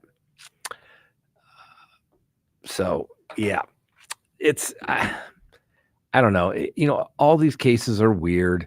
There's always weird personalities in cases like this. And then it turns into just it just turns into a big cluster. So far everyone's doing it, but in all honesty, somebody calling in and say, okay, you can say, what did you observe? Well, I was at the funeral and he just seemed calm. Okay. Well, some people handle loss differently. Some people break down, cry. Other people like, well, it was a good life, need to move on. Particularly after all, if you get the word from the afterlife that everything's good to go, what should you be so concerned about, right? So we'll have to wait and see. It's just different. I mean, listen, more than likely, I'd say there is a 90% chance or greater that Chad gets convicted on everything in this particular case, unless something weird happens. And I don't think that is going to take place. They're going to lay out, just like they've done very methodically, as they did with Lori Vallow. They haven't done the jail call yet, was my recollection. Correct? Am I right, Frank? They haven't done the jail call just yet? Sorry? They didn't do the jail call yet, did they? No. Where he's saying, oh, they're getting warm. Hey, where are you? Yeah. They haven't done that one yet. That I think is devastating. I think that is going to be terrible for him. Kind of game over. There's certain points in a trial, you just know game over. You just like, I mean, I remember once I had a trial, probably one of the worst facts case I've ever had. I'm a young attorney, and the guy had fired every attorney, and the judge asked me to do the case and said, I need somebody that can go try this case and get it over with. There's no offer. It's just going to trial. It's horrific facts, and go do it. And I remember thinking, oh my gosh, I don't have anything to say. And literally, just racked my brain for what am I going to say in opening statements? And something came to me I saw something in opening. I'm like, how come I hadn't noticed that before? And I did it. And, but at one point, they played the 911 call of the roommate saying that her roommate had just been assaulted. And in this blood curdling scream, no, don't do it. He knows where I live. He'll come back. It was one of those moments where the jury just kind of looks over at you like, mm-hmm. And really? Okay. And then the next witness was, they laid the foundation with the woman that was the roommate to play the call. And then they put on the victim in the particular case. And half the jury was crying during the direct examination. Sometimes cases have that moment in a trial where it's just like, okay, we're done. Yeah, we're done here. We can just pretty much sit back here and just write it on out. And, it was one of those cases where a jury of his peers promptly found the defendant rather guilty. And I think they would have liked to have been able to punish him personally. They just simply did not like him at all. But we haven't had that particular moment, at least during the stuff where I have been watching here, where it's like, oh, that's the moment. That's it. It's done. But I think it's coming. Okay. There's certain points from the defense perspective where you think, okay, so far things are going pretty well. But then the next couple of witnesses, that's when it's just going to start rolling, just start piling on. And, you're just like, oh my gosh, will this stop? It happens. So we'll just have to wait and see. Scott, do you think this will turn out like Casey Anthony? No. I think, Scott, a few weeks ago, Melanie Gibbs was testifying prior, tried to serve her a subpoena, and she said, no. Can a person decline to take a subpoena? Well, you can decline it, but if the process server says, hey, I identified myself, I'm handing you the subpoena, and it drops at their feet and they refuse to pick it up, well, guess what? I file that affidavit, that return of service with the court, and if they don't show up, then I ask that they be arrested and held in contempt. This last trial that we had, I had to have my own witness basically have a warrant issued for their arrest. They were upset that they had to wait around an extra day. It wasn't my fault. Prosecution case didn't finish. I don't want them sitting around inconveniencing them. Told them to be there bright and early the next day. They didn't show up. Said, Judge, here's the subpoena. Here's the proof of service. I'm asking that there be a warrant issued for contempt. And, my investigator was able to get her on the phone after numerous messages. Once she realized that there was a contempt, she beat feet down to the courthouse and wanted to deal with that. So that's really the remedy. You can maybe ask for a stipulation if the people will ask for a stipulation, but it's a subpoena is a court order, right? A subpoena is a document issued either directly by the court or by an officer of the court, the attorney, saying you need to show up. And just because she doesn't want to show up, Miss Gibbs doesn't want to show up, just because she's inconvenienced or she doesn't think she has to show up, well, she may have another thing coming. Now the question is, they have to find her. They're not going to delay the trial if she doesn't show up on his subpoena. It's the games that people play. It's the games that people play in it. And frankly, Pryor should have done his best. I mean, listen, the defense has the best of both worlds, right? The government's going to call most of the relevant witnesses most of the time. And so you get the benefit of having the witness there. But you also get the benefit of cross-examination because you get to ask leading questions. It's beautiful. You get to tell them the answer. You did this, correct? You then went here, correct? You then said this, yes, right? Versus what happened next?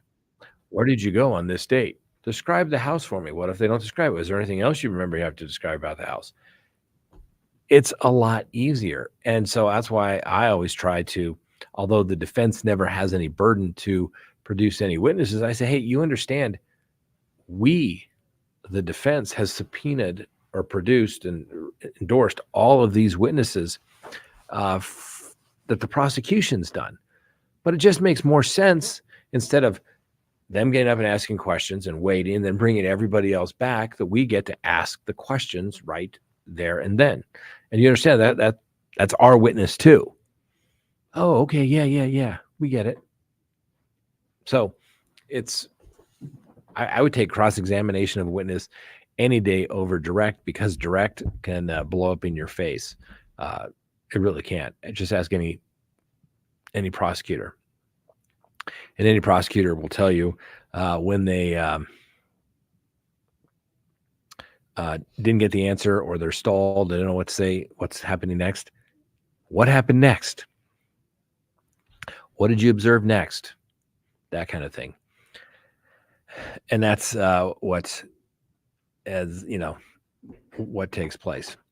Mel, the Gibster, isn't as smart as she thinks she is. She's very average. I think the fact that two children were found dead in his yard and watched them dig them up, he then tried to run. Don't forget, he also was sitting across the street, and when literally was like, when Lori Vallow calls from the jail, and of course it's recorded because it's from the jail, they're getting closer. They're getting warmer.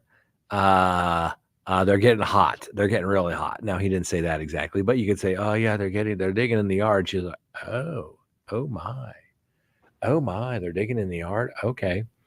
All right. Well, I'll talk to you later. And basically something like, maybe I'll talk to you later. And then he drives down the street. And so it's, I think that's where it's done. Now the defense could argue, hey, pump the brakes. He didn't have anything to do with it, but she had maybe confessed to him afterwards what Alex had done. And therefore, maybe I'm just an accessory after the fact, but I didn't kill any of those kids. And I certainly wasn't any conspiracy. That's what the defense is going to argue. So here's the rule on the courthouse, right? A rumor I recall, she refused to subpoena in the courthouse, citing some rule that you can't serve a witness who is in the middle of testifying. Seemed to be a special case. Not normally. You can't serve somebody in a courtroom. There's kind of like, it's like amnesty when you're in the courtroom. But as soon as you walk out those courtroom doors, you can be served right there. So I've seen it done. I've had it done. Oh, I know they have a court appearance today. Tell your investigator, why don't you be over there with a subpoena with him? Can't do it in the courtroom itself, but you can do it as soon as they step outside of that courtroom. That hallway, that is fair game as it relates to subpoenas. Now, I throw in a little caveat, a little warning here. There may be some special rule in Idaho that I'm not aware of. I'm just giving you the general rule is that you can't be served there. Yeah. And I do believe that neither party has released her, because both sides want her available for rebuttal in case the defense says something, particularly if Chad gets up and testifies. So let's see here. What is the point with the stairs? Pryor's obsessed with detail of the having stairs.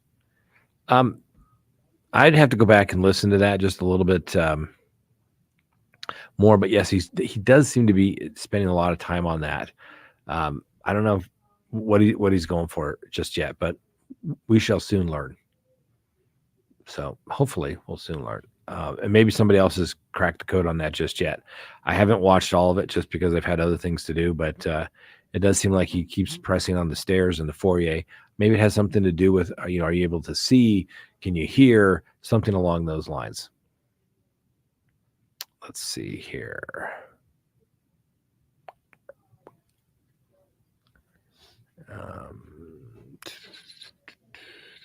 Let's see here. You're right about that. But since he's okay, let's see here.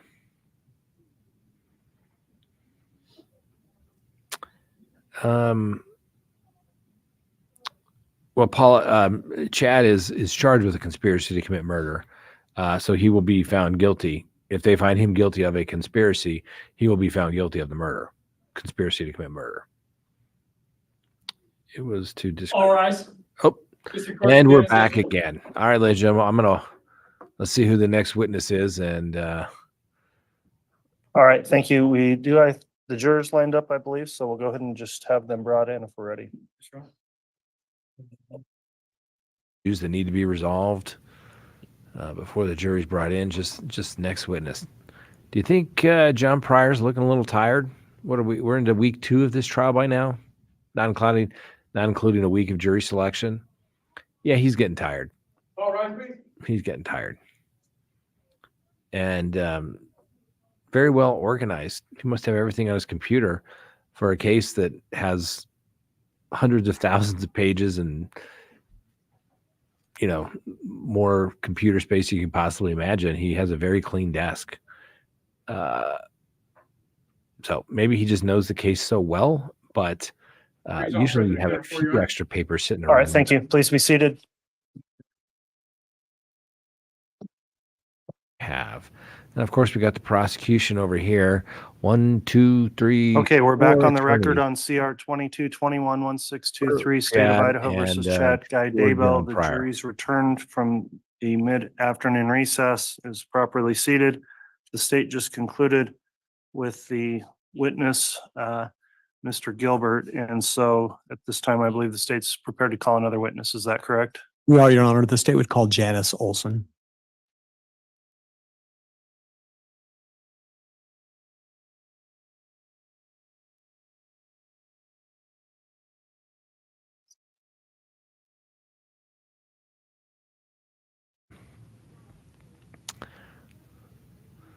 Like I said, this is like a relay race for the prosecution. When you have 4 attorneys, you can sit back, relax. Don't really have to worry about much.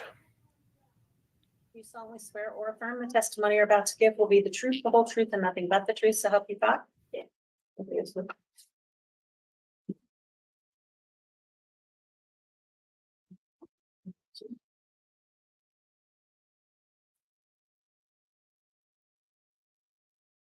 All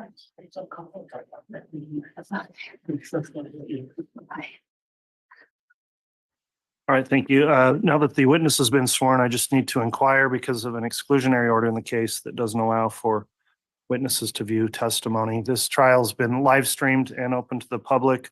Ms. Olson, have you observed any of the trial since it started? No, Okay, have you discussed with anyone else testimony they've given in the trial? no.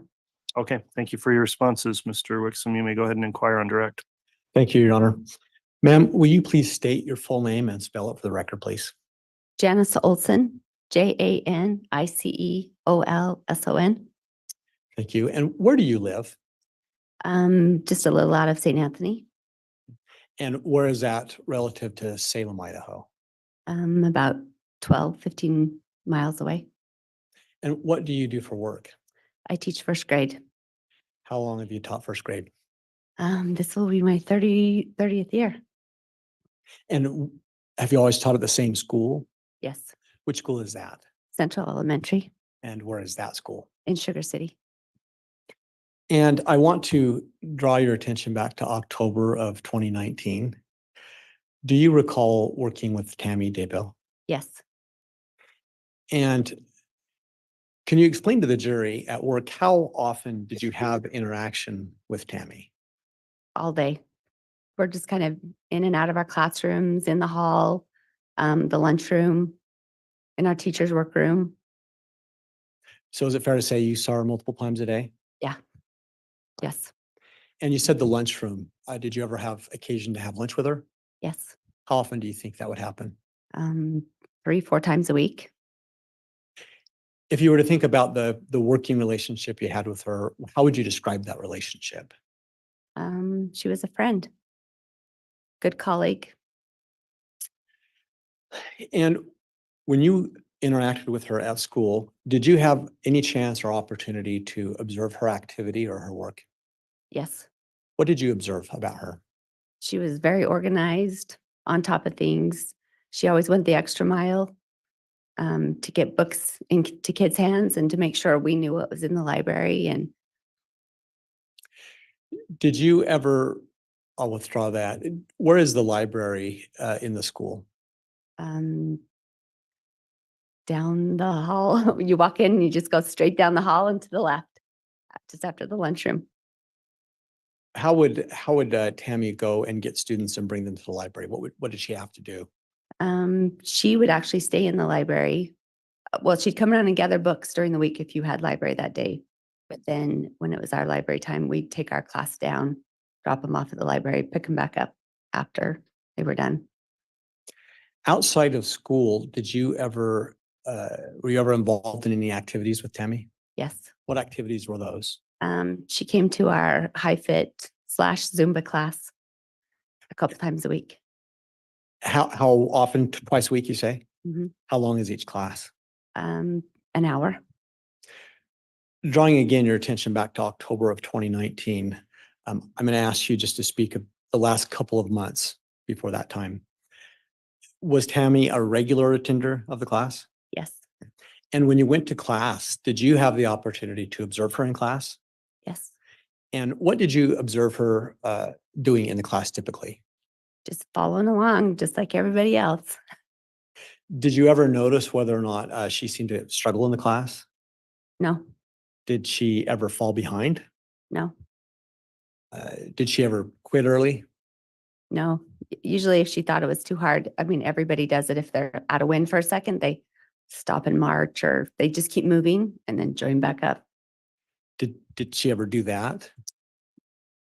I don't recall if she did, but I'm sure we all do. So just based on those observations, did you make any observations about Tammy's health or fitness level? Yeah, she was active and healthy. Did you eventually learn of Tammy's death? Yes. How did you learn of her death? I had a student in my class whose mother worked with her in her church calling. And how did you learn? Oh, sorry. She called me that morning to tell me. What was your reaction when you had learned of her death? Shock, Why shock? because I'd just seen her on Friday and she was fine and she was at exercise class that week. When you say you had just seen her on Friday, which Friday are you talking about? Well, the Friday at school, the day before, it was just Friday at school, and then they got called Saturday morning. So So are we talking about the Friday before she passed away on Saturday? yes, And you said you'd seen her there? yes, Had you interacted with her that much that day? I'm sure I did. Did she ever mention anything that day to you about not feeling well? No, Did she ever mention anything about her health at all there? no, Did you notice her to have any kind of symptoms or appear to not be feeling well? no, Generally speaking, was Tammy the type of personality, did she ever complain about things? no, Do you recall her ever complaining about health matters at all? no. Again, focused on that last couple of months before she passed, did you ever observe whether or not Tammy had made any significant gains or decreases in weight? I haven't. I didn't. So is it fair to say she appeared to stay at the same weight? Yes.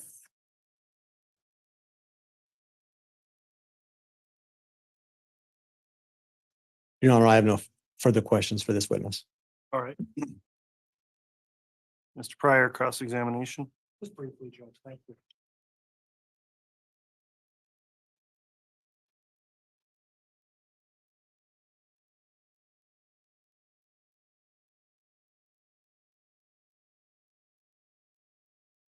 So if I understand your testimony, Ms. Olson, is it true that the children were brought to Tammy for exercising their library time? Yes. So Tammy would not have to walk to the other end of the school to pick up the children and then walk them back every day, right? Correct? Correct. In other words, the children were as part of their hour, I guess I don't know how this would work, but as part of their library hour, the teacher's responsibility were to gather up their students, walk them to the library, and then at the return of their hour, the teacher would go back to the library, pick up the students and bring them back to their class. Would that be fair? Yes. Okay. I want to talk to you a little bit about the Friday before Tammy passed away. As part of her duties as the librarian, that day was particularly busy that Friday because do you recall that she was trying to get all of the boxes and books together for the book fair? Objection, counsel is testifying, Your Honor. Sustained. Do you have any recollection of Tammy preparing for a book fair that Friday? No, I don't. Okay, nothing else, Judge. Thank you. All right, thank you. Redirect, Mr. Wixom. Just a couple of questions, please.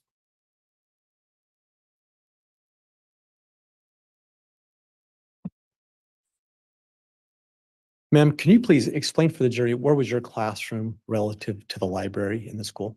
I'm right by the front doors, just as you come inside to the left. So related to the library, where is that?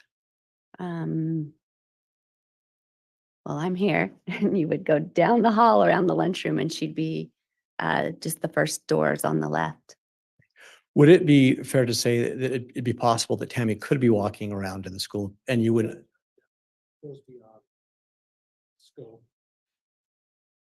Well, on those grounds, it's just for speculation, Mr. Wixom, so I'll sustain an objection there.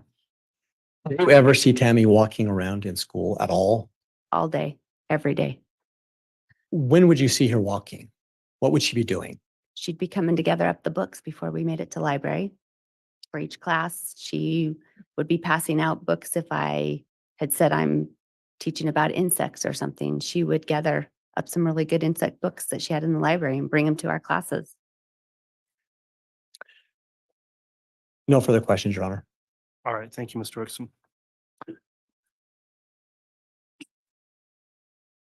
Mr. Wixom, would there be any need to recall this witness? There is not, Your Honor. Will the defense call the witness? Okay, if you're here under subpoena, you're released from the subpoena. Thank you for appearing and testifying in trial. Thank you. You can be excused.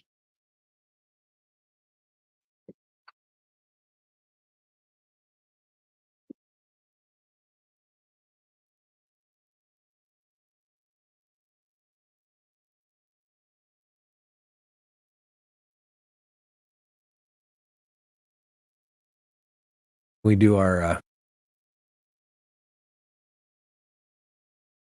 You can call its next witness. Thank you, Your Honor. At this time, the state would call Taylor Ballard.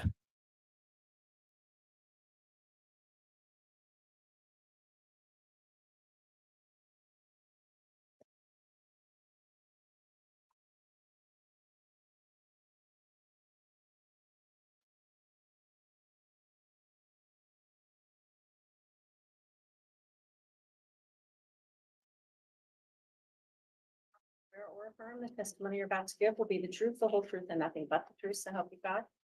Thank you.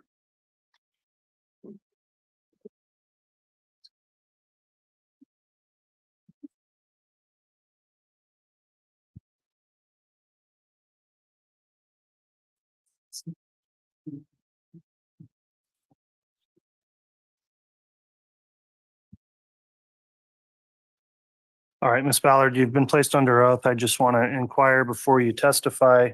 This case has been live streamed on the court's channel as well as open to the public to view the trial proceedings. Have you observed any of the trial testimony that's taken place since the trial started? No, sir. All right. And have you talked to anyone else about testimony they have given at trial? No, sir. Okay, thank you for your responses. Mr. Wixom, if you'd like to inquire, you may. Thank you, Your Honor. Ma'am, will you please state and spell your full name for the record? Taylor Ballard, TaylorBallard. And where do you live? Rexburg, Idaho. What do you do for work? I'm a health insurance broker at Ballard Insurance Group. How long have you been an insurance broker? 14 years. Is that something that requires a license from the state? It is. Can you just briefly explain to the jury the difference between an insurance broker and an agent? An insurance agent represents one carrier, one health carrier or company, and an insurance broker represents several. In your work, do you help people get medical insurance? I do. Is that something you've done for the entire 14 years? Yes. I now want to ask you, do you know Chad Daybell? On a professional level. When did you first become acquainted with him? October 31st, 2019. And how did you become acquainted with him? He came into my office to inquire about an individual health policy for him and his children. And were you able to help him with that? Yes. Did he explain why he needed the insurance? I was already aware he had been referred to us. He was losing coverage that day from his deceased wife's policy through her employer plan, who we also administer. So is it fair to say you weren't surprised by his inquiry? Right. And when you said he was inquiring about coverage for his children, did he tell you which children he was trying to cover? Yes, it was Seth, Leah, and Mark. At that point in time, did he make any inquiries about the possibilities of adding a spouse? No. And just very briefly, under most medical plans, what qualifications does a dependent have to meet to be able to be put on a parent or step parent's policy? On the individual market, which is what we were talking about, they need to be under 26, unmarried, and claimed as a tax dependent on the joint return. So can a step parent add a stepchild to their policy? Yes. And during that initial contact and that request about insurance information, what information did you need to gather from him to look at what policies you might be able to help with? These particular policies that he was interested in are based on income to see if you can qualify for assistance. So we discussed income as well as demographic information for him and the children. What information did he give you about income? He stated that without his wife's income, now that she had passed away, his self-employment of a book publishing company would operate at a loss. Did you do anything to verify that status of income? At that time, it was just verbal. Did you later request that he verify his income? Yes. And how did you request that verification come? I went to Health and Welfare to apply him for the benefits, and their interface was showing that his self-employment was reporting at about 30,000 profit annually. So they stated we would need a copy of his tax return. Did you eventually request a copy of the tax return? Yes. And we'll come back to that. So it sounds like he initially told you he was operating at a loss, but you found out he was making $30,000 a year? According to Health and Welfare's interface, yes. And a moment ago, you also said in that conversation that you were gathering demographic information about the children. Mhm. And when you do answer for the record, a yes or no, so the record will capture that. What demographic information were you gathering? What were you asking of him? Children's names, birthdays, socials. And so did he provide all that information with respect to the children he was trying to cover? Yes. After that particular meeting, when's the next time that you recall talking to him? I texted him on November 5th, 2019, asking if he could provide a copy of his 2018 tax return. Did he respond? He did. What did he say? He responded that day saying he was out of town all week, but he would probably be able to stop by the following week. Did he eventually produce the tax return? Yes. And then when's the next time you had contact with him? November 21st, 2019. And can you please explain the nature of that contact? Did you talk to him on the phone, text? Did he come in? I reached out to him via text and then he came into my office. And what was your purpose in texting him that day? Based on the tax return that was provided, it was proven that his business did operate at a profit. And so therefore he was eligible for different insurance than we had previously discussed. So we discussed what his options would look like for January 2020. And in that conversation, what do you recall him mentioning at that point? He had asked me if he were to get married, how hard it would be to add the new wife. And if he said that as a hypothetical, Yes, so he didn't tell you that he had been married. correct. And what was your reaction to that? I just told him that there's lots of variables and we could worry about that when we got to it if it happened. In that conversation, did he ever later state that he had plans to marry? When I responded with what I just told you, he said, look, I'm going to be honest with you. I'll probably be married by the end of the year. So I'm just curious what the process looks like. And both of these statements came on the 21st of November, correct? Yes. At that point in time, did the two of you discuss any other potential dependents? No. At that point in time, did you gather any additional information or submit any type of insurance application? Not on the 21st, no. During that conversation, at any point, did Chad ever mention to you the names JJ or Tylee? No.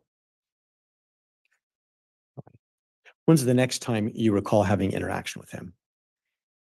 December 11th, 2019. And what was that occasion? Explain that to the jury, please. He just wanted to make sure he was square for January of 2020. And so we discussed, he picked his plan and he paid for it. Okay. So he actually applied for the plan on that date on December 10th? In between the 21st and the 11th is when I had been doing the back work. And on the 11th, he was calling to follow up. Did you have any conversations with him during that time frame? Mm-mm. At that point in time, when he picked his plan, did he pay a premium for the plan? Yeah. At that point in time, did he bring up the name JJ or Tylee? No, Did he bring up the name Lori? no. When's the next time? Well, let me withdraw that. At any point in time after that, did you ever receive any mail at your office or Chad? Yes. What did you receive, the best you can recall? We received 5 letters. I believe 2 of them were from Health and Welfare and 3 of them were from Select Health, which is the carrier that he chose. They were addressed to him, but they had our address on them. Is that something that may typically happen in your business? Never, So clients never forwarded or used your address to have mail sent to? never. Did that strike you as normal, cause any questions for you? It definitely was not normal. We weren't sure why that was happening because all of the applications that we took and all of the online systems showed the address he had provided me. So what do you recall as the next interaction with Chad? March 11th, 2020. Do you recall any interaction with him during December? Only when he called to make his payment. At any point in time after he made his payment for his insurance, Had you learned anything about JJ or Tylee? Overall. May answer. Yes. What did you learn about them and when? December 23rd, of 2019, I was in health and welfare doing other business, and it got brought up to me as if I was asked if I had heard about it yet. Just generally speaking, what had you learned about JJ and Tylee? That Chad had remarried someone who had 2 children and they were missing. Did that cause you any concern at that point? Yes. What was the concern? Well, I was just confused. I didn't know what to think of it because when they first mentioned that children were missing, I wondered if it was the children that I had helped him insure. And then it also made me question his deceased wife's. In what way did you question that? Can you ask me that again? In what way did it make you question his deceased wife? I was just curious of the timing. It just seemed fast. Let me ask this. Did your office handle any insurance for Tammy before she passed? Yes. What insurance policies did your office handle for Tammy? Health, life, disability. So did you at any point in that time period look at any of Tammy's insurance policies? Yes. What did you look at? I checked to see what her life insurance amount was and if it had been paid out yet. And what did you find? That it had been paid out and that her most recent open enrollment, which was in August for September 1st effective date, that she had upped it to the max. And is it normal for an insurance broker to look at those types of things? Yes. Why? To make sure the beneficiaries are correct, to make sure that we have the right amounts on there since it has to do with their income, what they qualify for. And I believe you were starting to try to explain, you did have a contact with Chad on was it the 1st of March or when was the next contact? March 11th. Thank you. Can you please describe to the jury what was the nature of that contact? He had come into my office to inquire about getting health insurance for his wife. At that point, did he tell you who his wife was? Yes. Who did he say? He said her name was Tylee Daybell, and he wrote her name on a sticky note, Tylee Ryan Daybell. Did he happen to mention to you when he had married her? He said November 5th, 2019. What was your reaction to his inquiry about adding his wife at that point? Well, he had stated to me that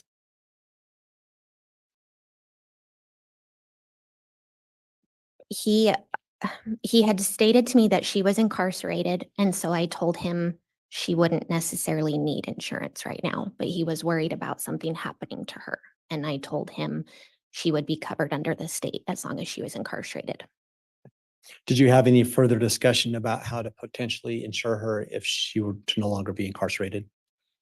Yes, when he told me the date of marriage, I told him that that was outside of the enrollment window. It had been longer than 60 days. He said that she should be getting out the following week. And I told him that we could use that as a qualifying event. So was a plan made then at that point to do so if she became unincarcerated? Yes. Just the general nature of that conversation, was there anything unusual about that conversation? He, no. No. At any point in that conversation, did he ever bring up anything about his computer? I was going through all of the information, confirming what was different and what was the same. And when we got to the income, he said, they confiscated my computer, so I haven't been able to pay myself yet. And what was your reaction to that? I said, they? Okay. And did he explain who he's talking about? He said the FBI. Did he say anything else to you about the situation in that conversation? About the confiscation, Just his personal situation generally. just that he was wanting to make sure that he, his wife, and his son, Mark, would be covered. And in that conversation, did you ask him any follow-up about adding dependents? I did. What did you ask him? Back then, the application states, is there anyone else in your household, whether they need coverage or not? Is there anyone on your tax return, whether they need coverage or not? And so I just went through those normal questions. And in that line of questioning with him, did he ever mention JJ or Tylee? No, Why did you go through the line of questions with him specifically? What was your reason? that's what I would do with anybody. It's the questions that are on the application.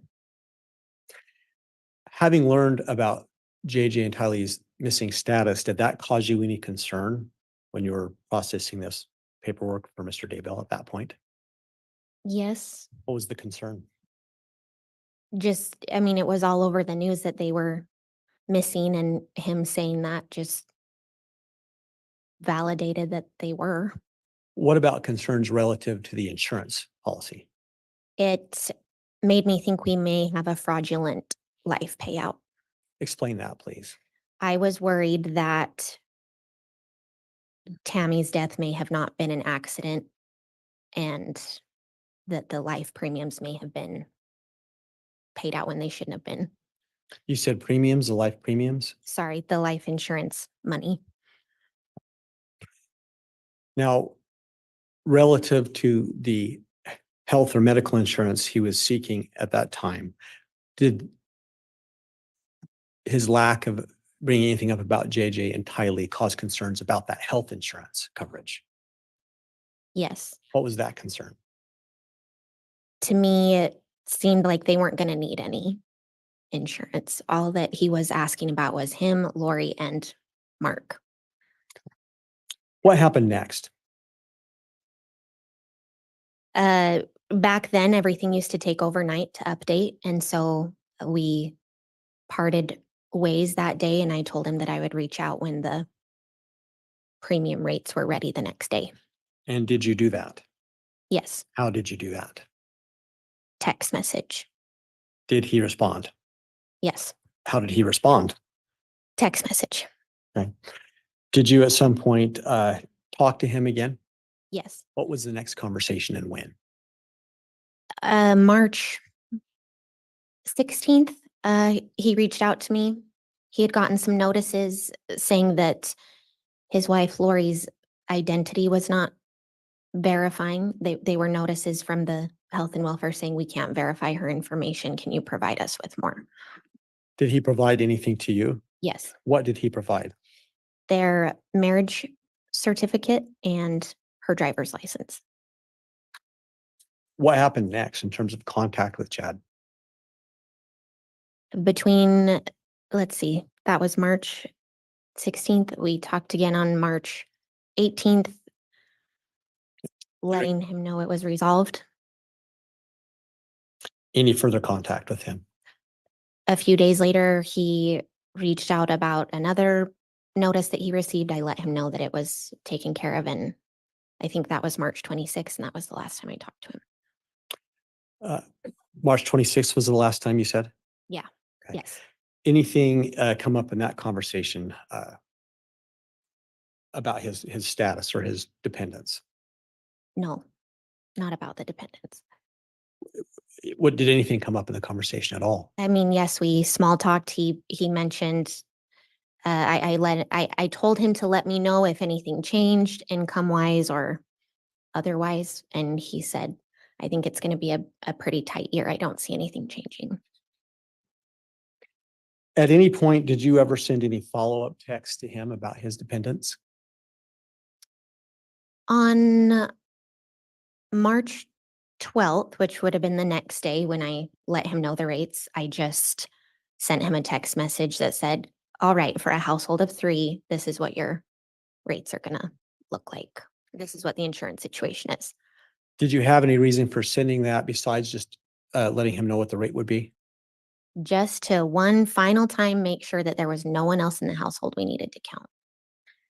And what was his response? He said, "Sounds good. That's great." Now, going back to the life insurance, do you normally, is it one of your roles in the office to work with Tammy's employer relative to the life insurance planning? Yes. Okay, and what role do you play in that? For her school district, I had done the presentation of the open enrollment presentation explaining the benefits. And I gave her her life insurance election form. That was the extent. What do you explain in that open enrollment process?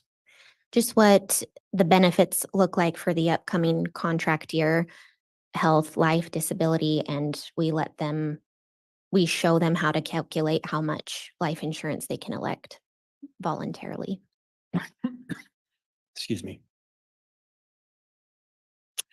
At any point in time when Chad had come into the office, did you ever notice anything that he was wearing? Microphone, please. Leading, Overruled. Yes, What did you notice? when he was in my office on November 21st and inquired to me about if he were to get married again, my eye was drawn to his wedding finger and I noticed he was wearing a ring, and I wondered if that was his ring from Tammy or if it was an engagement ring for the new wife. Did you notice the color of the ring on that occasion? Yes, What was the color? turquoise. Did you happen to observe or notice what type of ring it was? It just looked like a turquoise wedding ring. Okay. Later on, at any point in time, did you ever observe him to be wearing any other type of ring? Yes, when he was in my office on March 11th, first of all, he looked thinner and tanner. He looked quite happy, but his ring was black. It was different. And so my mind thought, okay, the turquoise one must have been from his marriage to Tammy, and this is his new one.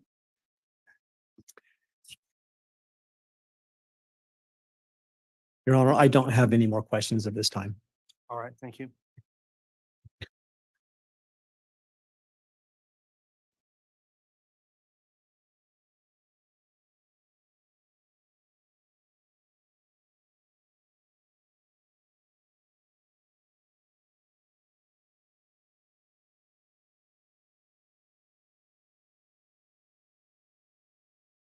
All right, cross-examination, Mr. Pryor. Good afternoon, Ms. Ballard. You had an occasion to be interviewed by Officer Mattingly, is that correct? Yes, And in reading that interview, I noted that you mentioned that one of the first times Chad approached you about insurance, he was referencing insurance for Seth, Leah, Mark, and just Chad. Is that correct? yes, And that was on the 31st of October? yes, Okay. And then it wasn't your unusual practice, but you helped the family with the Medicaid for Seth and Leah, if I remember. Is that correct? yes, Okay. So the initial request for insurance was just for his children that weren't covered, correct? yes. The whole family was losing coverage that day because it was through Tammy previously. Okay, through the employment, correct? Correct, yes, So the death of Tammy would cause a loss of coverage for the entire family, correct? yes, Now, on the issue of the enrollment period, in regards to the school district, you mentioned that you went to the school and you put on a presentation. Is that correct? yes, And at that point, it was the teachers that were there and the librarian, and that you were presenting just to them. You weren't presenting to the entire family. Is that right? right, So at that point, if they were eligible, it would be the teacher's decision whether they would elect to increase or decrease their insurance, correct? We give them a deadline of when the forms have to come back. It's very common for people to take those home and discuss them with their family. Okay, good. And the enrollment period for the Sugar School District would have been when in September? I think the forms were due back September 15th and they would have been effective September 1. And do you recall when you gave the presentation in September? I gave it in August. It was August 23rd, 2019. August 23rd? That's my memory. Now, were you aware of the fact that Daybell family had other insurance other than the insurance they were getting through Tammy? As far, no, No Primera, you weren't aware of the Primerica policy that Tammy and Chad had prior to the school district insurance? Objection, Your Honor. Counsel's testifying. Overruled. And the base insurance for a first-year teacher is set at what with the school district? I have no idea. Okay. And do you have any idea what the cost is per unit of insurance to go up to the 80,000? I can't think of the rate, but it goes 5 times your salary. So what she had elected ended up being 80,000. And that's relatively inexpensive insurance, would you agree? Yes, So it wouldn't be unusual if it's manageable to try to seek the maximum amount of insurance. agreed.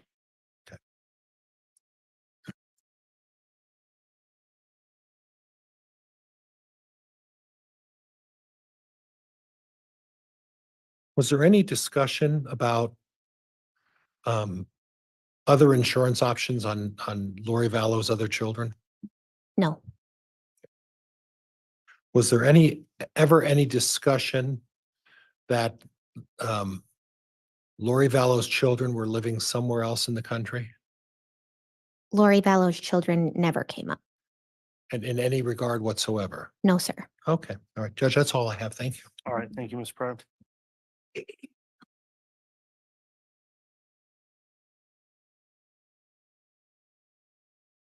Any redirect, Mr. Wixom? Can I have just one moment, Your Honor? You may.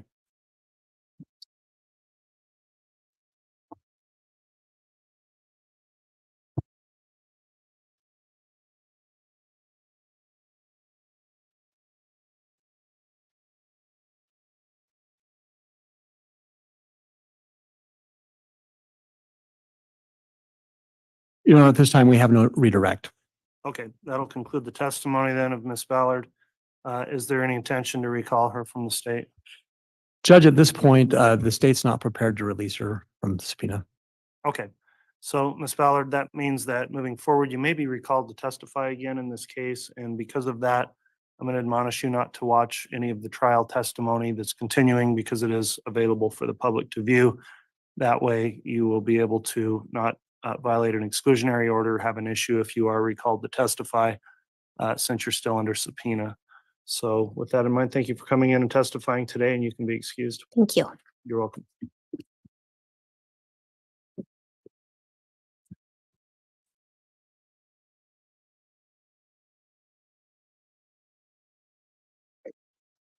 All right, let me next ask the state then, given the time of the afternoon, is there another witness you wish to get started on, or would you request that we conclude for the day? Your Honor, we do have another witness. However, they are going to be significantly longer than the 14 minutes that's left. It would be the state's preference if it's all right with the court to start that to finish up now. However, we will defer to the court. Okay.